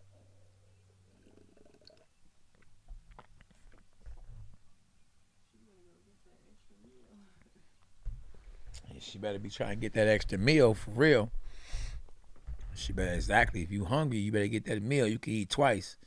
Food and you got cash flow. Here we go. I think Katie Taylor gonna be on her like a K9 t-shirt. Here we go, y'all. Round one. Ooh, Katie Taylor, she bouncing. She got a little rhythm. Look. Good little double jab from Amanda Serrano. These girls looking like they know how to box. Yeah, they both looking good. They looking sharp like this. Like, look. It's a real boxing match right here. Look at them. Good. Little straight jab from Katie Taylor. Ooh. Amanda Serrano's looking pretty good right now, boy. She more aggressive than I thought she was gonna be. I thought it was gonna be Katie Taylor who was gonna be the one that was aggressive. Man, that girl, good little right hand from Katie Taylor. And the jab on top. And both girls are the same height too. Ooh, good right hand, left hook from Katie Taylor. Wow. But Serrano's trying to put the pressure on Katie Taylor, but Katie Taylor got some speed. She got good quickness. Oh, and a right hand, left hand from Katie Taylor. Even though Serrano's putting the pressure on Katie, Katie got the speed. She's counter punching good. Oh, another good check hook from Katie Taylor. She's doing the opposite of what I thought she would do. She's boxing. She's outboxing Amanda. Amanda, was the aggressor. And good straight left hand from Amanda, but she got caught with a check hook. So Katie Taylor's counter punching. Oh, another good check hook from Katie Taylor. And straight right hand. Dang, she got a bounce going on. She been watching Tyson Fury or something. She's bouncing. And the pressure is Amanda Serrano. She's putting the pressure, but she don't have the same bounce that Katie Taylor got. Katie Taylor looking a little red, though. So I don't know if the punches that Miranda is throwing is affecting her. Good little combination, good little check hook from Katie Taylor. Good little jab from Katie Taylor. Counter punch from Amanda, but she misses. Katie Taylor, she punches and get up out of there. Check hook, and she comes around. She got a real good bounce going on right now. Yeah, Katie Taylor, she has a good bounce going on. A real good bounce. Wow. Katie is a crispy weed boxer. Yeah, Katie looking real good. That first round, I got to get after Katie. Round one, Katie Taylor. Now, we don't know who the judges are, so, I'm telling you from what I saw, round one went to Katie Taylor. She boxed beautifully. As Third Daddy would say, beautifully. Yeah, she boxed. Katie Taylor boxed beautifully. Nice guy, what it do? Ireland got round one. Puerto Rico looking to even it up. I didn't think that that we would be watching this kind of fight. I thought that Amanda would be doing the boxing, but instead she's doing the fighting, and Katie Taylor is doing the boxing. Double jab from Amanda. Double jab for Amanda again, but she's punching air because Katie is not there to be hit. Double jab again for Amanda. She's trying to close the distance and get closer. Little right hand lead from Katie Taylor. Katie Taylor's moving. She's boxing good. She's not getting hit. Another jab, and Amanda Serrano is hitting, and Katie Taylor is hitting. They both holding and hitting each other. The referee comes in and does his job, breaks both girls. And so far, Katie Taylor is fighting a smart fight. 1-2 from Katie Taylor. Straight left hand from Amanda Serrano. And, man, Katie is boxing real good. Good right hand from Katie. She's swimming and not getting wet. Oh, good right hand from Katie. And good trade from Amanda. But I think Katie won in the trade. And Amanda is reaching. She's being aggressive, but she's not putting smart aggression. And Katie is counter-punching her. And she's beating her to the punch. Good left hook right hand from Katie Taylor. Good left hand from Amanda Serrano. And Amanda Serrano is just trying to walk Katie Taylor down, and she's getting caught with good check hooks. She cornered Katie Taylor, but Katie Taylor circled and got up out of there and just caught Amanda with a check hook. And Amanda is actually just walking into punches. She should probably try to feint and double jab her way in instead of just trying to walk to her opponent. But she definitely seems like the stronger fighter, which I'm surprised of seeing. Good right hand from Katie Taylor. Serrano is moving in, and she's trying to get the distance. Good body shot. Good check hook from Katie Taylor. Good body shot from Amanda Serrano. And a double jab left hand from Amanda Serrano. And she's starting to get her mojo. She's starting to try to go left or right. And she caught Katie Taylor reaching. Yeah, but Katie's trying to hold her ground now. She's actually holding her ground more, and that was a good round. I still gave that round to Katie Taylor. 2-0 from Katie Taylor. In my scorebook, I could be wrong, but I could be right. From what I see, that's how I got it. Good little fight, though, champ.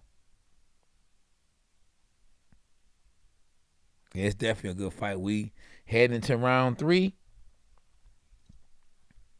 And I got, who you got SB up? I got Katie up right now. Yeah, Katie's winning. I mean, you know, Amanda's making it interesting. Like she closed the distance a lot better, but she still hasn't got the range or landed the punches that she wants to land and got the respect from Katie that she's seeking to get. Yeah, she's getting caught with check hooks all day, all night long. So now she's circling Katie Taylor. And Katie Taylor is circling the opposite way towards the right, where the left hand is at. She's getting beat to the punch. Katie Taylor just beat Amanda Serrano to the punch. And Amanda's just trying to find a rhythm. She's trying to find a rhythm and find a timing and find a distance.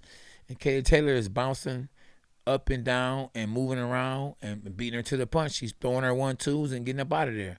Now she's up against the ropes, and they both hitting each other.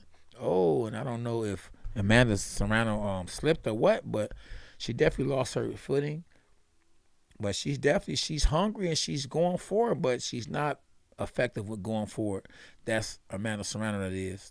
She just threw an uppercut and missed. Good little 1-2 she landed. Oh, a good hook from both girls. And both girls land and they trading war stories. Oh, good little hook from Amanda and a good hook from Katie Taylor. And both girls are holding. The referee breaks them up. Now Katie Taylor's in the middle of the ring. Good 1-2 from Katie. Amanda throws the left hand and misses. Amanda throws uppercut and misses. 1-2 from Katie, and she swings and gets up out of there. Good little check hook. I think somebody is one punch away from getting caught and getting dropped. Good little combination from Katie. And Katie is smart enough to hold her after she hit her. But while she's holding, Amanda is hitting her and holding at the same time. So it's a good little fight. Overhand right from Katie, the straight left hand back from Amanda. Good body shot, good hit. Oh, look like she just hurt Amanda. I don't know if she did or not, but she definitely knocked her off balance with that hook she just hit her with. And she keep getting caught with the left hook. Amanda keeps getting caught with the left hook from Katie Taylor. She's walking in. Good straight left hand from Katie Taylor. Good little left hook from Amanda. Oh, good left hand from Amanda. Oh, good combination from both girls. And is that the bell? Dang, the referee is so into the fight, he ain't even heard the bell. They had to ring the bell twice. Like, stop it! Hold on. Yeah, I think Serrano is fighting the wrong fight, too. And I think she's down 3-0. What you think? Yeah, she's down. Yeah, absolutely. Yeah, she outworked. She's catching her with counter punches. That girl can fight. Hey, listen, she could do more than what I thought she could do. I thought she was just a fighter, but she's actually counterpunching. And it seems like the blueprint that they drew up, her and her team, Katie Taylor is working to the T. And she's taking Amanda Serrano's straps back to Ireland if it keeps going this way. And I don't know what happened just then. Amanda sat down, got up, and sat down again. Yeah, okay, well. So they said Amanda doesn't have any straps, SB said. She showed trying to get some, huh? Come on, Katie. Oh, yeah. So Amanda's still trying to find the distance and the timing and what to do with this elusive fighter that's in front of her in Katie Taylor. Ooh, good 1-2 hook from Katie Taylor. And Amanda keep getting caught now. What Amanda is doing on the inside when they hold each other is she's roughing up Katie Taylor. So she needs to get on the inside where she can rough Katie Taylor up. Because on the outside and walking in, she's getting caught with check hooks.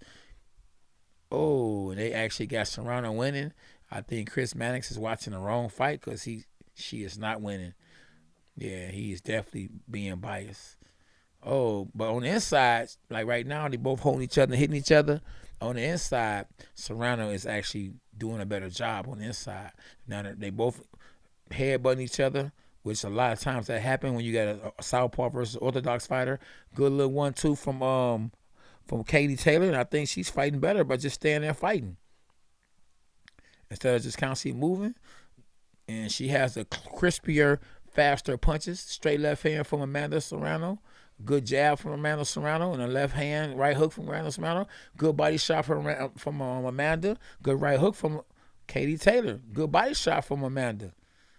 And both girls are trading punches. Good little left hook from Katie Taylor. She looks like the fresher fighter.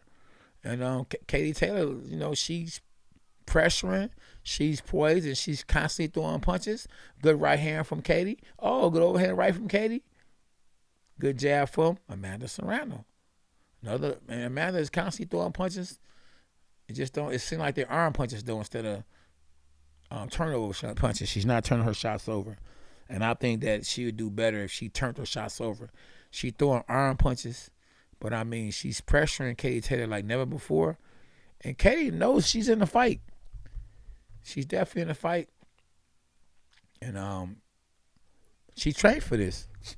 Both girls trained for a brutal fight, a hard fight, and both girls are fighting good. And yeah, Serrano, hey, she tough. Yeah, I remember she experienced too. She got over 40-something pro fights. So, you know, Katie Taylor has never saw anything like this in her life. And maybe she thought she was just a tougher girl, but they showing both girls on the inside, busting each other up, fighting for that bag. Don't forget, the winner gets an extra $1 million. Well, Amanda for sure. I don't know if Eddie gonna look out exactly for Katie. Yeah, but so both girls in round 5, giving it they are. And both girls throwing combinations.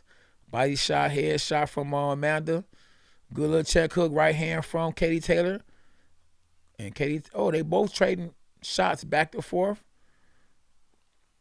Man, it's a good little fight. They are fighting. Good uppercut. Man, double uppercut from Amanda Serrano. Good little 1-2 hook from Katie Taylor. Oh, good left hand from Amanda. Good uppercut from Katie Taylor. She got her arm stuck in the ropes. A good 1-2 hook from Katie Taylor. Boy, and they going at it. Oh, I see one of the referees on the outside got her hand up against her mouth like these girls going. Oh, good combination from Amanda Serrano. And then she gets caught with a check hook from Katie Taylor. And good 1-2 from Katie Taylor. Oh, Amanda Serrano, she has that Puerto Rican blood in her. She's just constantly coming. And a good left uppercut. Oh, good straight jab from Amanda. Oh, then a right hook from Amanda. She hurt. Katie Taylor hurt. And a good body shot. Ooh, Katie Taylor got caught from trading. She hurt bad, but she's fighting back. With 40 seconds left, she's smart to hold on. And she leaking. Yeah, she bloody and she hurt. Yeah, she bloody and she hurt. She better watch out she don't get caught with nothing. Oh, Katie Taylor is hurt. Or a check hook, and it could be over with. Or a right left uppercut could be over with. She can drop to her face, and good, she got her hands up. Oh, good body shot. She is destroying Katie Taylor. Oh, with 17 seconds. Ooh, good little hook from Katie Taylor. Oh, what a fight. They are banging. Oh, with 10 seconds left. How long, not long, can Katie Taylor survive because she hurt? Good right hook. Look at the heart that Katie Taylor got. Boy, and she looked at her like, girl, I ain't going nowhere. Wow. It's a good fight, boy, but man. Katie Taylor got hurt bad. No wonder she wasn't trading with her. Oh, man. She was smart enough not to trade with her. Woo-wee. Yeah, she must have knew something we ain't know, for sure. Oh, man. Shots fired. Wow, they better wake her up, slap her in the mouth a little something. Pop, pop. You know how these wake you up? Put some water on her head. Man, tell her to get back on the outside. She was one punch away from getting knocked out. She was hurt bad. But she a warrior, so all she knows is to fight. They showing the replay. The jab from Amanda. Oh, another jab, 1-2. Dang, she throwing constantly punches. But they ain't showing a punch she got hurt yet. Oh, left hand, right hand, uppercut, another straight left hand. Man, she just letting them shots go. Body shot. I mean, experience is everything. So you got to remember, experience is everything. Oh, little 1-2 hook from Katie. Katie back on a bicycle now. You know, that's what she did her good work at on the outside. So, but I don't know. She might not be strong enough to be able to keep her off now. Yeah. So on the inside, when she holds, she getting roughed up. So the referee is pushing Katie a little too much. Good little left hook. But she fighting, though. In round 6, but it looked like she might get stopped. She's an uppercut away from getting caught. Good right hand. She still don't like she on Cool Street. She look like she hurt, but a good right hook from Katie Taylor. She working, though. Good straight right hand from Katie Taylor. She throwing straight punches. She throwing combinations back, but she don't look like she can fade Amanda Serrano. She trying to get that extra $1 million bonus. She is trying to get it, and she close to getting it, boy. But, man, this is a good fight, man. Listen, this is doing a whole lot for women's boxing. If we can see Carissa Shields, Savannah Marshall fight like this, when they fight, oh, my goodness. Oh, good little hook from both girls.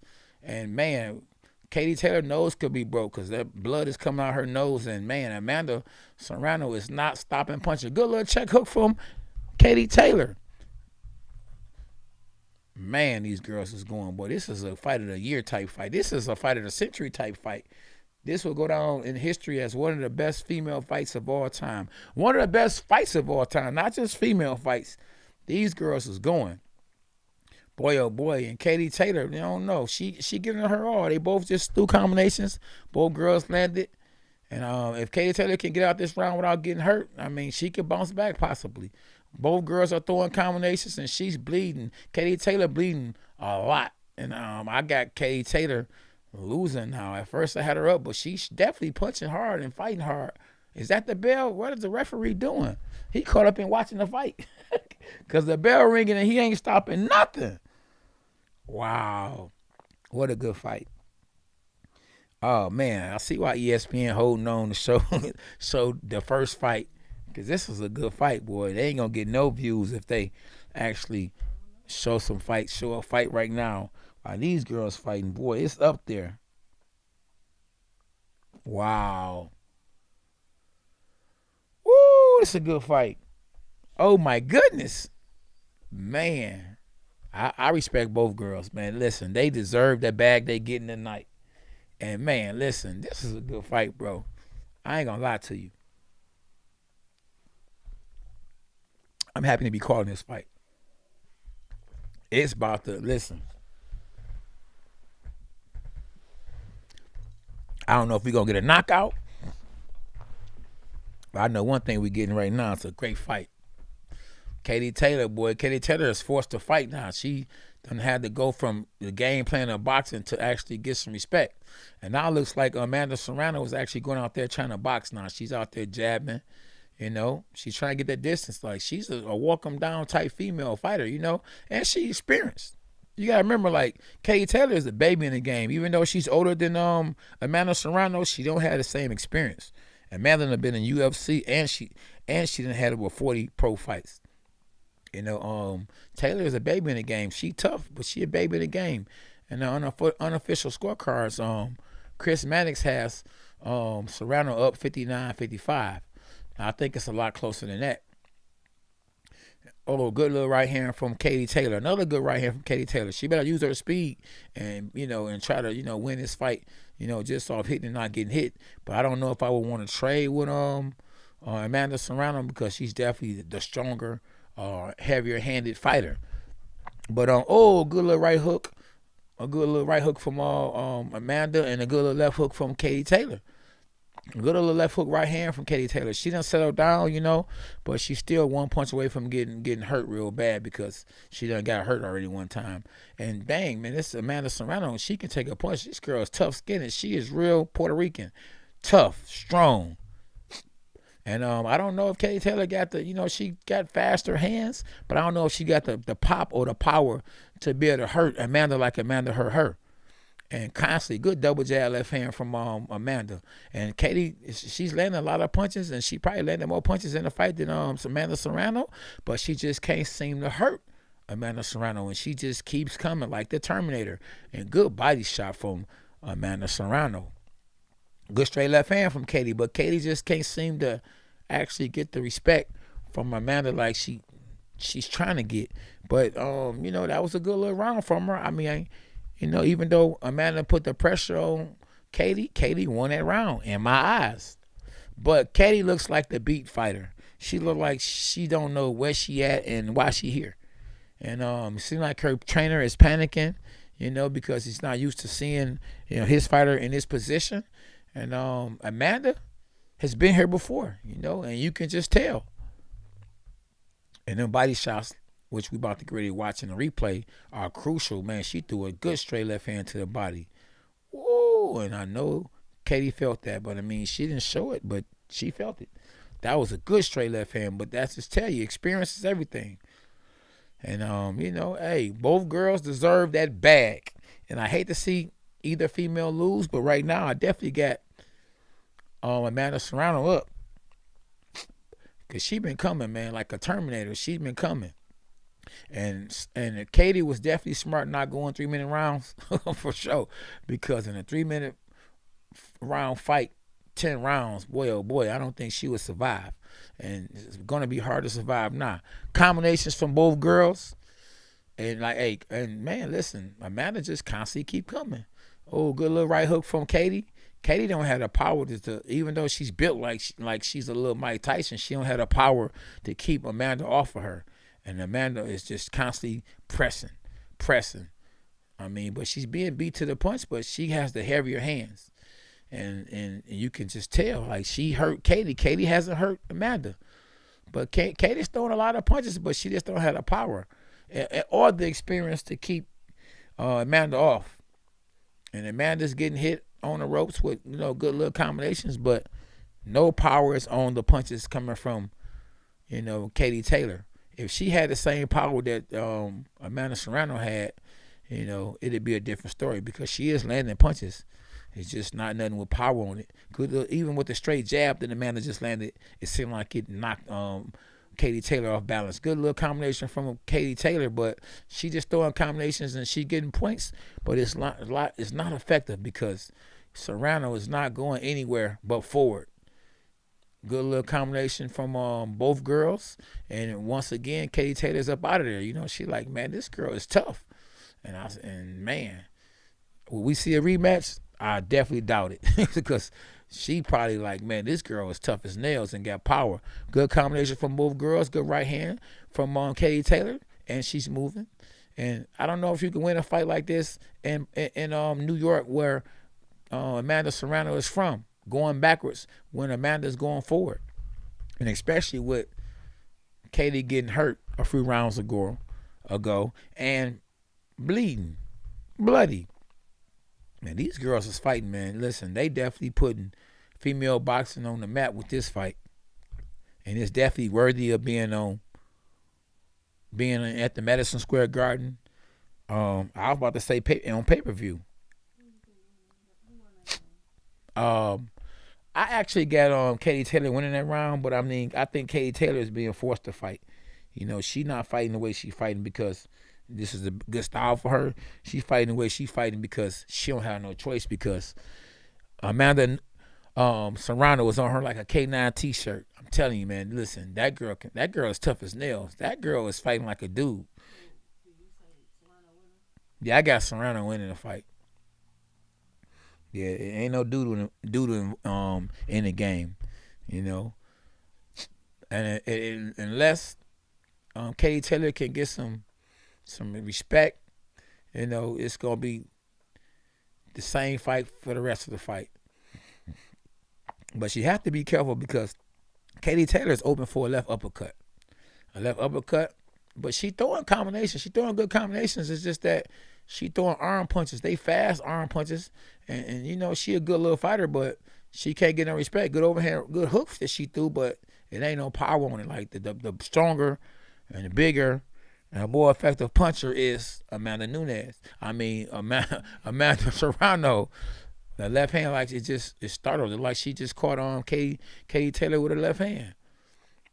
Now Katie Taylor is boxing her and beating her to the punch, but she's not able to stop. Good right hook from Katie Taylor, but like I say, she throwing arm punches. She don't have the same kind of power. Good little 1-2 from Katie Taylor, but she don't have the same kind of power Amanda got. Amanda just walking her down. Katie Taylor nose is like it's broke. She's bleeding out her nose. She throwing good combinations, and she's doing enough to make the fight interesting and to make the fight close. It's gonna be very interesting if we go to the scorecards on how they judge the fight, because Katie Taylor is throwing combinations. She's throwing more punches. But she's not getting the respect that Amanda is getting. Katie Taylor respect Amanda way more than Amanda respects Katie, and that's the reason why Katie, is probably losing the fight, and it got hurt. In round 9 with 11 seconds left, and I got Katie Taylor winning this round. She throwing more punches. Good little combination. So it's gonna be mighty interesting what the scorecards say. Ooh, good little combination from both guys. I think Katie got hurt again just now when the bell went ding ding with a right hook, but she did enough to win a round. It depends on what you like. You like power? You like combinations? Do you like speed? Do you like aggression? Do you like the boxer? This is gonna be a hard scorecard, a hard fight to judge. Absolutely, just like SB said, in a Fedora versus Lubin fight, Lubin was actually winning. It didn't look like it if you looked at both their faces, but he was winning. So in this fight, it's gonna be mighty interesting how the judges score in the fight. Do you score Amanda winning because Amanda hurt Katie Taylor a few rounds ago, and you start saying, okay, let me just look to see what Amanda's doing? Because before that, I had Katie Taylor winning. Now we're in last round, so is the fight close and it's an even fight, and whoever win this round win the fight? I don't know, but I know Katie Taylor need a big round this round. She need a knockdown or something. I think if she get a knockdown, she can definitely solidify it being a draw or her actually winning the fight. Because, and look, even on Chris' scorecard, he has it 86-85 for Serrano. So Katie Taylor needs this round to make it a draw on his unofficial scorecards. But can she stand there and just trade war stories with Amanda? No, because Amanda is stronger. But she definitely throwing more punches. And on the inside, when they hold each other, Amanda is roughing her up. Just like right now, they holding each other. And when they hold each other, she's getting roughed up. Oh, good combination from Katie Taylor. She's hitting and holding, trying to tie up. But at the same time, she needs to hold both arms to make sure she's not getting hit, because on the inside, she's getting hit. And somebody's bleeding. I think that, good little combination from both girls. But I think that Katie Taylor got the better end of the stick when it came to both girls hitting each other. And she's hitting Amanda Nunes with some good combination. Amanda Serrano eye is cut. Look like she's bleeding out the right eye. Oh, my goodness. Hey, listen. Oh, good little 1-2 from Katie Taylor. Now the fight is even, like it's even to me, because guess who's cutting and bleeding? And that looks good for Katie Taylor, that she can say, I won the fight. A good little 1-2. Now she's hitting her with combinations that she probably can't see. Because guess what? Oh, Amanda Nunes' eye is bleeding. They both shooting shots and hitting each other back and forth. This is a great fight. You got to give it up for these girls, man. These girls is fighting as good as these boys. Oh, good combinations from both girls. Oh, both of them letting them go. Oh, look at them, man. This is a good fight. You got to call it a draw. And they still trying to punch each other at the end of the fight. Oh my goodness, boy, you gotta listen. You gotta give respect to these girls for the kind of fight they put on. I can't see no other female fight surpassing this fight. Not this year. Wow, unbelievable. Wow, what a great fight. Both girls earned their money. Oh man, I would call it a draw. Neither girl deserved to lose this. Wow, definitely a draw to find. I got it a draw.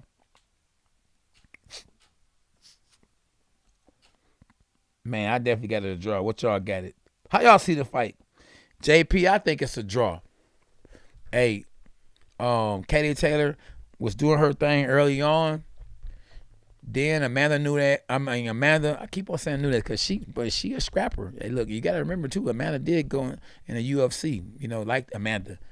But yeah, Amanda started taking over later on in the fight. Then Katie Taylor, after she got buzzed, she came back in the fight.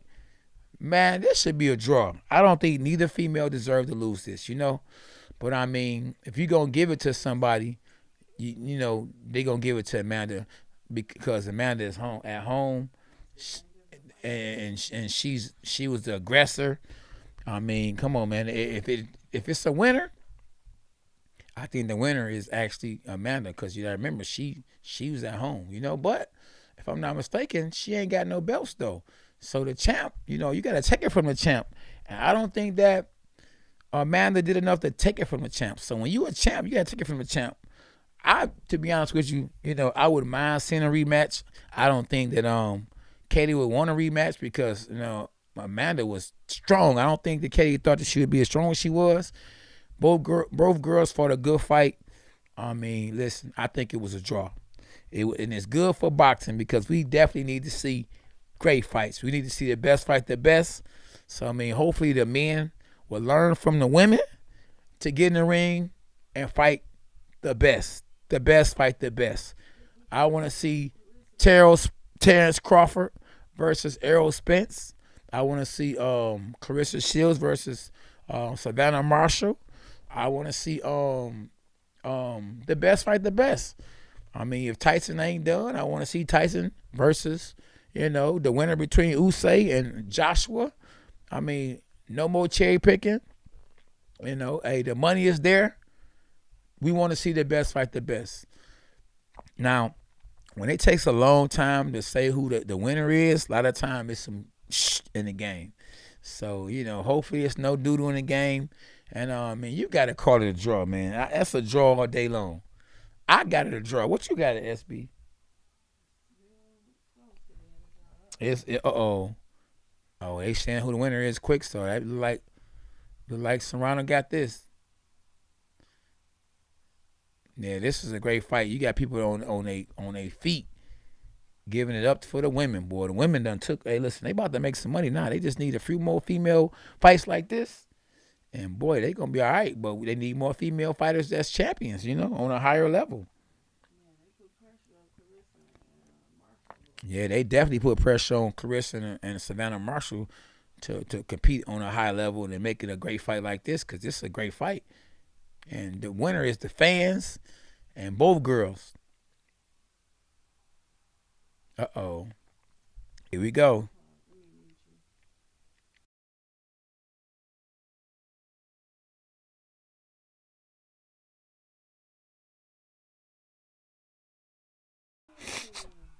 Ooh.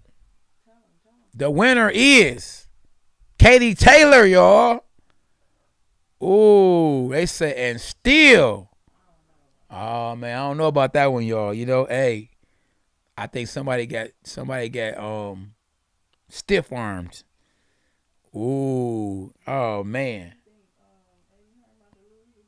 Man, you think Eddie Hearn about to lose to Jake Paul? Uh-oh. SB. Uh-oh. And the winner is. And still. Oh, that's a surprising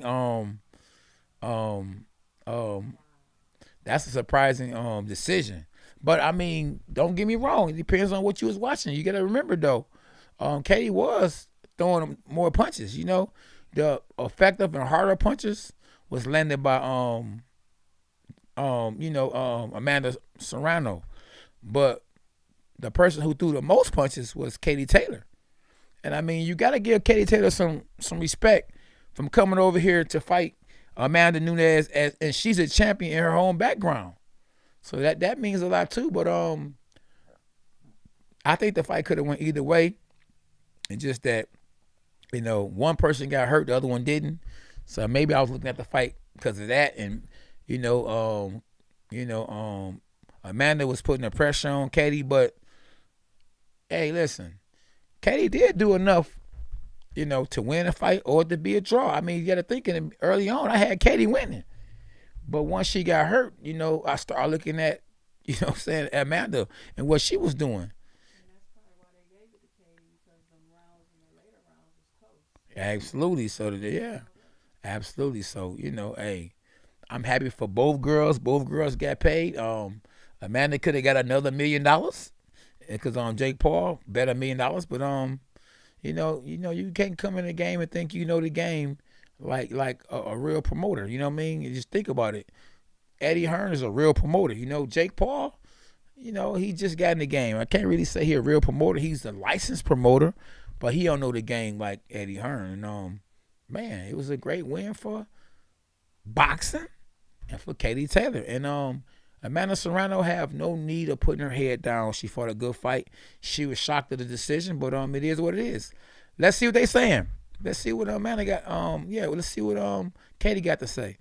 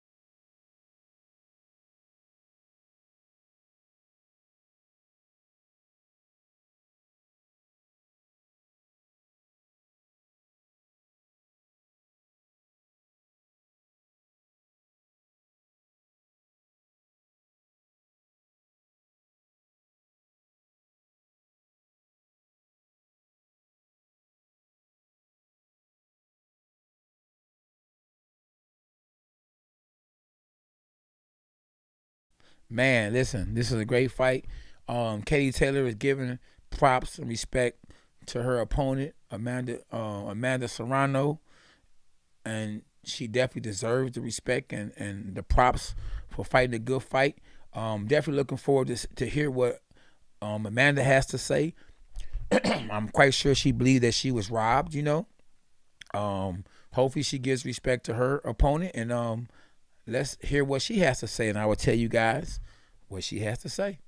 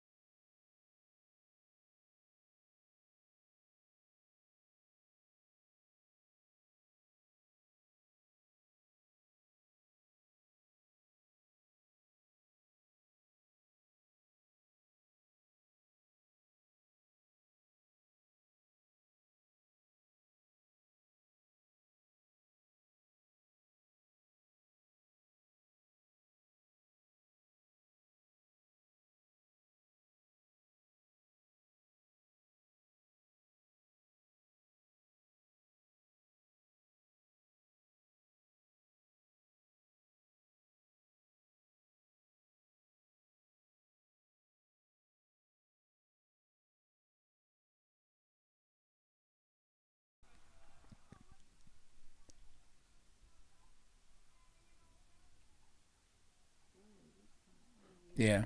Hey, man, listen. They said they don't mind having a rematch, so I wouldn't mind seeing it. But if it's a rematch, it should be over in Ireland because Katie Taylor, she won, and she should get to pick where the fight is at. And to be honest with you, I think it'll sell big. Oh, let's see what Eddie Hearn got to say. Is he gonna pay Jake?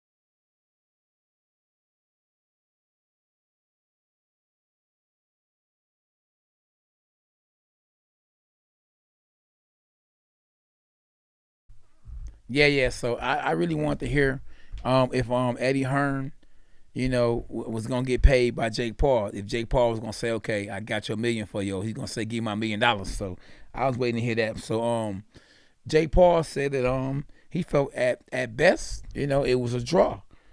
I wouldn't mind it being a draw. I don't feel like either female really deserved to lose this fight.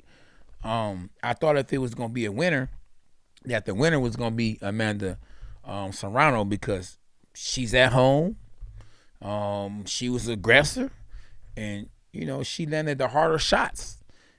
You know what I mean? Kate, but don't get me wrong, Katie Taylor showed a lot of heart, and she threw more punches. So it depends on what you're watching. I mean, the 2-minute rounds definitely favored Katie Taylor, and if it was 3-minute rounds, I think Katie Taylor would have been in trouble. So that was smart. And Amanda Serrano trying to get 3-minute rounds versus 2-minute rounds, because 2-minute rounds made a big difference in 3-minute rounds. And in 2-minute rounds, Katie Taylor fought like an amateur, real fast punches, and got up out of there. Amanda Serrano actually fought more like a pro. She was aggressive, but seemed like she could fight like that the whole night. So, shout out to both girls. Shout out to DAZN, Eddie Hearn, and Jake Paul for putting on a good fight. Every time Jake Paul talks, the crowd is booing, and he's trying to act like they booing for because of the decision, but they actually booing him, and maybe just because he's just something else, But there you have it, y'all. The winner is the fans, first of all, and Katie Taylor. But I definitely probably would have called it a draw. SB, you would have called it a draw? Yeah, I'd have called it a draw. Because it don't seem like, if it was a winner, I think the winner probably, I'm just being real, in a boxing match, a physical boxing match, and this kind of magnitude, something is, as big as that, I feel like the person who won, should have been Amanda Serrano. Oh well, so now we on ESPN, and Keyshawn, what's the young man name? SB Keyshawn Davis just stopped his opponent, and his opponent, hold on, 18-1.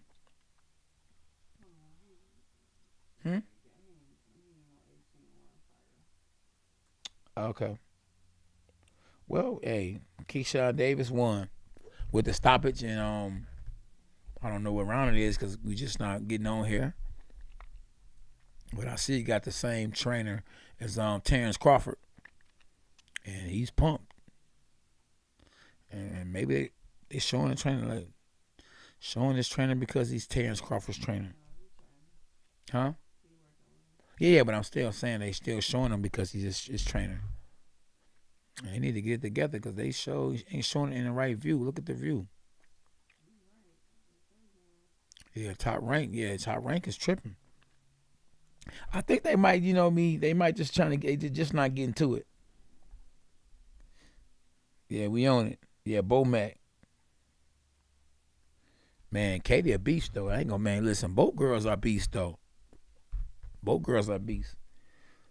I don't know if I want to see a rematch. It was a good fight, but I don't want to see, them two girls bust each other up again like that. That's bad for their brain. You know what I mean? You gotta remember, women wasn't made to be, hit on each other like that. Men wasn't either, but men, can deal with and take way more than a woman can. Them shots will add up quickly. Like, whoo-wee. They done made some money, you know what I mean? And chill. Go fight girls you can beat. And but to fight each other again like that and get busted up like that again, hey, it's on you. Free will, though. Free will. Do what you want to do, but whoa. Definitely hit the like button. If y'all new to the channel, make sure y'all subscribe. I know we got a few new subscribers. So, yeah, Team K9 in the building. We appreciate y'all for subscribing to the channel.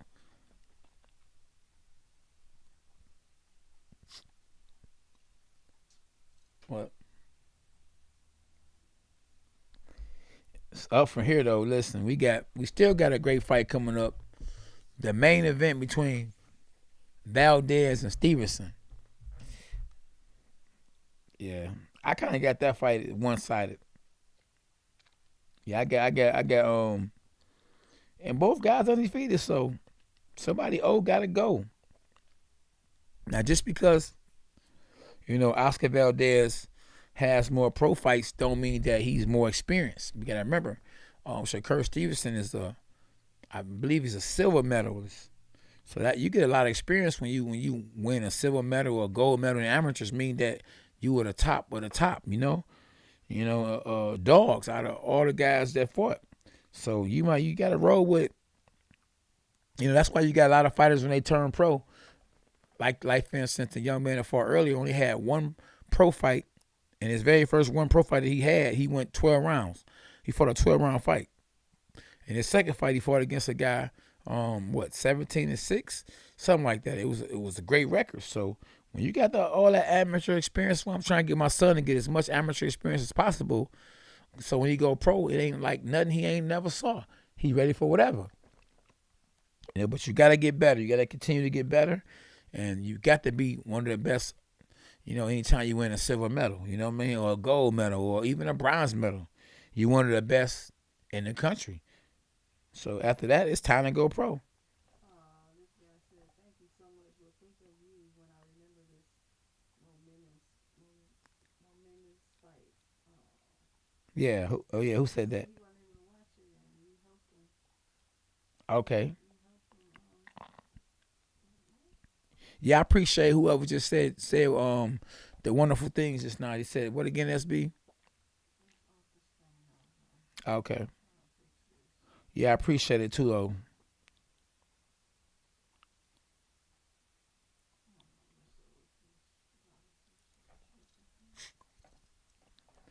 Oh, man. So, yeah, great night of boxing now. Now we just looking for one fight now. We just one fight away. The main event, Shakur Stevenson versus Oscar Valdez. Hey, for all the marbles, because both guys got belts, So somebody's belt's about to go. Somebody about to go. It's about to be over with, Who y'all got winning and why? I know Shakur Stevenson got to be the favorite because, he's a medalist. He an ESPN fighter, you know what I mean? And if I'm not mistaken, Oscar Valdez is coming over to his city or his country to try to take his belts. Will it be easy? Of course not. Will he do it? I don't want to say of course not because, anything can happen. But yeah, I definitely got Shakur Stevenson high on the radar. Like he's a real good fighter. Him against Gervonta Davis. I'm talking about all the guys in his weight class, from Javante Davis to Gary Russell Jr. I got him, the cream of the crop. I got him better than everybody in that division. Styles make fights. I think it'd be a good fight if he wins this fight, if he fought against Devin Haney. If Devin Haney can get past Kambosos, I'm a man. I don't know who I'm gonna roll with that fight, but Devin Haney would probably give Shakur Stevenson his hardest fight. I don't think that Oscar Valdez I think he's gonna be tough. He's gonna give it his all, but I just don't think he has the style. Now I could be wrong to actually defeat Shakur Stevenson. I mean, like I said, I could be wrong. Only time will tell. How long? Not long. But let's talk about the fight between Katie Taylor and Amanda Serrano. What a great fight. I mean, if you missed it, wow. It's a fight that you can watch. That's a great fight. I mean, man, go watch highlights. Now, between both girls, who landed the harder punches? Amanda Serrano did. Between both girls, who landed the most punches? Katie Taylor did. So, I mean, it depends on what you were watching, and at least it wasn't a unanimous decision. It was a split decision, meaning somebody barely won, meaning that, it was one winner. I would have called it a draw because they were back and forth. They were both back and forth. And at the end, oh my goodness, they were going at the end. At the end, it was one for the ages. They were going at it. They did not stop punching at the end. Both girls wanted it bad. How bad did Katie Taylor want it? Katie Taylor wanted it so bad that she was willing to come in America to get it. Amanda Serrano wanted it so bad that she was willing to fight Katie Taylor's style. And she fought Katie Taylor's style better than Katie Taylor did. When Katie stood there and traded blows, she ended up getting hurt and almost knocked out. She survived and pulled off a split decision. And man, would I want to see a rematch? I would, but I wouldn't because, both girls put it all out there. And I feel like they should fight somebody else, I mean, is it worthy of a rematch? Heck yeah, it's worthy of a rematch. It was a great fight. But now, Shakur Stevenson versus Oscar Valdez. And they showing Shakur Stevenson right now, and he's focused. Yeah, he's focused. He's a good little fighter, man, I see Chance Crawford in the dressing room with him, supporting him, and it won't be long. And Shakur Stevenson is 17-0 with 9 knockouts, and he won a world title in his 13th pro fight. Second fewest fights only to Lomachenko. Yeah, so we got what? A few fights before the main event. Now they showing the highlights. Yeah, how many fights? Oh, they about to fight right now? Oh, good. Oh, yeah, they about to great fight now. Good. I love it. I didn't know that. So the main event is actually about to happen now. So what they doing right now is they showing Oscar Valdez and the keys to the victory. Now they showing a fight that I didn't want to see. I wish wouldn't have happened, but it did. It's a fight between Herring and Shakur Stevenson. Now, I don't know how you can judge that fight with a fight against Valdez, Shakur Stevenson, because Shakur Stevenson is a southpaw and Valdez is an orthodox fighter. But they actually, I guess, I don't know how they doing it, but they judging the fight. You're not going to fight a southpaw like you fight an orthodox fighter. Or even if you do, it's not going to be the same look. It's not going to be the same kind of fight. So, it won't be long, y'all. It won't be long. Huh? Oh, yeah, we got Canelo in the building. You know Canelo is supporting Oscar Valdez, and they showing him giving autographs out. So who got the better support? Shakur Stevenson has Terrence Crawford in his dressing room, but Oscar Valdez has Canelo Alvarez on his team. So the better support is the bigger pound for pound fighter. Pound for pound best fighter in the world. But I don't think he wants to be a distraction, so he's not in Oscar Valdez's locker room. Now, Terrence Crawford, and on the other hand, is in Shakur Stevenson's dressing room. And I think it's not I don't think it's bothering Shakur Stevenson because, like I say, he's a silver medalist. So he's used to that, that kind of press, and used to people and being around people. And so yeah, I see Canelo walking past Devin Haney, and they just took pictures, And man, Shakur Stevenson, the man. But Canelo right now, everybody's shaking Canelo's hand and taking pictures with Canelo.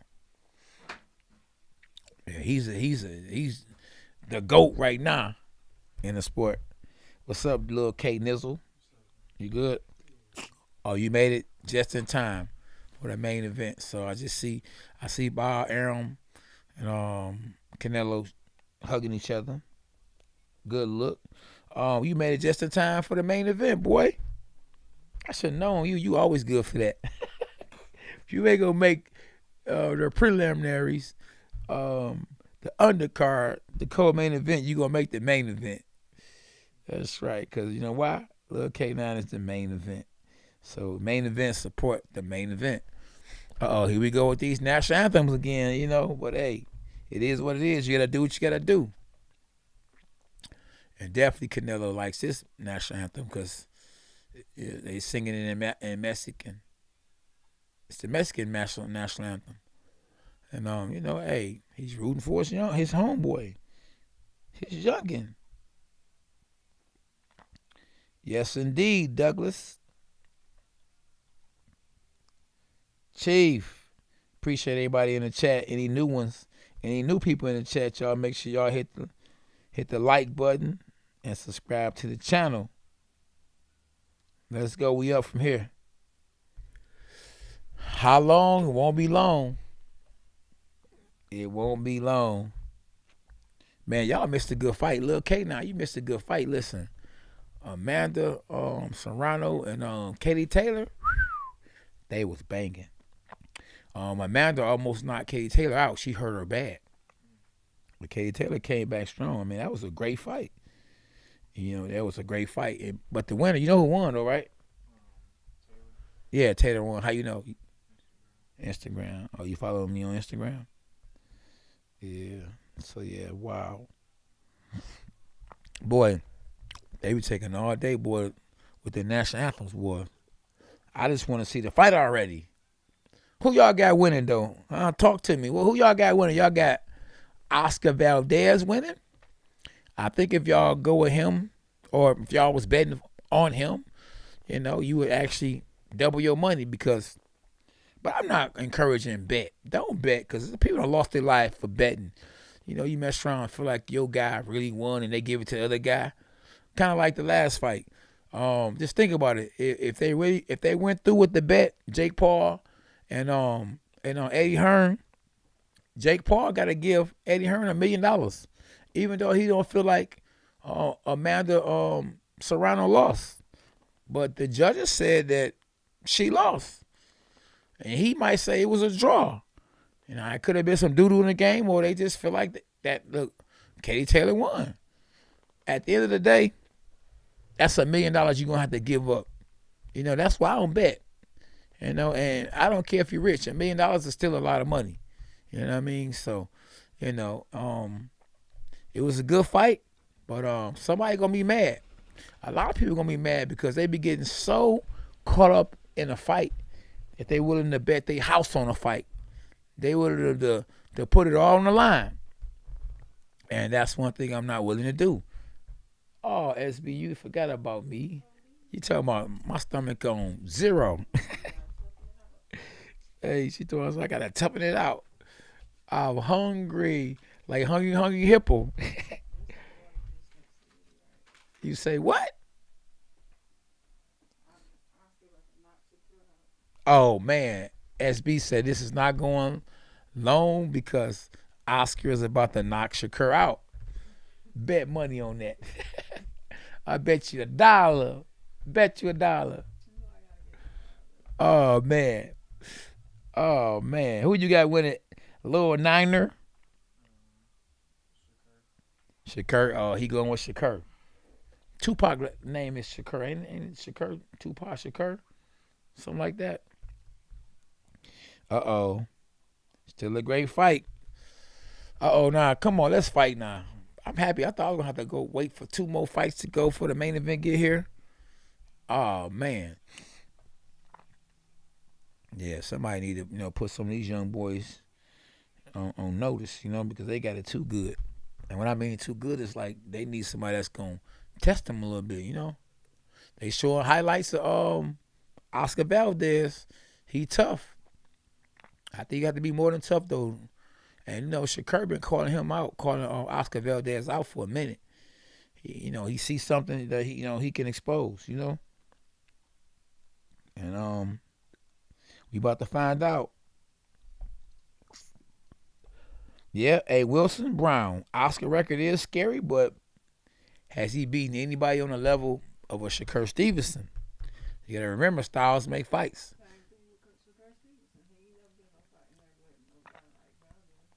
Yeah, well, Shakur Stevenson hasn't never been in there with a guy like Valdez, but I think that Herring was a stronger fighter than Valdez. I mean, styles make fights, but yeah. Oh yeah, no, listen, don't get me wrong. Listen, Valdez is strong. I just don't think that he is a big dude. I think if he was. We gonna see when they both stand next to each other. If he way bigger than Shakur Stevenson, then he got a good chance. He gonna need to be able to force his will. And how can you force your will if you're not the bigger guy? If you're not the bigger guy, you're not the stronger guy, but then you fighting like you the stronger guy, then you fighting right into the trap of Shakur Stevenson. And I'm just keeping it 100. Now, if he go out there, if Valdez, like I say, if he's bigger than than what I think, and he's, he can get some respect. Oh man, then we got ourselves a big fight, a good fight. And don't get me wrong, he definitely got experience. More pro boxing experience than Shakur Stevenson. Oh yeah, Hearn was tailor made, but Valdez is tailor made too. That's why you want to fight him. So what is you saying though, SB? Is you saying that you going with Oscar Valdez for real? No, what I'm saying though, who is you going with? Because just tell me who you think who gonna win. You going with Canelo? So Canelo is what? Oscar Valdez? Now there you go. It's just all cap. Yeah, so Valdez about to get dusted. Like Eric just said, you're right. He gonna be in trouble. And yeah, Herring beat Frampton, but that Styles may fight. Frampton was too little, and on his way out, Herring beat Frampton, but then Shakur beat Herring. So not a good point.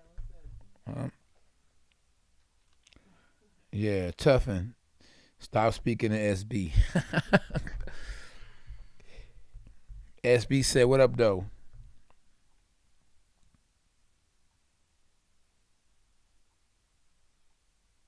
Man. It won't be long, y'all. They showing all these commercials, man. They trying to get out everything they can before the fight. Just come on with the fight. Oh yeah, they started half an hour late, but still they showing all this other stuff. Yeah, they definitely they showed it. They started a half an hour late on purpose. So why wouldn't they be showing the fight now? The ring walk's supposed to be at 11:15, and it's 11:40, and they showing people with smoke above their head. All these different commercials, like we watching the Super Bowl, like people paying for these commercials. Oh my goodness, another commercials. We actually on ESPN still? They tripping. And Bud is not gonna stop Spence, Daniel. So stop it. Stop it. No, he ain't gonna never stop no Spence. Spence ain't going nowhere. If anything, somebody gets stopped, it'll be Terrence Crawford. Spence is strong. Spence strong, and he coming. The dog is coming. Man down. And yes, Terrence Crawford chin is suspect. Remember, he got hurt by Gamboa. Yeah. Yeah, but he still got hurt by Gamboa. He a little guy. I don't know, man. So Shakur gonna have to, if he beat him, man, Shakur need to call out the winner between Devin Haney and Kambosos. I know they all in the same weight class, or close to the same weight class. So yeah, it's about to happen, y'all. How long? Won't be long. Yeah, tough. Yeah, tough, and you right. Spence would stop him, man. Spence ain't in to play with. I been said that before. You know, I didn't jump on the bandwagon just because Spence looked good his last fight. I been knew that Spence was the real deal. And so now they showing all the celebrities and NFL football players and basketball coaches. You know what I mean? Because it's the main event. I bet you they weren't showing all these guys at first. They showing a Nate Diaz guy. That guy stay drunk.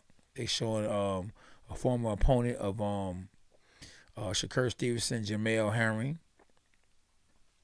And they showing Devin Haney, who got a fight coming up, and I think Devin Haney gonna be in trouble. I don't think he gonna. They showing Winky Wright. I don't think Devin Haney gonna beat Kambosos. I don't think it's gonna be easy at all if he do. They showing one of the pound for pound kings who's like he a little nervous because he focused. He won't, huh? He like he a little nervous. And they showing Canelo.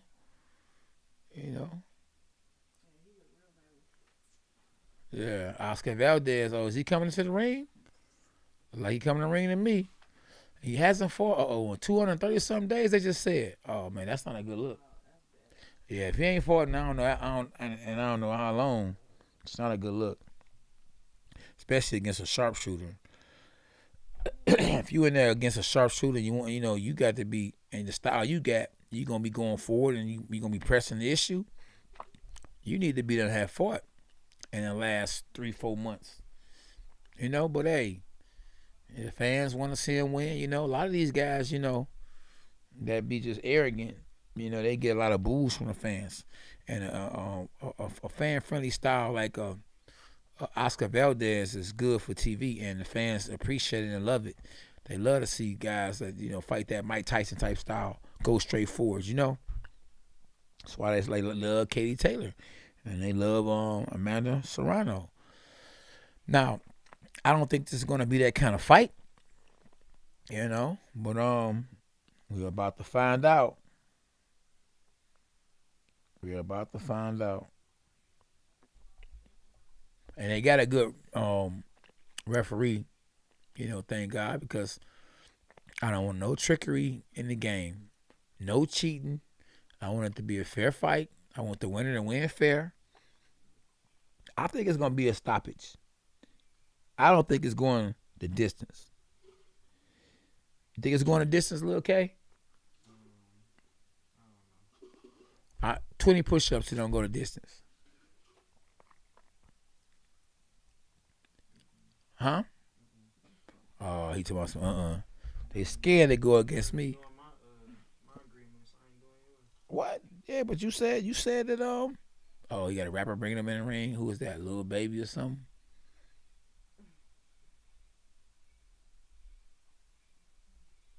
Oh yeah,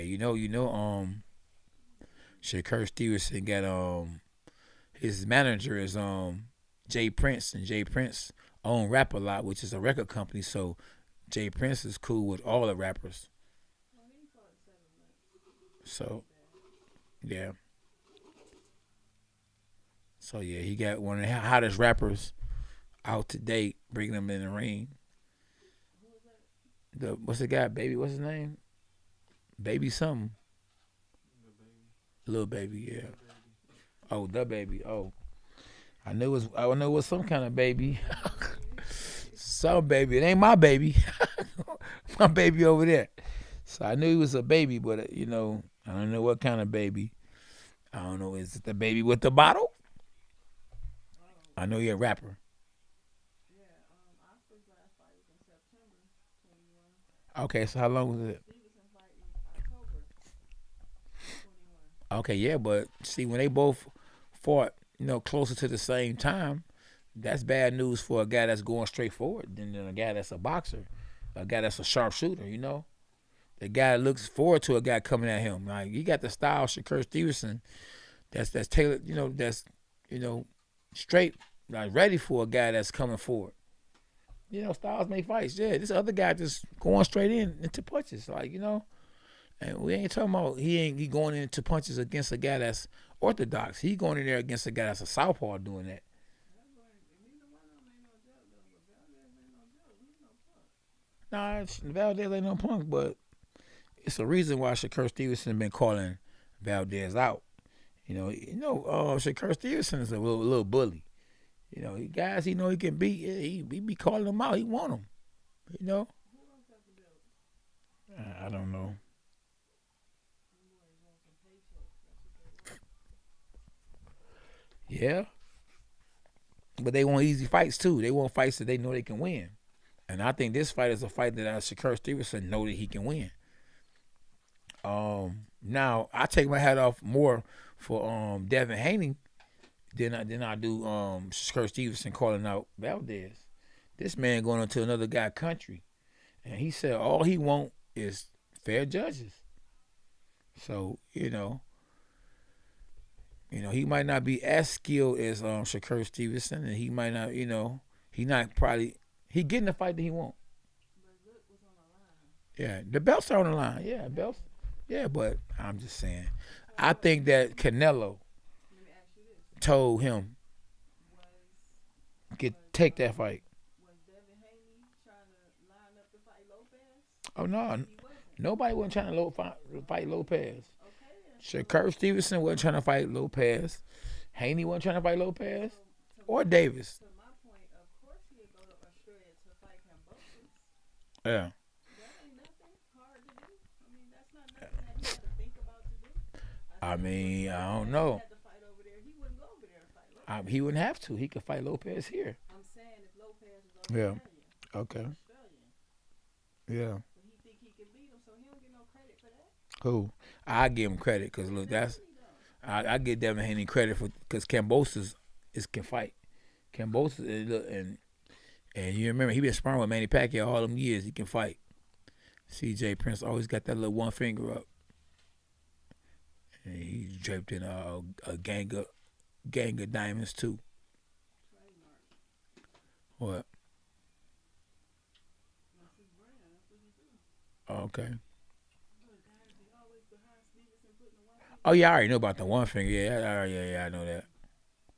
Yeah, I know that. I'm talking about all this little jewelry. I'm not used to sitting with all this jewelry on like that.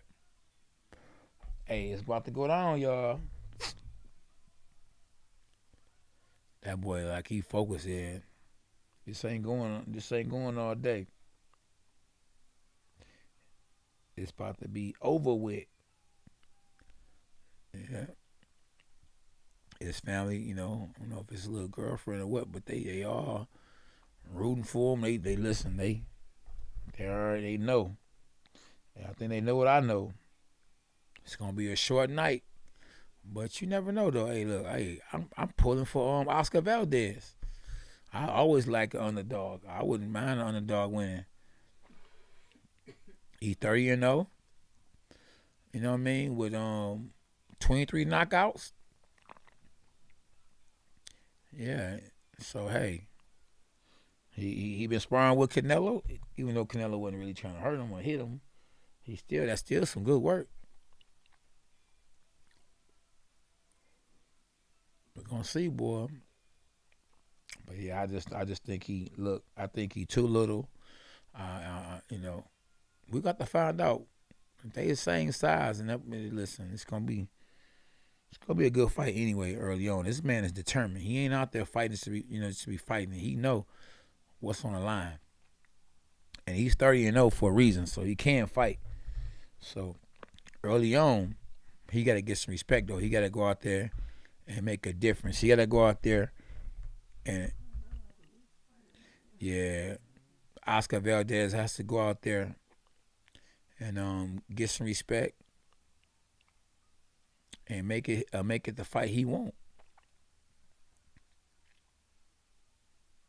Will we be able to? I don't know, but they look like they almost the same size, but just like I thought. Shakur look like he a little taller, like he a little longer, arms a little longer.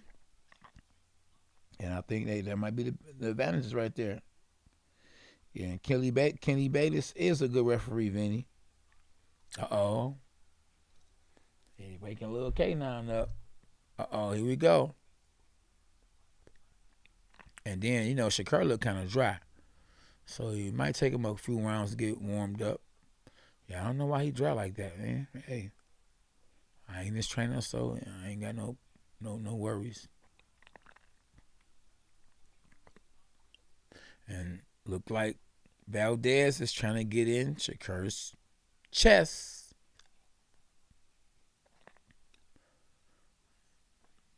Shakur holding his own, just trying to put the little jab out there, little flickery jabs. And Valdez is trying to put the pressure on Shakur. He just got caught with left hand. And good body shot from Valdez. I think Valdez needs to hit Shakur's arm, his right arm. Hit his jab arm. Don't just try to hit, the head. And then he's slipping, but he ain't slipping and getting inside. And then he threw a left hook, threw a real hard left hook, but then landed. And right now it's not looking good for Valdez. Don't even look like he can get inside.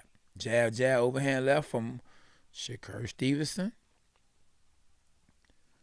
And, I don't know. One thing that Valdez can't do is stand in front of Shakur Stevenson and really not do nothing. I mean, don't seem like he can find a range to get inside. He's moving, got his hands up. He's getting low. Oh, good body shot. But he's throwing all these looping shots. He's trying real hard to knock out Shakur and missing. I mean, land the jab before you try to land the overhand right. He done threw 2 shots real hard and missed both times. So, I mean, don't be anxious for nothing. It's in the Bible. Good jab to the body from Valdez. Good little jab back from Shakur Stevenson. Shakur is trying to get respect by throwing overhand lefts. And, he doesn't seem as strong as I thought he would look in the fight. Shakur Stevenson, that is. And, Valdez is actually trying to make it a rough, tough fight. He's trying, but he's overshooting. He's trying to punch so hard that he's missing and he's throwing shots and falling off balance. Good little double jab left hand to the body from Shakur Stevenson. I think that Valdez needs to hit the arms. When Shakur Stevenson throw a jab out there, hit his hand, hit the elbow. Don't even worry about the head. Little pity pats from Shakur Stevenson, just trying to keep Valdez at bay and trying to line him up with the overhand left or a left uppercut or the straight left hand down the pipe. Good body shot from Shakur Stevenson. And Valdez has his hands up, but he ain't doing a whole lot. Good body shot from Shakur Stevenson. And Shakur Stevenson is not doing nothing but just pity patting and keeping his opponent at bay. Jab, left hand to the body. And so far, Valdez hasn't got anything established.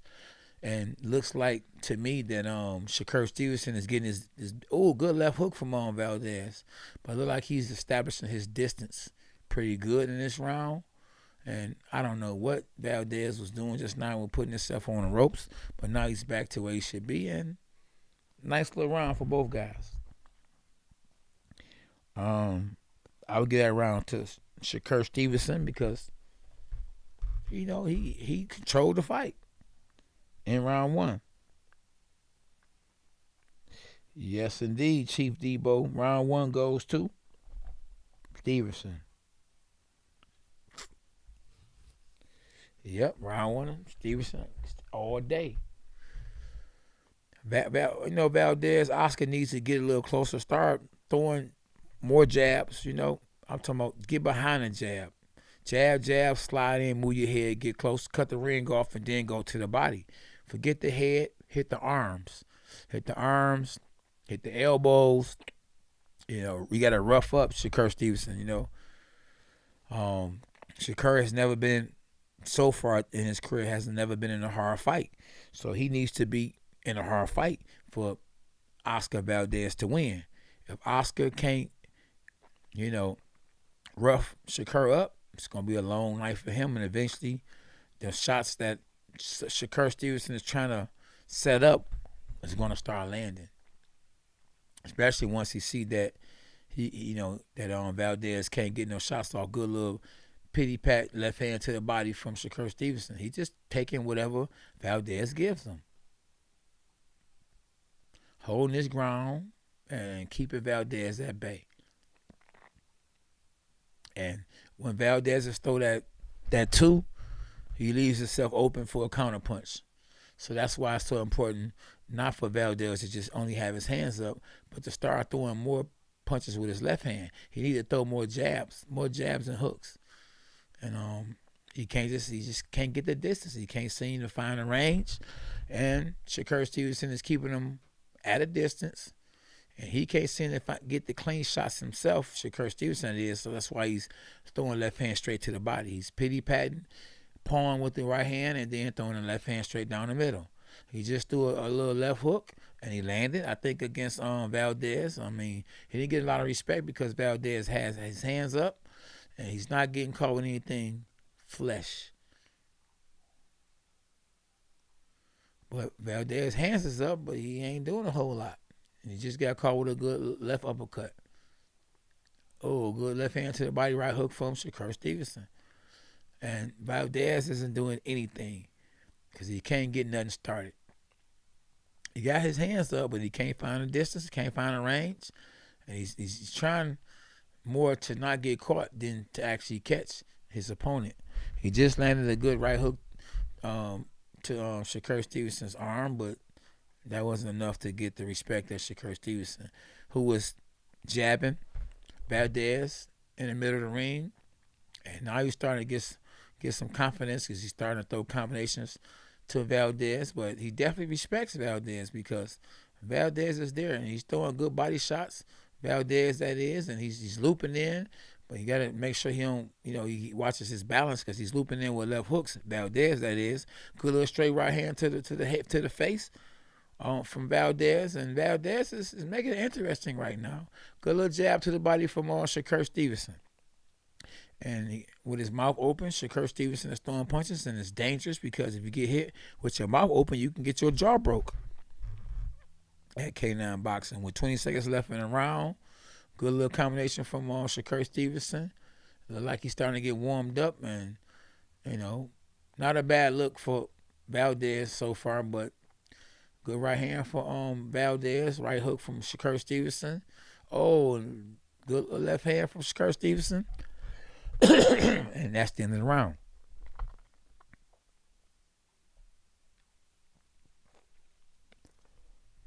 Well, this fight is not better than the Amanda Serrano Katie Taylor fight thus far. It has the hype behind it, but definitely not better than that fight. That fight was a banger. Wasn't it, SB? Oh, most definitely.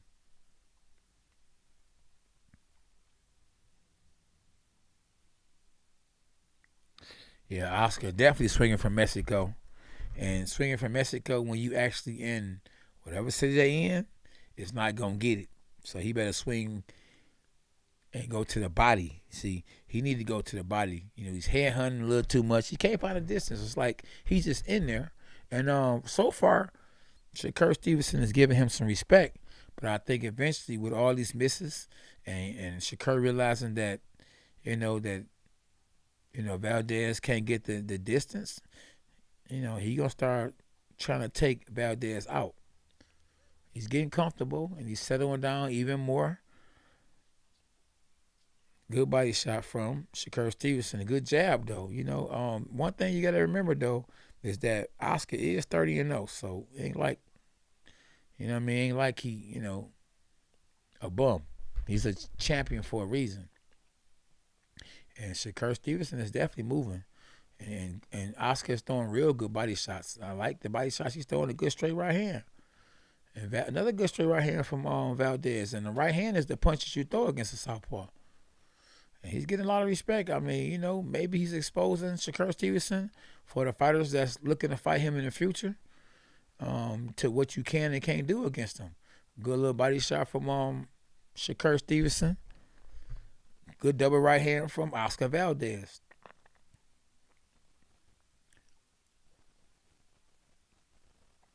Neither guy's doing anything right now. Shakur is really just trying to find a distance, and he's trying to figure out an opening. He's throwing a lot of double jabs, left hands to the body. And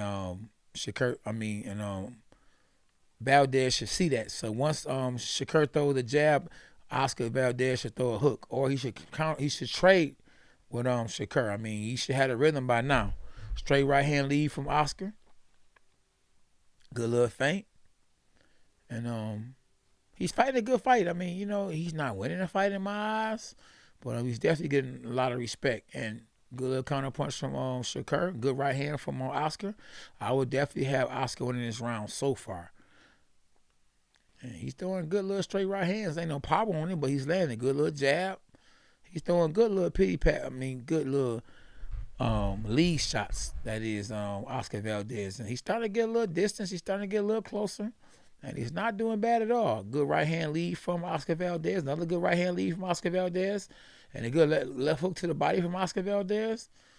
And he isn't doing bad, And Shakur trying to play it off by smiling, meaning that, he's affected by some of the things that the other champion is doing. Oscar Valdez, that is. But Oscar needs to get off the ropes because he didn't want to get pop shot by Shakur Stevenson, who just threw a combination of a body shot and a right hand lead from Oscar Valdez. And he's back on the hunt again with 18 seconds left in the round. Good little right hand body shot from Oscar Valdez. I got Oscar still winning this round with 10 seconds left. Good little body shot from Shakur Stevenson.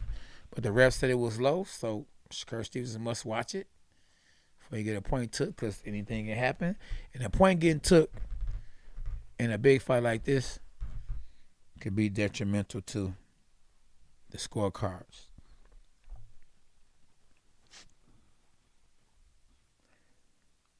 Man, 2-1. Super Funk Master got it 2-1. Jane Butts, what's up though? I don't know. Look like I thought he was gonna stop Valdez, but if Valdez keep on fighting like this, he won't be stopping him. No, sir. No, sirree. Oh, Valdez is doing good though. I mean, he definitely came to fight, but it's not enough to win a fight. He need to do a lot more than what he's doing right now. He's just in there, He's just in there. He's putting pressure on Shakur, and he's landing some good straight right hand leads. But he need to come back with the left hook, or throw the right hand lead and then go to the body with both hands. And I don't think Shakur wants to take a lot of chances and trade with Valdez, because Valdez is gonna be trying to throw the hard shots, the hooks and stuff. So if Shakur trades with him, he could stand to get caught with a trade left hook or something. So Shakur is trying to figure it out. He's throwing a lot of different punches. He has a lot of arsenal, but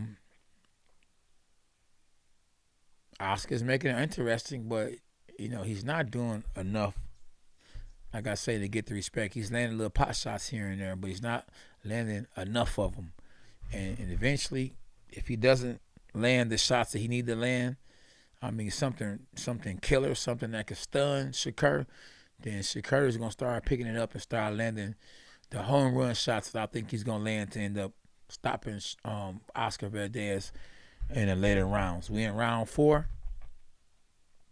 In a interesting fight, and Valdez is getting low, but he's not coming up with nothing.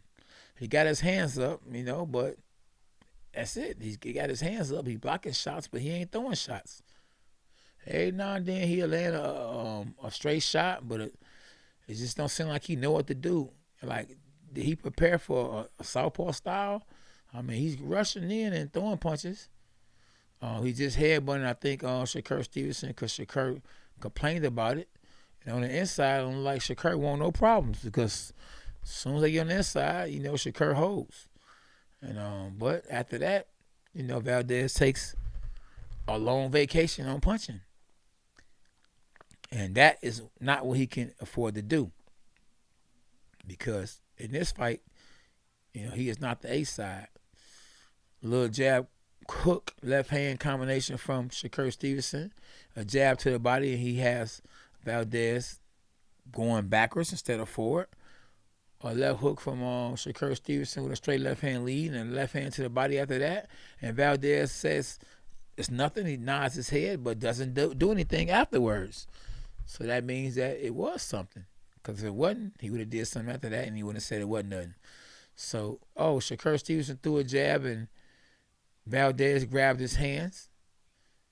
And he looked at the referee like, oh, can he do that? Yeah, he can do that.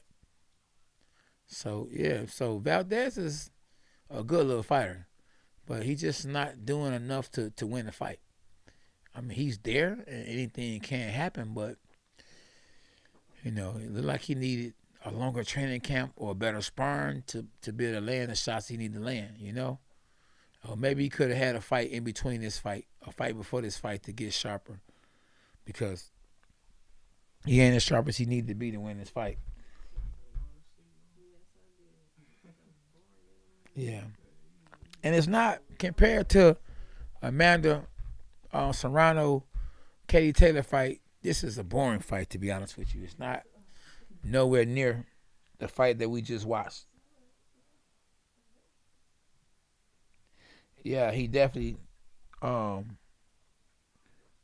becoming predictable, Wilson, because, you know, I mean, you would think that that Shakur Stevenson would have planned for this kind of fight style, because this is the only style that Oscar Valdez would have to employ to do in a fight against him.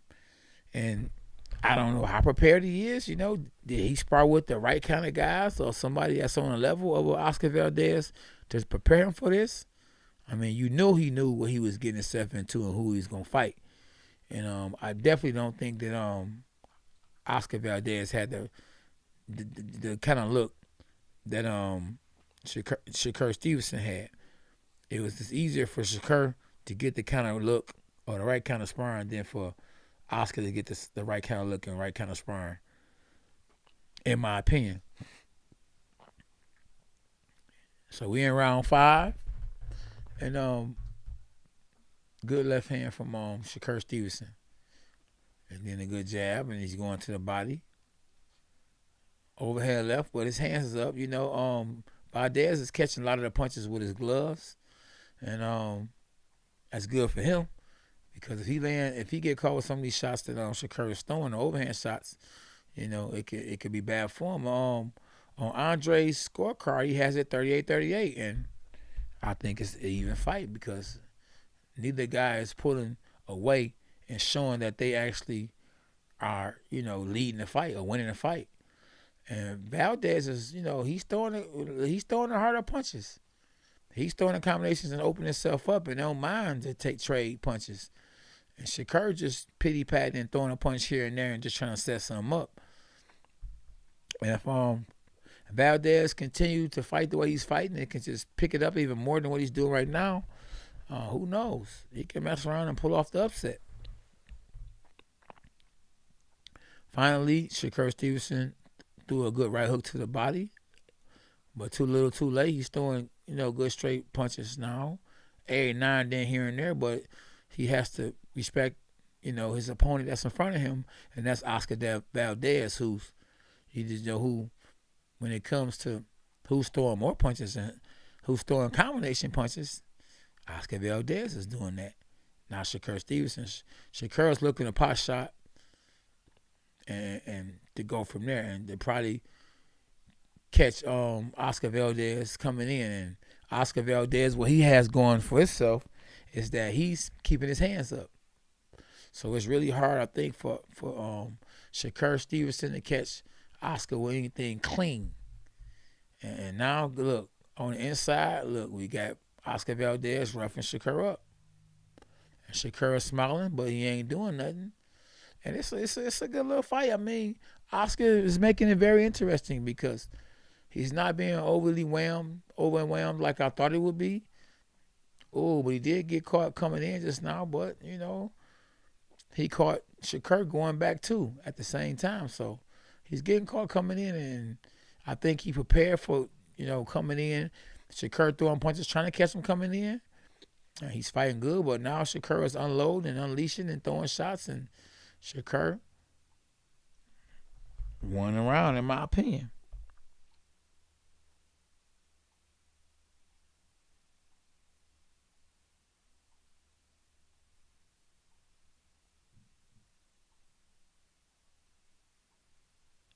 So James said it turned into a dog fight.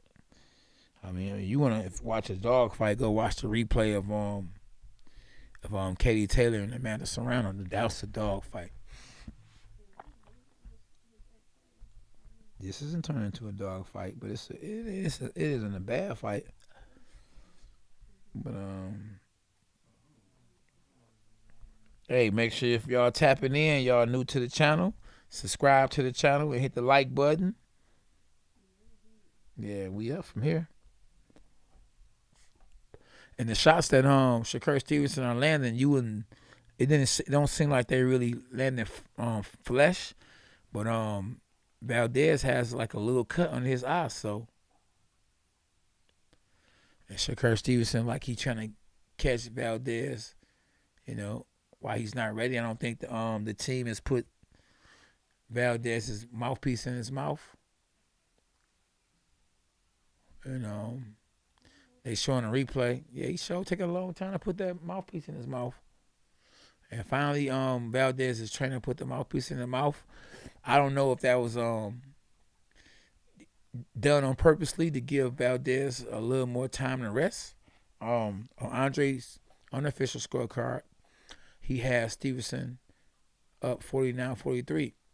Oh, that is definitely a knockdown because Valdez threw a hook and missed and was off balance. And when he turned around, he got hit with an uppercut from Shakur Stevenson, and it was a knockdown. Protect yourself at all times.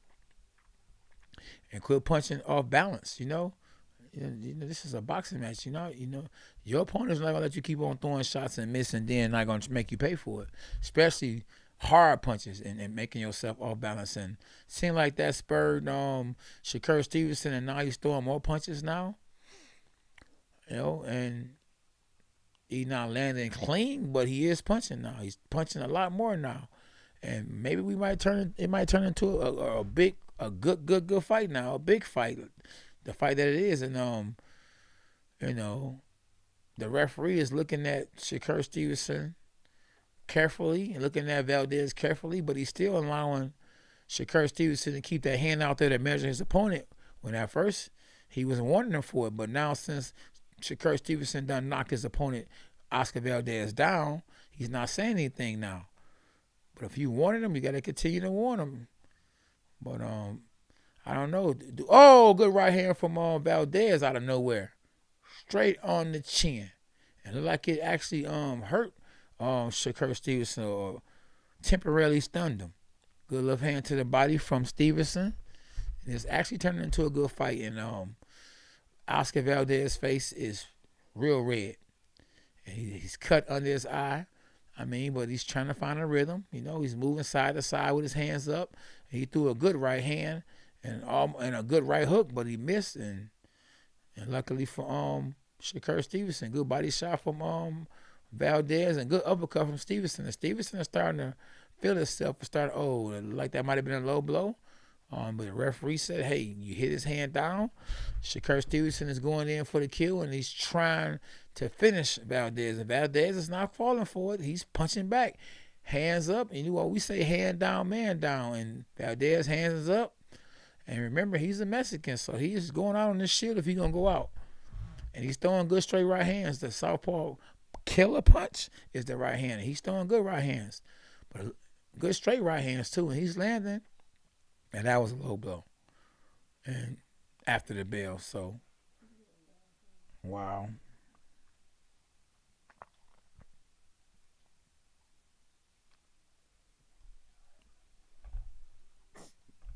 Yeah, that was they showing a replay, and that was a good, good straight right hand. I watched it showing a replay when he threw a punch off balance. And no, he did throw the punch. Now, when he missed the left hook, they showing a replay. He got hit on the arm and fell. I mean, he still threw a punch. It wasn't no clean punch, and I don't know if that was a knockdown, but he landed a punch on him. It wasn't a clean punch. Luckily for Valdez, it wasn't a clean shot, because if it was, he might not have got up.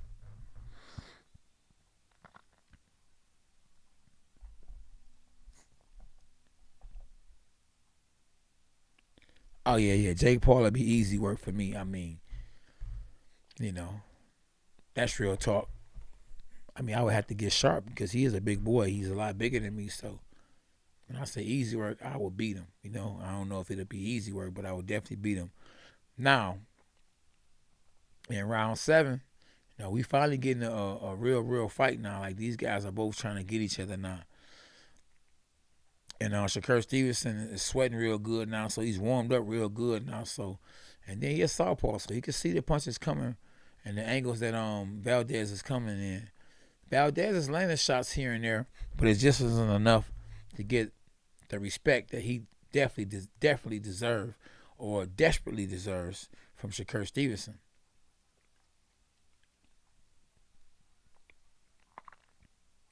And Stevenson is basically doing what he want to do in there. Like, whenever he sees his opponent coming at him, he holds or he moves. And then he goes back to trying to control the fight with his jab. So he just turned him. He just got caught with a body shot, another body shot from Valdez.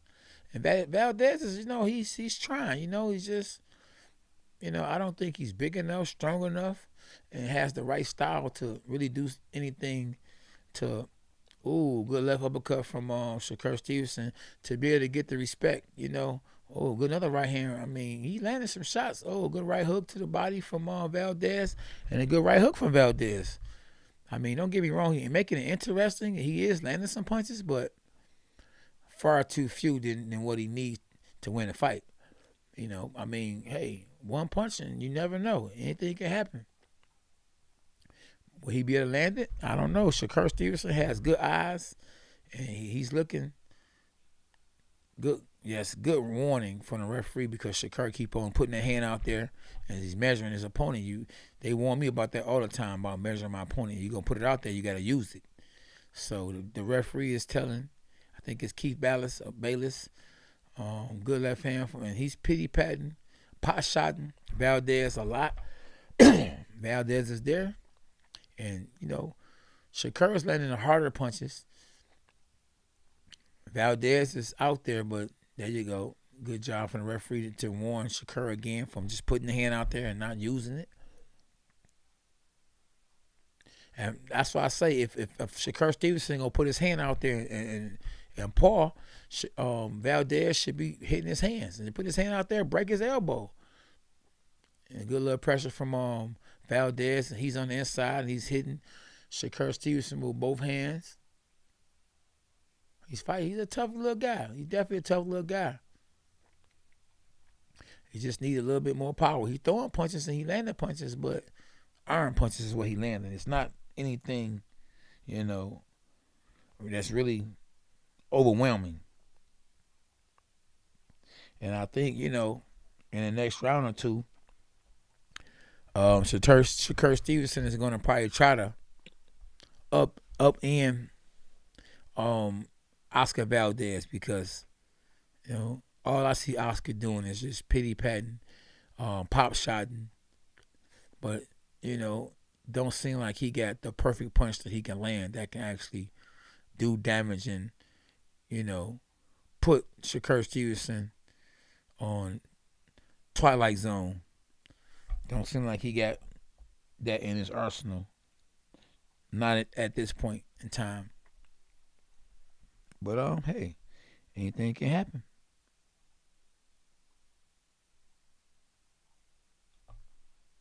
Oh yeah, Valdez is a fighter for sure. You know, he going out there and giving it his all, but you know he can't really find a distance. He can't get his feet set, and like every time he gets close and try to land something good, Shakur Stevenson either moves or holds. You know, so he there now, and guess what? As soon as he get there, he get there, Shakur Stevenson holds, and that's a smart tactic. Why not hold? You know, that's a part of boxing. You know, they don't take points from you from just holding when you first start holding. You know, both guys are holding and hitting right now. Oh, and the referee is allowing them to do it, and I think Shakur got the better end of the stick because he hit him. He hit Valdez right when the referee said break. But definitely, Valdez is landing some shots, but it's arm punches. You know, landing a lot of arm punches. I don't see him landing anything telling that's gonna really get the respect that he needs. He desperately needs, and but he's punching. You know, he there fighting. You know, he ain't no scrub for sure, but he's not doing enough to win the fight. He's there. You know what I mean, and that's it. Shakur is there too. I mean, Shakur isn't doing a heck of a lot either, but he's landing the better shots.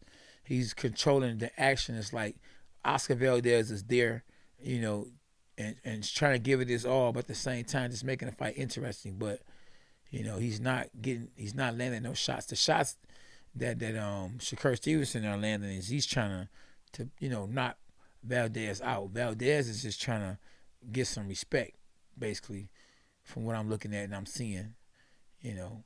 And whenever he throws the home run shots, he's actually putting himself off position, off balance, and giving Shakur Stevenson a chance to actually catch him with something that he don't see and knock him out. So he definitely need to keep his balance.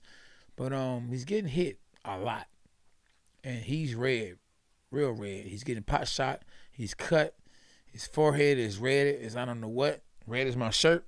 And but he's still punching. He's landing shots here and there. There you go, putting a hand out there to measure his opponent again. Shakur Stevenson, that is. But yeah, Valdez don't look like he going nowhere. And Shakur Stevenson isn't looking like I thought he would look. I thought he'd have a field day with Valdez. But Valdez is a champion. He came to fight, you know. And he ain't going out without a fight, you know. But you know, he don't have I think the right style, or he just ain't strong enough to be able to get the respect from Shakur Stevenson that he needs. And Shakur Stevenson is just pot shotting and hitting them all night long. Appreciate everybody in the chat. Thanks for staying up with the champ. 12:24 p.m. or 12:24 a.m. Eastern time. Yeah, that's their foundation. It is you don't supposed to be able to do that. They don't let me do it, so I let them do it. Yeah, you gotta bring that back to that Taylor Serrano fight. You ain't lying. Yeah, Valdez done won a lot of rounds, you know, but he ain't, you know, he's not effective in what he's trying to do. He got a good idea of what to do, and he's doing, you know, all right at what he's doing. But listen, he down, and if change the fight and win these next 3 to 4 rounds, he about to lose on the scorecards. And Canelo looking at him like, I wish I could fight for you, but he can't. I mean, you know, he was there with him. He wanted to win, but I just don't think he got enough power, enough strength to beat Shakur, you know. Shakur, the longer fighter, you know what I mean, got good balance. He can throw in good punches in different positions, you know. He know when to hold. Good right hook to the body from Valdez. 3-4 right hooks to the body. But it's not affecting Shakur. Shakur looking like he looking when he first actually got in the ring. The same. I don't see no cuts. I don't see, you know what I mean, no bruises. You know, look like he's been affected at all, you know. And Valdez is basically like he's fighting for his life. He's fighting not to get knocked out. It's like if he don't throw any meaningful shots, then he gonna mess around and get caught with some meaningful shots. So he gotta punch and have his hands up the whole fight just to stop from getting knocked out. If it's gonna be a knockout, I mean, it looked like it'd be Shakur Stevenson knocking out Valdez, you know, with something clean. And, you know, it's good that Valdez has his hands up and he's blocking a lot of the punches, but a lot of the punches are actually getting in because you can look at his face and tell. And then don't get me wrong, you know, good right hook, the best punch of the fight for Valdez, but he didn't land it. Good straight right hand. So he landed his fair shots, you know, but he ain't landing nothing, you know, that's getting Shakur's attention. Like Shakur's there all night. When Valdez comes in, Shakur takes a little step back or he holds, you know, and look like he's slowly but surely wearing Valdez down. And like he gonna go for the kill maybe in the next round or two, if not this round. And them body shots are paying dividends for Shakur Stevenson. With 50 seconds left in round 9, I don't know how long it's gonna be, but listen, Valdez has the heart of a lion, and he's landing. Like I say, he's landing a lot of shots. That little straight right hand down the middle, he landing it. He just need to come back with a left hook to the body after that, you know, because the one shot is not gonna get it for him. And I mean, he ain't doing bad. I mean, his country and Canelo and all them guys could be proud because he is giving it his all, and he is landing some shots here and there. Good body shot from Shakur Stevenson, hands up for Valdez, but he's blocking, but he ain't throwing them back. And Shakur got to respect Valdez because he is punching. Like, you know, it ain't like he ain't in there ain't punching back, you know. But he's getting beat up. And, you know, thankful for him. You know, we only got 2 rounds to go. So, yeah, Fraternal House, we appreciate who is that? Wilson Brown. Oh, my bad, Wilson Brown. Appreciate you for the super chat. Yeah, hashtag dogs are us. TNK9 in the building. Appreciate you, Wilson Brown. All love. The Fraternal House, appreciate the comments. He said, K9, you're the best. Yeah, we definitely appreciate you, WB. Not Warner Brother, but Wilson Brown. Hashtag dogs are us.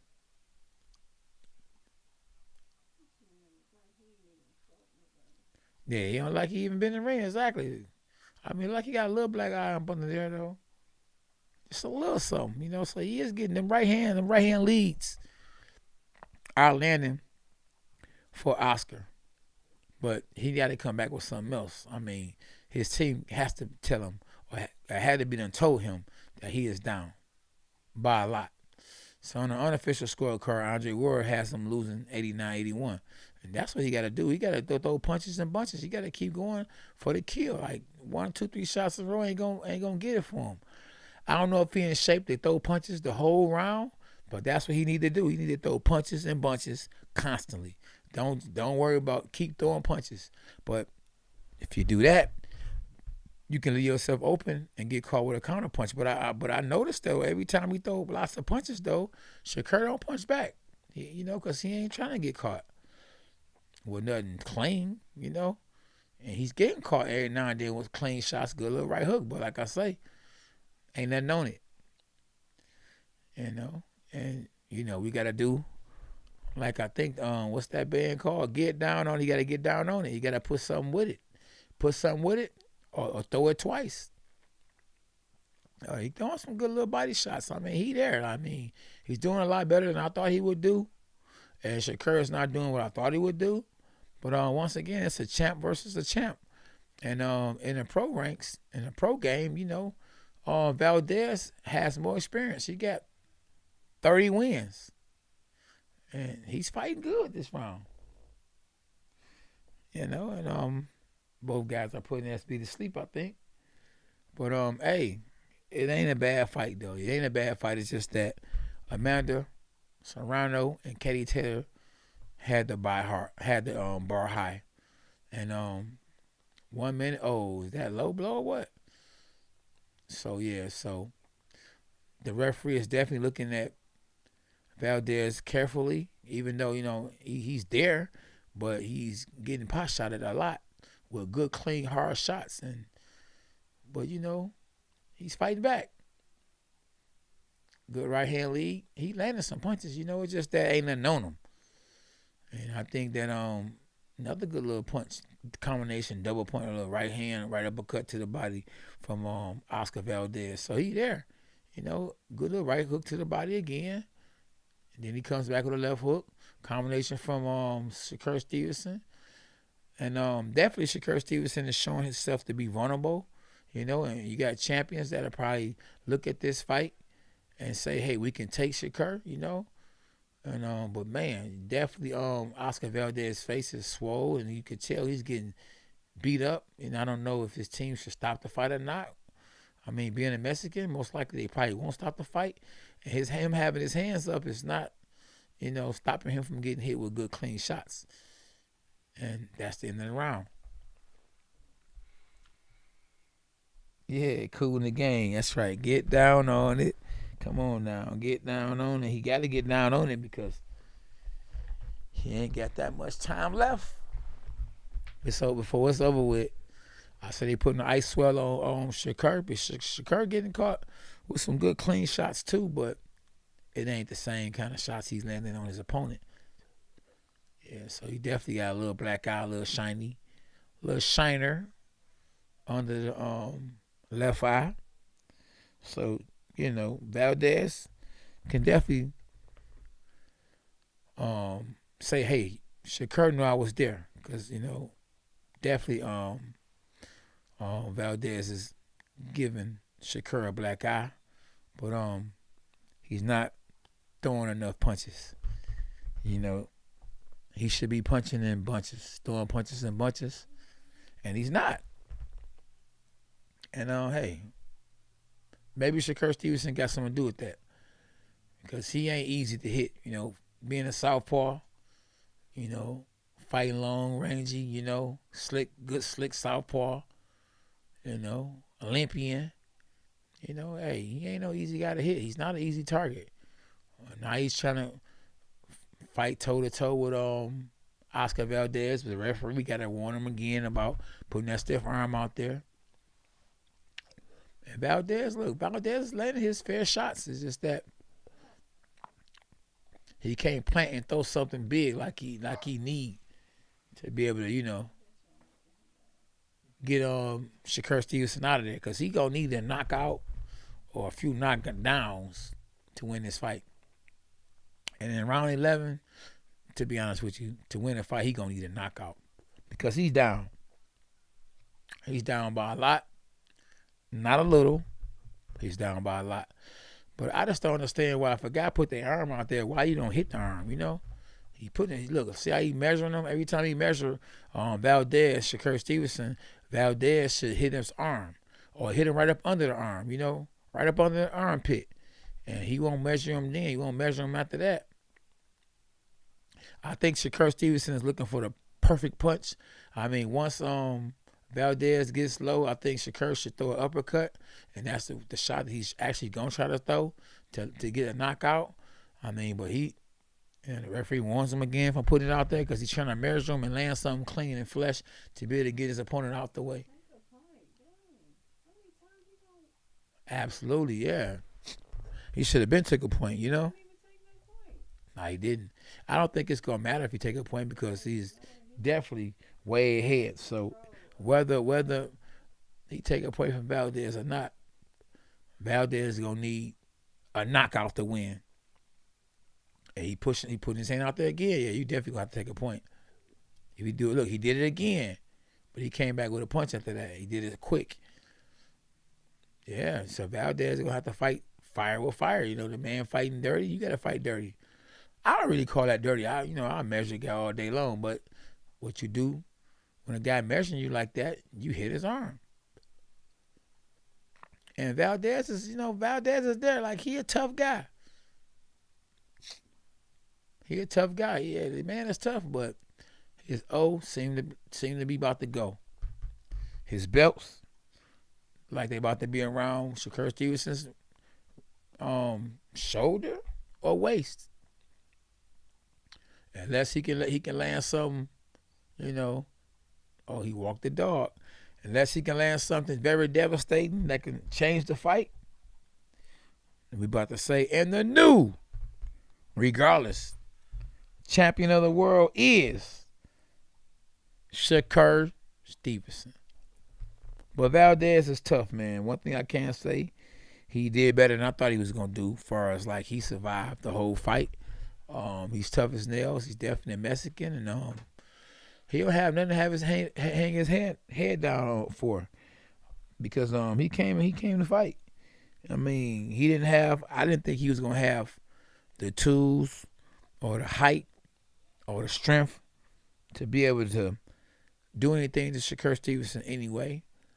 And Shakur has shut Valdez out. I think a win for Valdez is that he went the distance and he didn't get stopped. And he actually took the fight. He didn't have to take the fight. I don't think that he thought he could really beat Shakur Stevenson. I think he was really forced into this fight. I mean, you fight the fight because you want to win, but I think that Valdez wasn't looking forward to fighting Shakur Stevenson, but his team said, let's do it, And, having the heart of a lion, he said, let's make it happen.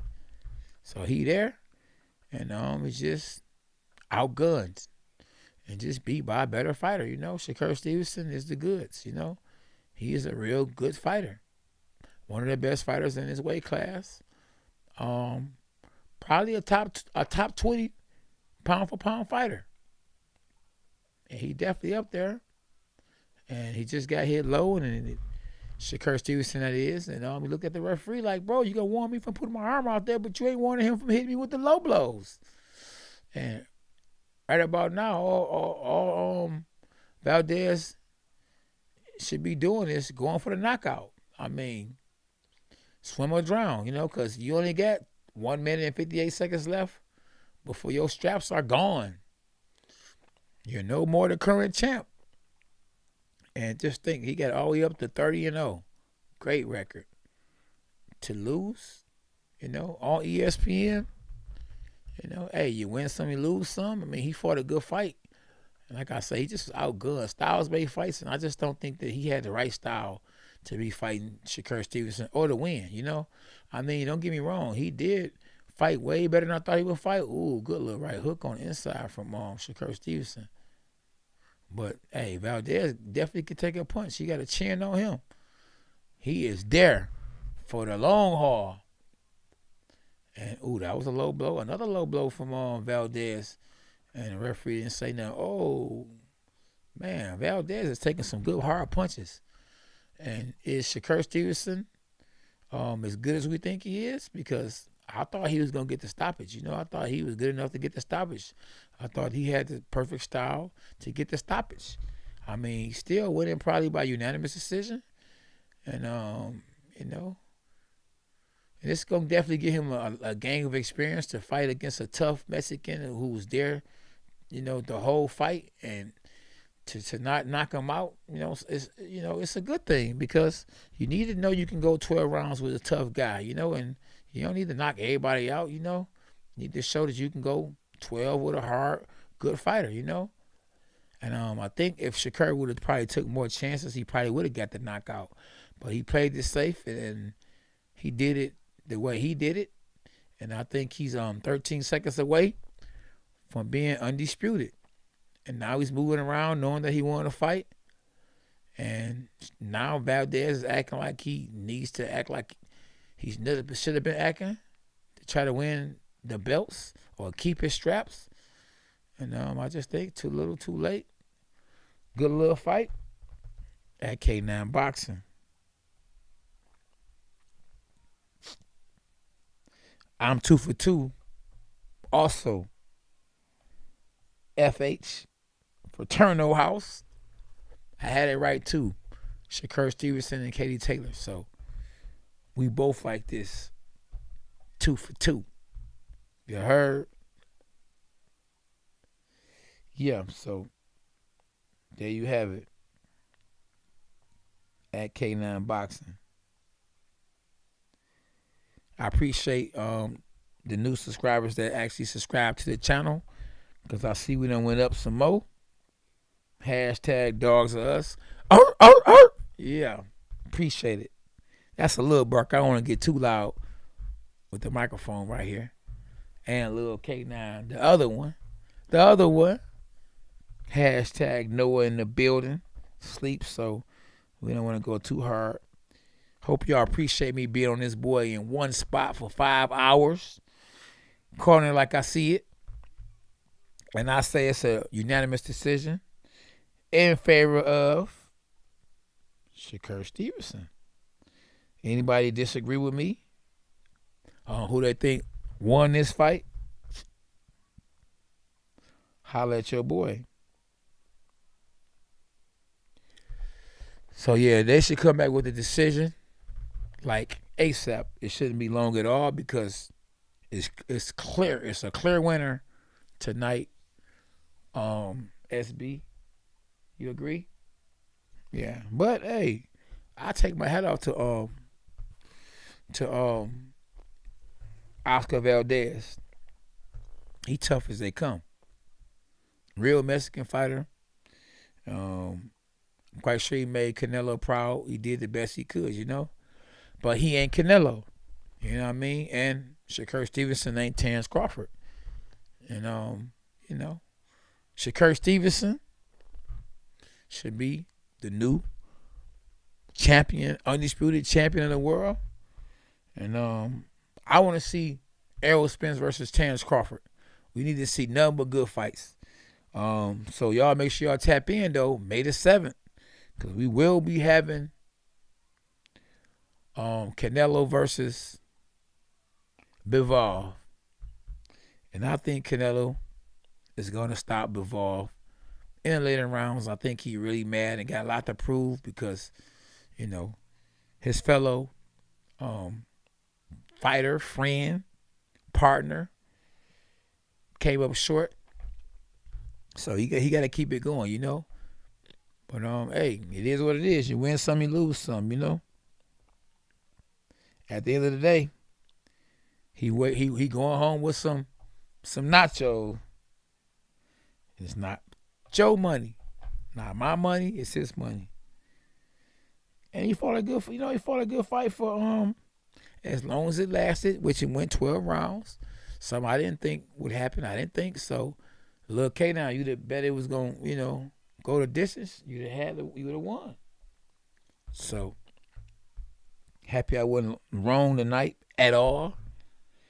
Canelo beats Bivol in a unanimous decision or a late stoppage. I think it'll be a late stoppage. Now Bivol do have skills, so I mean, it ain't like Canelo just going just walk him down and just And I don't think that he's scared of Canelo like some of his opponents were. I look forward to seeing Triple G and Canelo, only because I think Canelo gonna stop Triple G this time, and it's gonna be big news. That we done saw a great like Triple G, get stopped, and I hope he don't get stopped. But I mean, I think that's what's gonna happen. Because Triple G is past his prime. He ain't the boogeyman no more like he used to be. Everybody would be scared of him. Not anymore. And he hasn't been looking that good, that sharp. So we about to say who the winner is. I'm about to hear what they saying. SB.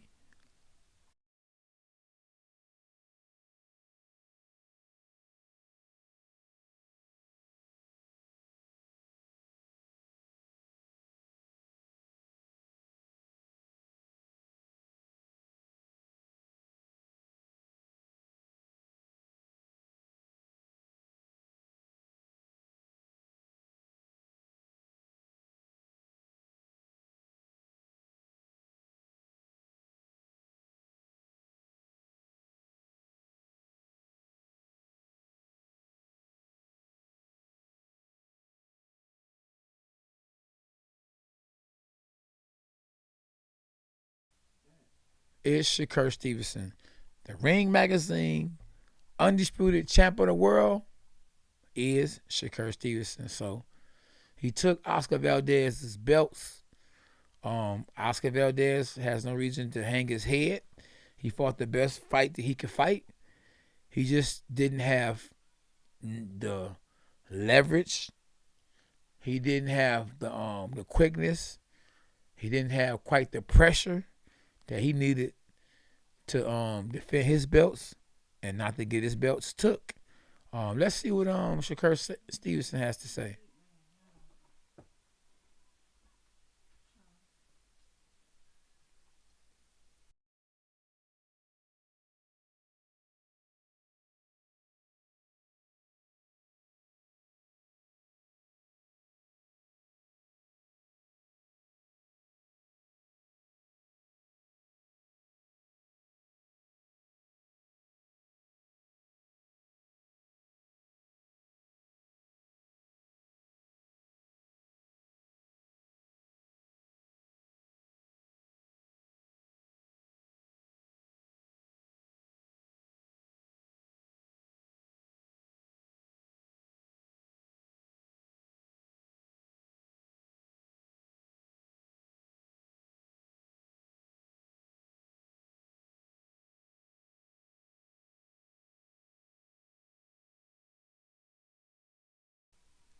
So Shakur Stevenson, after his big win, proposed to his girlfriend and asked her to marry him. And she said yes. So they go to champ. So we're gonna see, what's next for him. I don't know what he's saying right now, but don't matter. We all know that he wants all the smoke. He has all the belts. I mean, the Ring Magazine, the WBO, WBC. He has a fiance now, and the sky's the limit. Where do you go from here? Man, I wouldn't mind seeing him with any of the champions in his division. I really want to see him against Gervonta Davis or against Devin Haney if he was to beat Kambosos, or Kambosos if he was to beat Devin Haney, or Lomachenko if they're in the same weight class. Or Gary Russell Jr. I want to see him, or Teofimo Lopez. I mean, it's a lot of good fighters out there I wouldn't mind seeing them against. I wouldn't mind seeing them against Isaac Cruz. That pit bull ain't nothing to play with, And he showed that he's good at fighting southpaws. Look what he did to Gervonta Davis. I think they robbed Isaac Cruz when he fought against Gervonta Davis. That's just my opinion. You know what I mean? And I think that if Floyd knew that Gervonta Davis was gonna leave him, then they would have called it the way it should have been called. And the new champ of the world, Isaac Pitbull Cruz. But at the end of the day, Isaac Cruz stock went up from there anyway. And as you see what he did to Gamboa, the guy's a threat. And whoever he gets in the ring with, they better be ready. Because he's the Mike Tyson of the division. And he's trying to knock everything out. And I just love his style.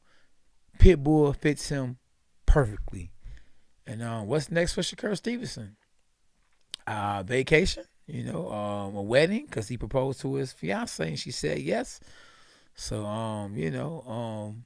Amanda Serrano put on a good performance. Unfortunately, she has to be on a losing side of the stick, but she fought a good fight and definitely was the fight of the night. Katie Taylor versus Amanda Serrano.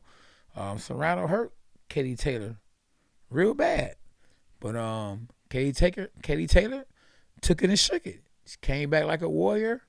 She threw more punches and she outpointed Amanda Serrano. Now, I would have called it a draw, but definitely I wouldn't mind seeing a rematch. And since Katie Taylor won in Ireland, I think the crowd will come out, the fans will come out. It'll be big over there, and they'll be fighting. They'll fight a good fight again, and they'll break the bank again. What a great night of boxing. Always a great night of boxing at Team K9, at K9 Boxing. Appreciate y'all, man. My twins appreciate y'all.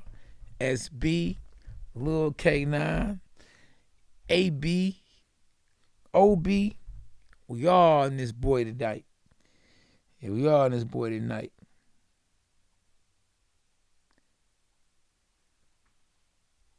I knew Stevenson would win too. Stevie J all day. General, what's up, the General? Hashtag dogs us. Yeah. Let's go, champ. Oh, yeah, Boxing MMA 365. Appreciate you for tapping in. Big up, K9, and everyone. Bless up, and I'm out. I appreciate you, General, for tapping in, my dog. One love. Share this video, y'all. Share it with your peoples. And like I say, man, hit the like button if y'all haven't hit the like button, and subscribe to the channel and hit the notifications. All right, little K9. Little K9 out. The champ, the future. What's up, Richard Russell? What's up, OM? Atioko. M. Bazana? Sorry if I butchered your name. I appreciate everybody for tapping in. Oh, yeah, definitely. I feel you, toxic gameplay. Boy, we up in this boy tonight. So yeah, I think they got the right call. Winner by unanimous decision. It was definitely the right call. But hey, man, listen. He showed a little vulnerability in the fight with his opponent, Oscar Valdez, that hey, he can get hit. And hey. But he a great fighter. You can't take nothing from him. He did what he had to do to win. At the end of the day, a win is a win. He was flawless. He barely got touched. He got a little hickey up on his eye, but this boxing. You're gonna get hit. You're gonna get touched. But he never got buzzed. You know what I mean? Neither did Valdez. Like he said, Valdez is definitely a good fighter. He could definitely take a punch. And he'll be champion again, You heard it from the champ. The undisputed champ even said that. So, great night of boxing. Always look forward to putting it on for my peoples. No, I didn't think that the Oscars power would play a role. I just didn't think so at all.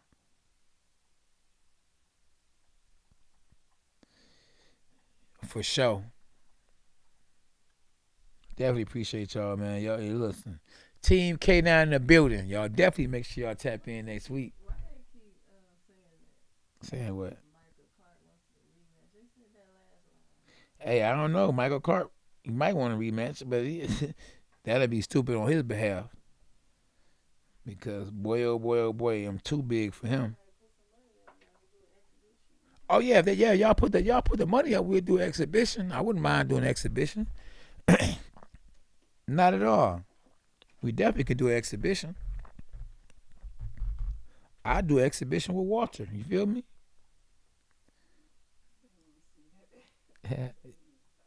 Huh? Oh, yeah.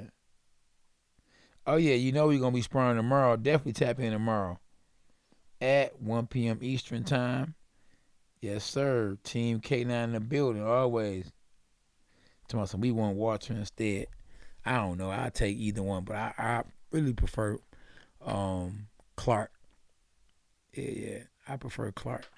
Because Clark going to talk that talk. He going to make it interesting, I don't know what Walter on nowadays. You feel me? I'll beat either one of them regardless. But, yeah. Either one of them can get it. Yeah, see, Walter look a little chubby now. There you go. So yeah, he probably wouldn't be able to get in shape. And he probably wouldn't, if I tell him to come down to a certain weight class, he probably wouldn't even do it. And I ain't got time for, some no bull crap. You gotta be business, When you get to the top of the mountain, when you get them boys back there, when you become a two-time world champ, you know how professional things supposed to be, And I went from the contender and a contender to a world champ, so I know exactly what's supposed to happen, how it's supposed to happen, and what professionalism is. But definitely, man, them girls, man, listen, that was a great fight. I ain't gonna lie to you, man. Listen, um, Amanda Serrano has no need of having her head down. Yes, she can be upset a little bit because I kind of felt like she got robbed. Because, I think at the end of the day, when she hurt her opponent, I started leaning towards her more in the fight.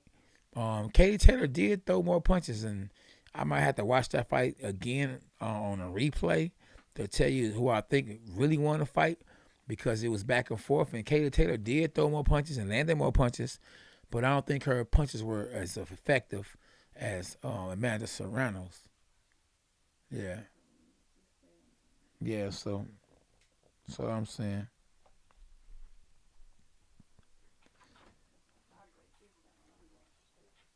Hey, right away to SB. Right away. You coming right back. Okay. Uh-oh. Hey, can you get my chips, though? I got them new chips in there, please. Definitely need some chips. They in there, the new ones. The red ones. Yep, they the red ones. You know what I'm talking about? There you go, sun chips. Yep. Yeah, tell them again, Toxic. Toxic say the oldest super welterweight champion of all time. They probably don't know that. They need to know that.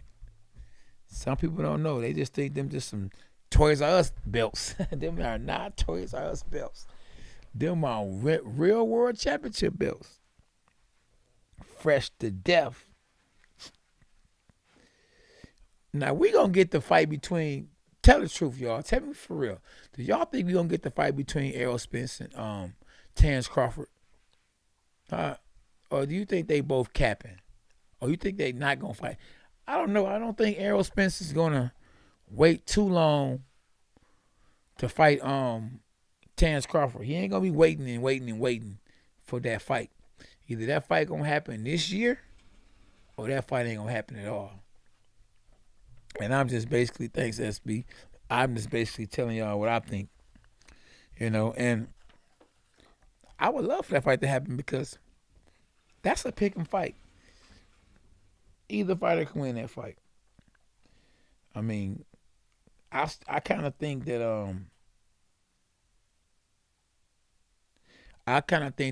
Errol Spence will win that fight, but Terrence Crawford has never lost. Neither guy's never lost. And Terrence Crawford do have a style, that can give anybody problems because he's a switch hitter. So that fight could go either way. I just, in my opinion, in my humble opinion, I just think that Errol Spence is just too big for Terrence Crawford. And that's just my opinion. But who knows? Because Terrence Crawford said, y'all don't let me get used to this division. So he feel like he done grown into that division, that he's strong enough to compete with the big boys. So, I don't know. Rashad said it's never going to happen. I hope you're wrong, brother. I hope you're wrong, and I hope it do happen. But if it do happen, who y'all going with and why?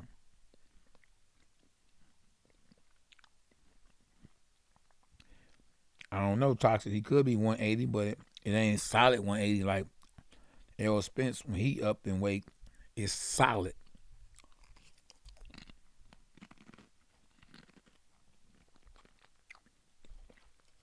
I don't know, man. One thing for sure, if both guys fought each other, they stand to at least make $50 million a piece.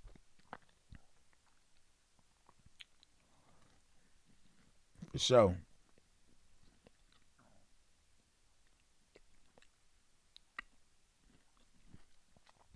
I don't know. Rashad, I might have to go with the robot.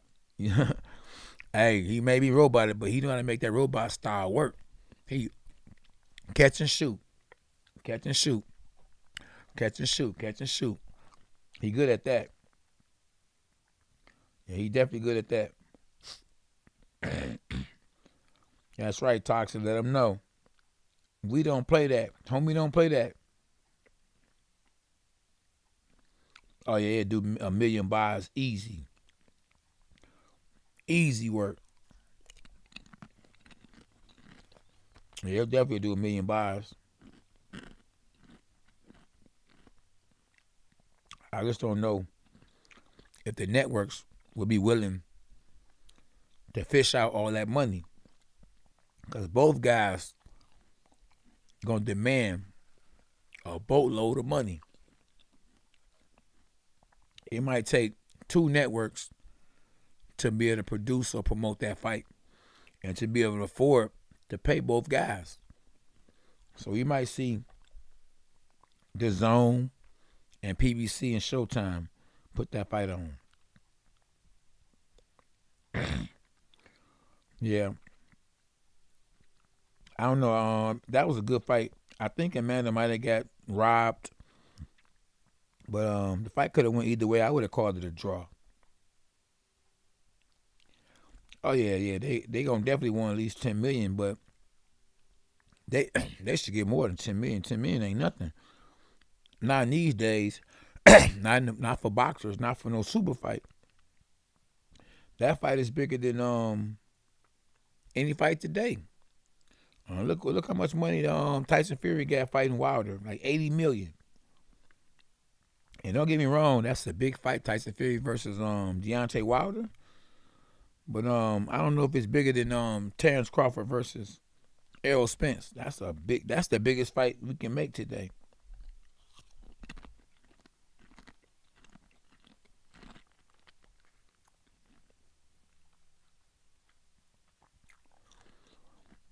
Yeah.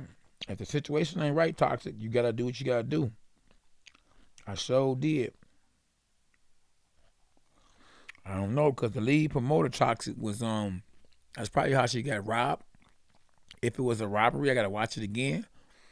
The lead promoter is Eddie Hearn, and Eddie Hearn is promoting Katie Taylor. So it don't matter where you fight at. What matters is who is the promoter, who is getting the judges and the referees. See, if I'm getting the judges and the referees, they gonna know they work for me.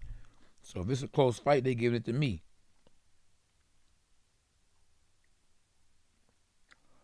Errol Spence versus Blake Cobb. That ain't no good fight. Blair Cobb just got beat. Oh no, that's not the biggest fight in boxing history. Shoot, the biggest fight in boxing history, we already done had it. It was Manny Pacquiao versus Floyd Mayweather. Did more buys than any of the other fight.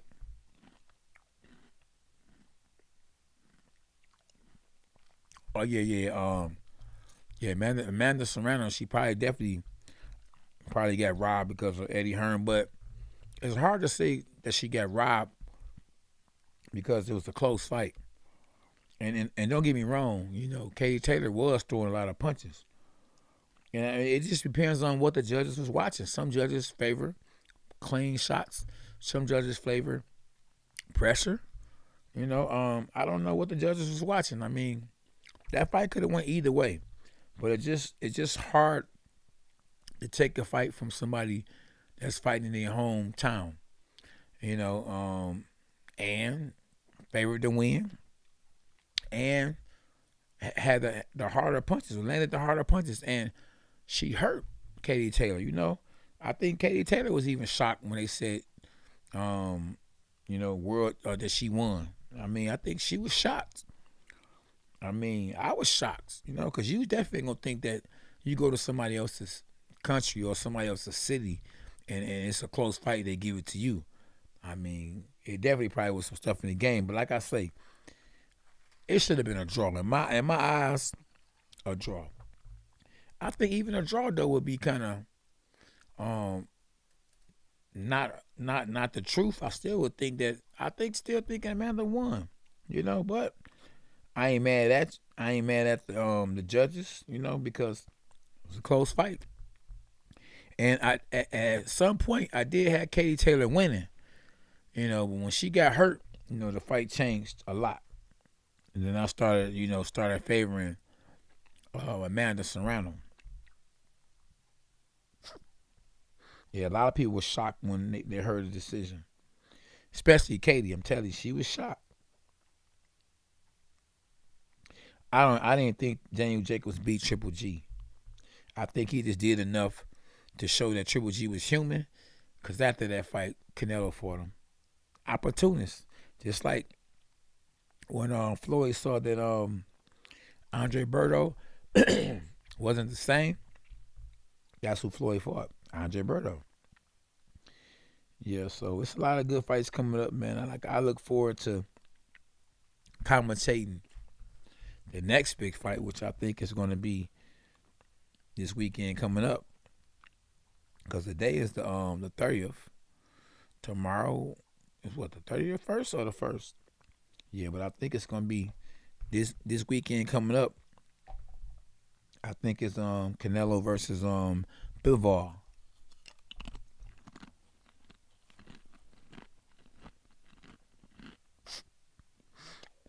I wasn't highly shocked when I beat Carlos Molina. I knew I was gonna beat him. Why would I be shocked? You might have been shocked when I beat Carlos Molina, but I wasn't. Oh, so the day is May 1st, so that let you know then. The weekend, we back, y'all. We back tomorrow, though, anyway. Yeah, we back tomorrow. Oh, I got you. You took my... I didn't understand Spanish, so you must have saw the video. I know what you're talking about now. Yeah. Yeah, I thought they cheated me. Yep, I thought they cheated me, Toxic. I got Canelo, Angel.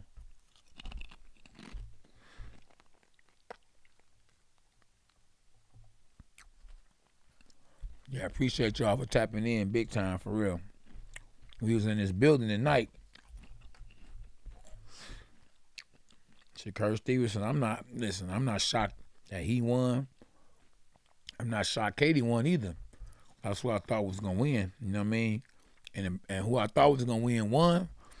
I just didn't think neither one was gonna win the way they won either though.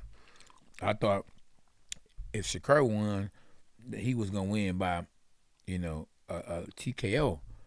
I thought Katie Taylor was just gonna win by. I ain't think it was gonna be by knockout, but I thought that she'd win by decision, and she did. But I didn't think she was gonna get hurt, and I didn't think Amanda Serrano was gonna fight the way she fought. She fought a good fight, that fight was the pick'em fight though. That fight could go either way. You just didn't know what to expect. One thing you kind of knew was gonna happen for sure was that it was gonna be a great fight, and they definitely gave everybody their money's worth. I mean, the crowd went crazy. That was a good fight. So I think that they're gonna actually have a rematch in a rematch. I think it's gonna be, in Ireland. I think Katie Taylor gonna fight a lot better than she did this time. I mean, but she can fight. She just didn't have the experience that Amanda had, and now she gonna have a gang of experience now.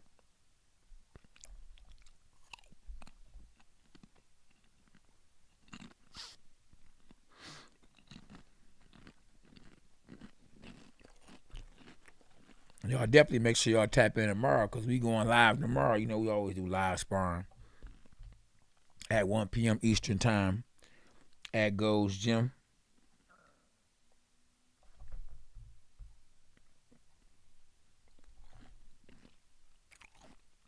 No, boxing is a dirty game.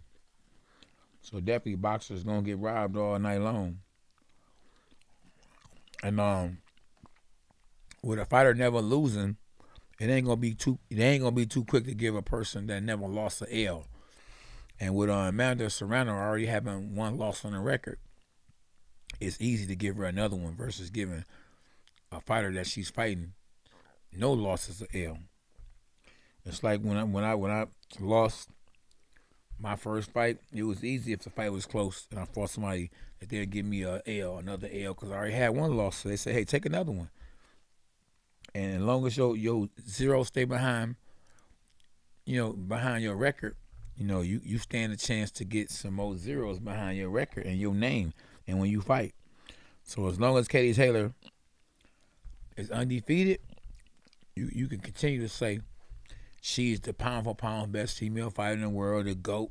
You can put her up there and put her ahead of Carissa Shields as long as she's undefeated and ain't lost. And she fought the biggest female fight in boxing history. Was Katie Taylor versus Amanda Serrano, and she won. And doing that, and her stock is way up there. The next time she fight, she gonna get a meal, just like she got a meal this time. Gypsy King AJ, what up though?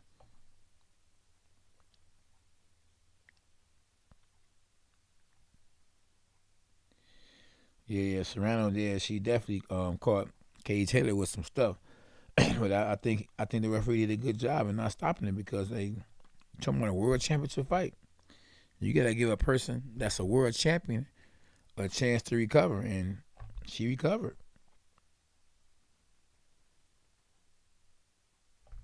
Yeah, so right. How y'all feel about Tyson Fury retiring? Do y'all think that he's really retired? Do you think that he will actually come back? He said he has enough money and he want to spend time with his family. He missed the time with his family, and then he wants to spend time with his family. There's nothing else to prove, so why continue to go on? It's a bunch of money out here, though, so you would think, why not continue to fight? And you can stand and get even more money.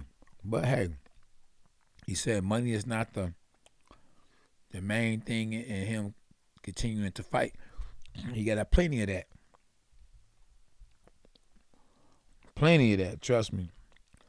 But I don't know. Is he done? I don't know. With Tyson Fury, you just never can tell because he one of them kind of guys. He might gain 40, 50 pounds and then all of a sudden want to come back and fight. He did it before. I reached out to him too on Twitter, and he said he was going to get back with me, but it never happened. But he ended up getting with Sugar Hill, which is one of my crunk homies, my former trainer. So that ain't bad. At least you came home. There's somebody from Detroit out the crunk gym.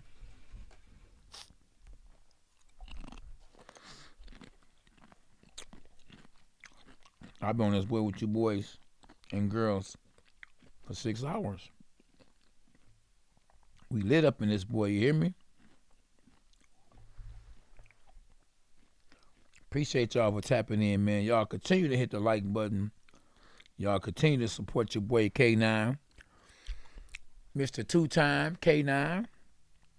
Hashtag Dogs Us.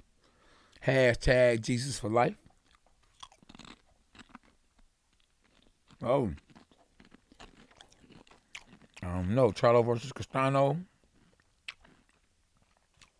I think Castano won the last fight, even though they called it a draw. I might have to lean towards Charlo in a rematch. I think he's going to make adjustments. And he fought the way he fought the last time is because word on the streets is Castano beat Errol Spence in the amateurs. And I think Errol Spence had Charlo shook by telling Charlo, hey, man, he can fight, bro. He beat me in the amateurs. So Charlo changed his style for that fight just because he lost to Errol Spence. or Errol Spence beat him in amateurs. I think now that Charlo's actually been in there with him, he like, listen, styles make fights. I know what I could have did in that fight to win this fight, and I think he probably gonna come back and win in a rematch. Oh yeah, we up here, bro. You hear me?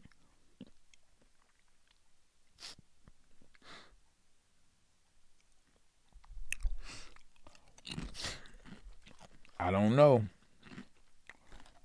We gonna find out. You know that's why fighters fight the fight.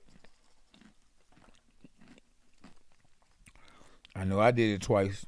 And I thank God for that. It ain't easy, you know, to lose the belt and get it back. Or let's say lose the title, because you don't never lose your belt. But to lose the title and get it back, it ain't easy, boy. They make it harder for you, and it's hard to do it. But all things are possible with God.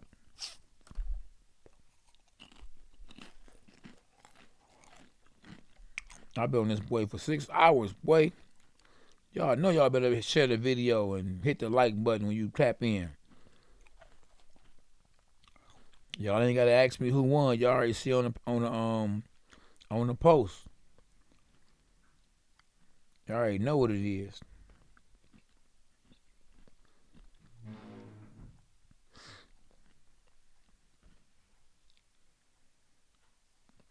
Oh yeah, you already know. It's been a long night, y'all. A long night. Y'all make sure y'all tap in tomorrow at 1 p.m. Eastern time. We going live at K9 Boxing, K9 Sparring. Team K9 in the building. One love. Thank y'all for tapping in. God bless y'all. Y'all have a good night. Stay out the way. Don't text and drive. Get God in your life. If you ain't got him in your life, stay out of trouble. Accept Jesus Christ as your Lord and Savior if you haven't. And let's keep it moving. I'll see y'all tomorrow. Thanks for tapping in. Hashtag dogs us. Peace. Cheers.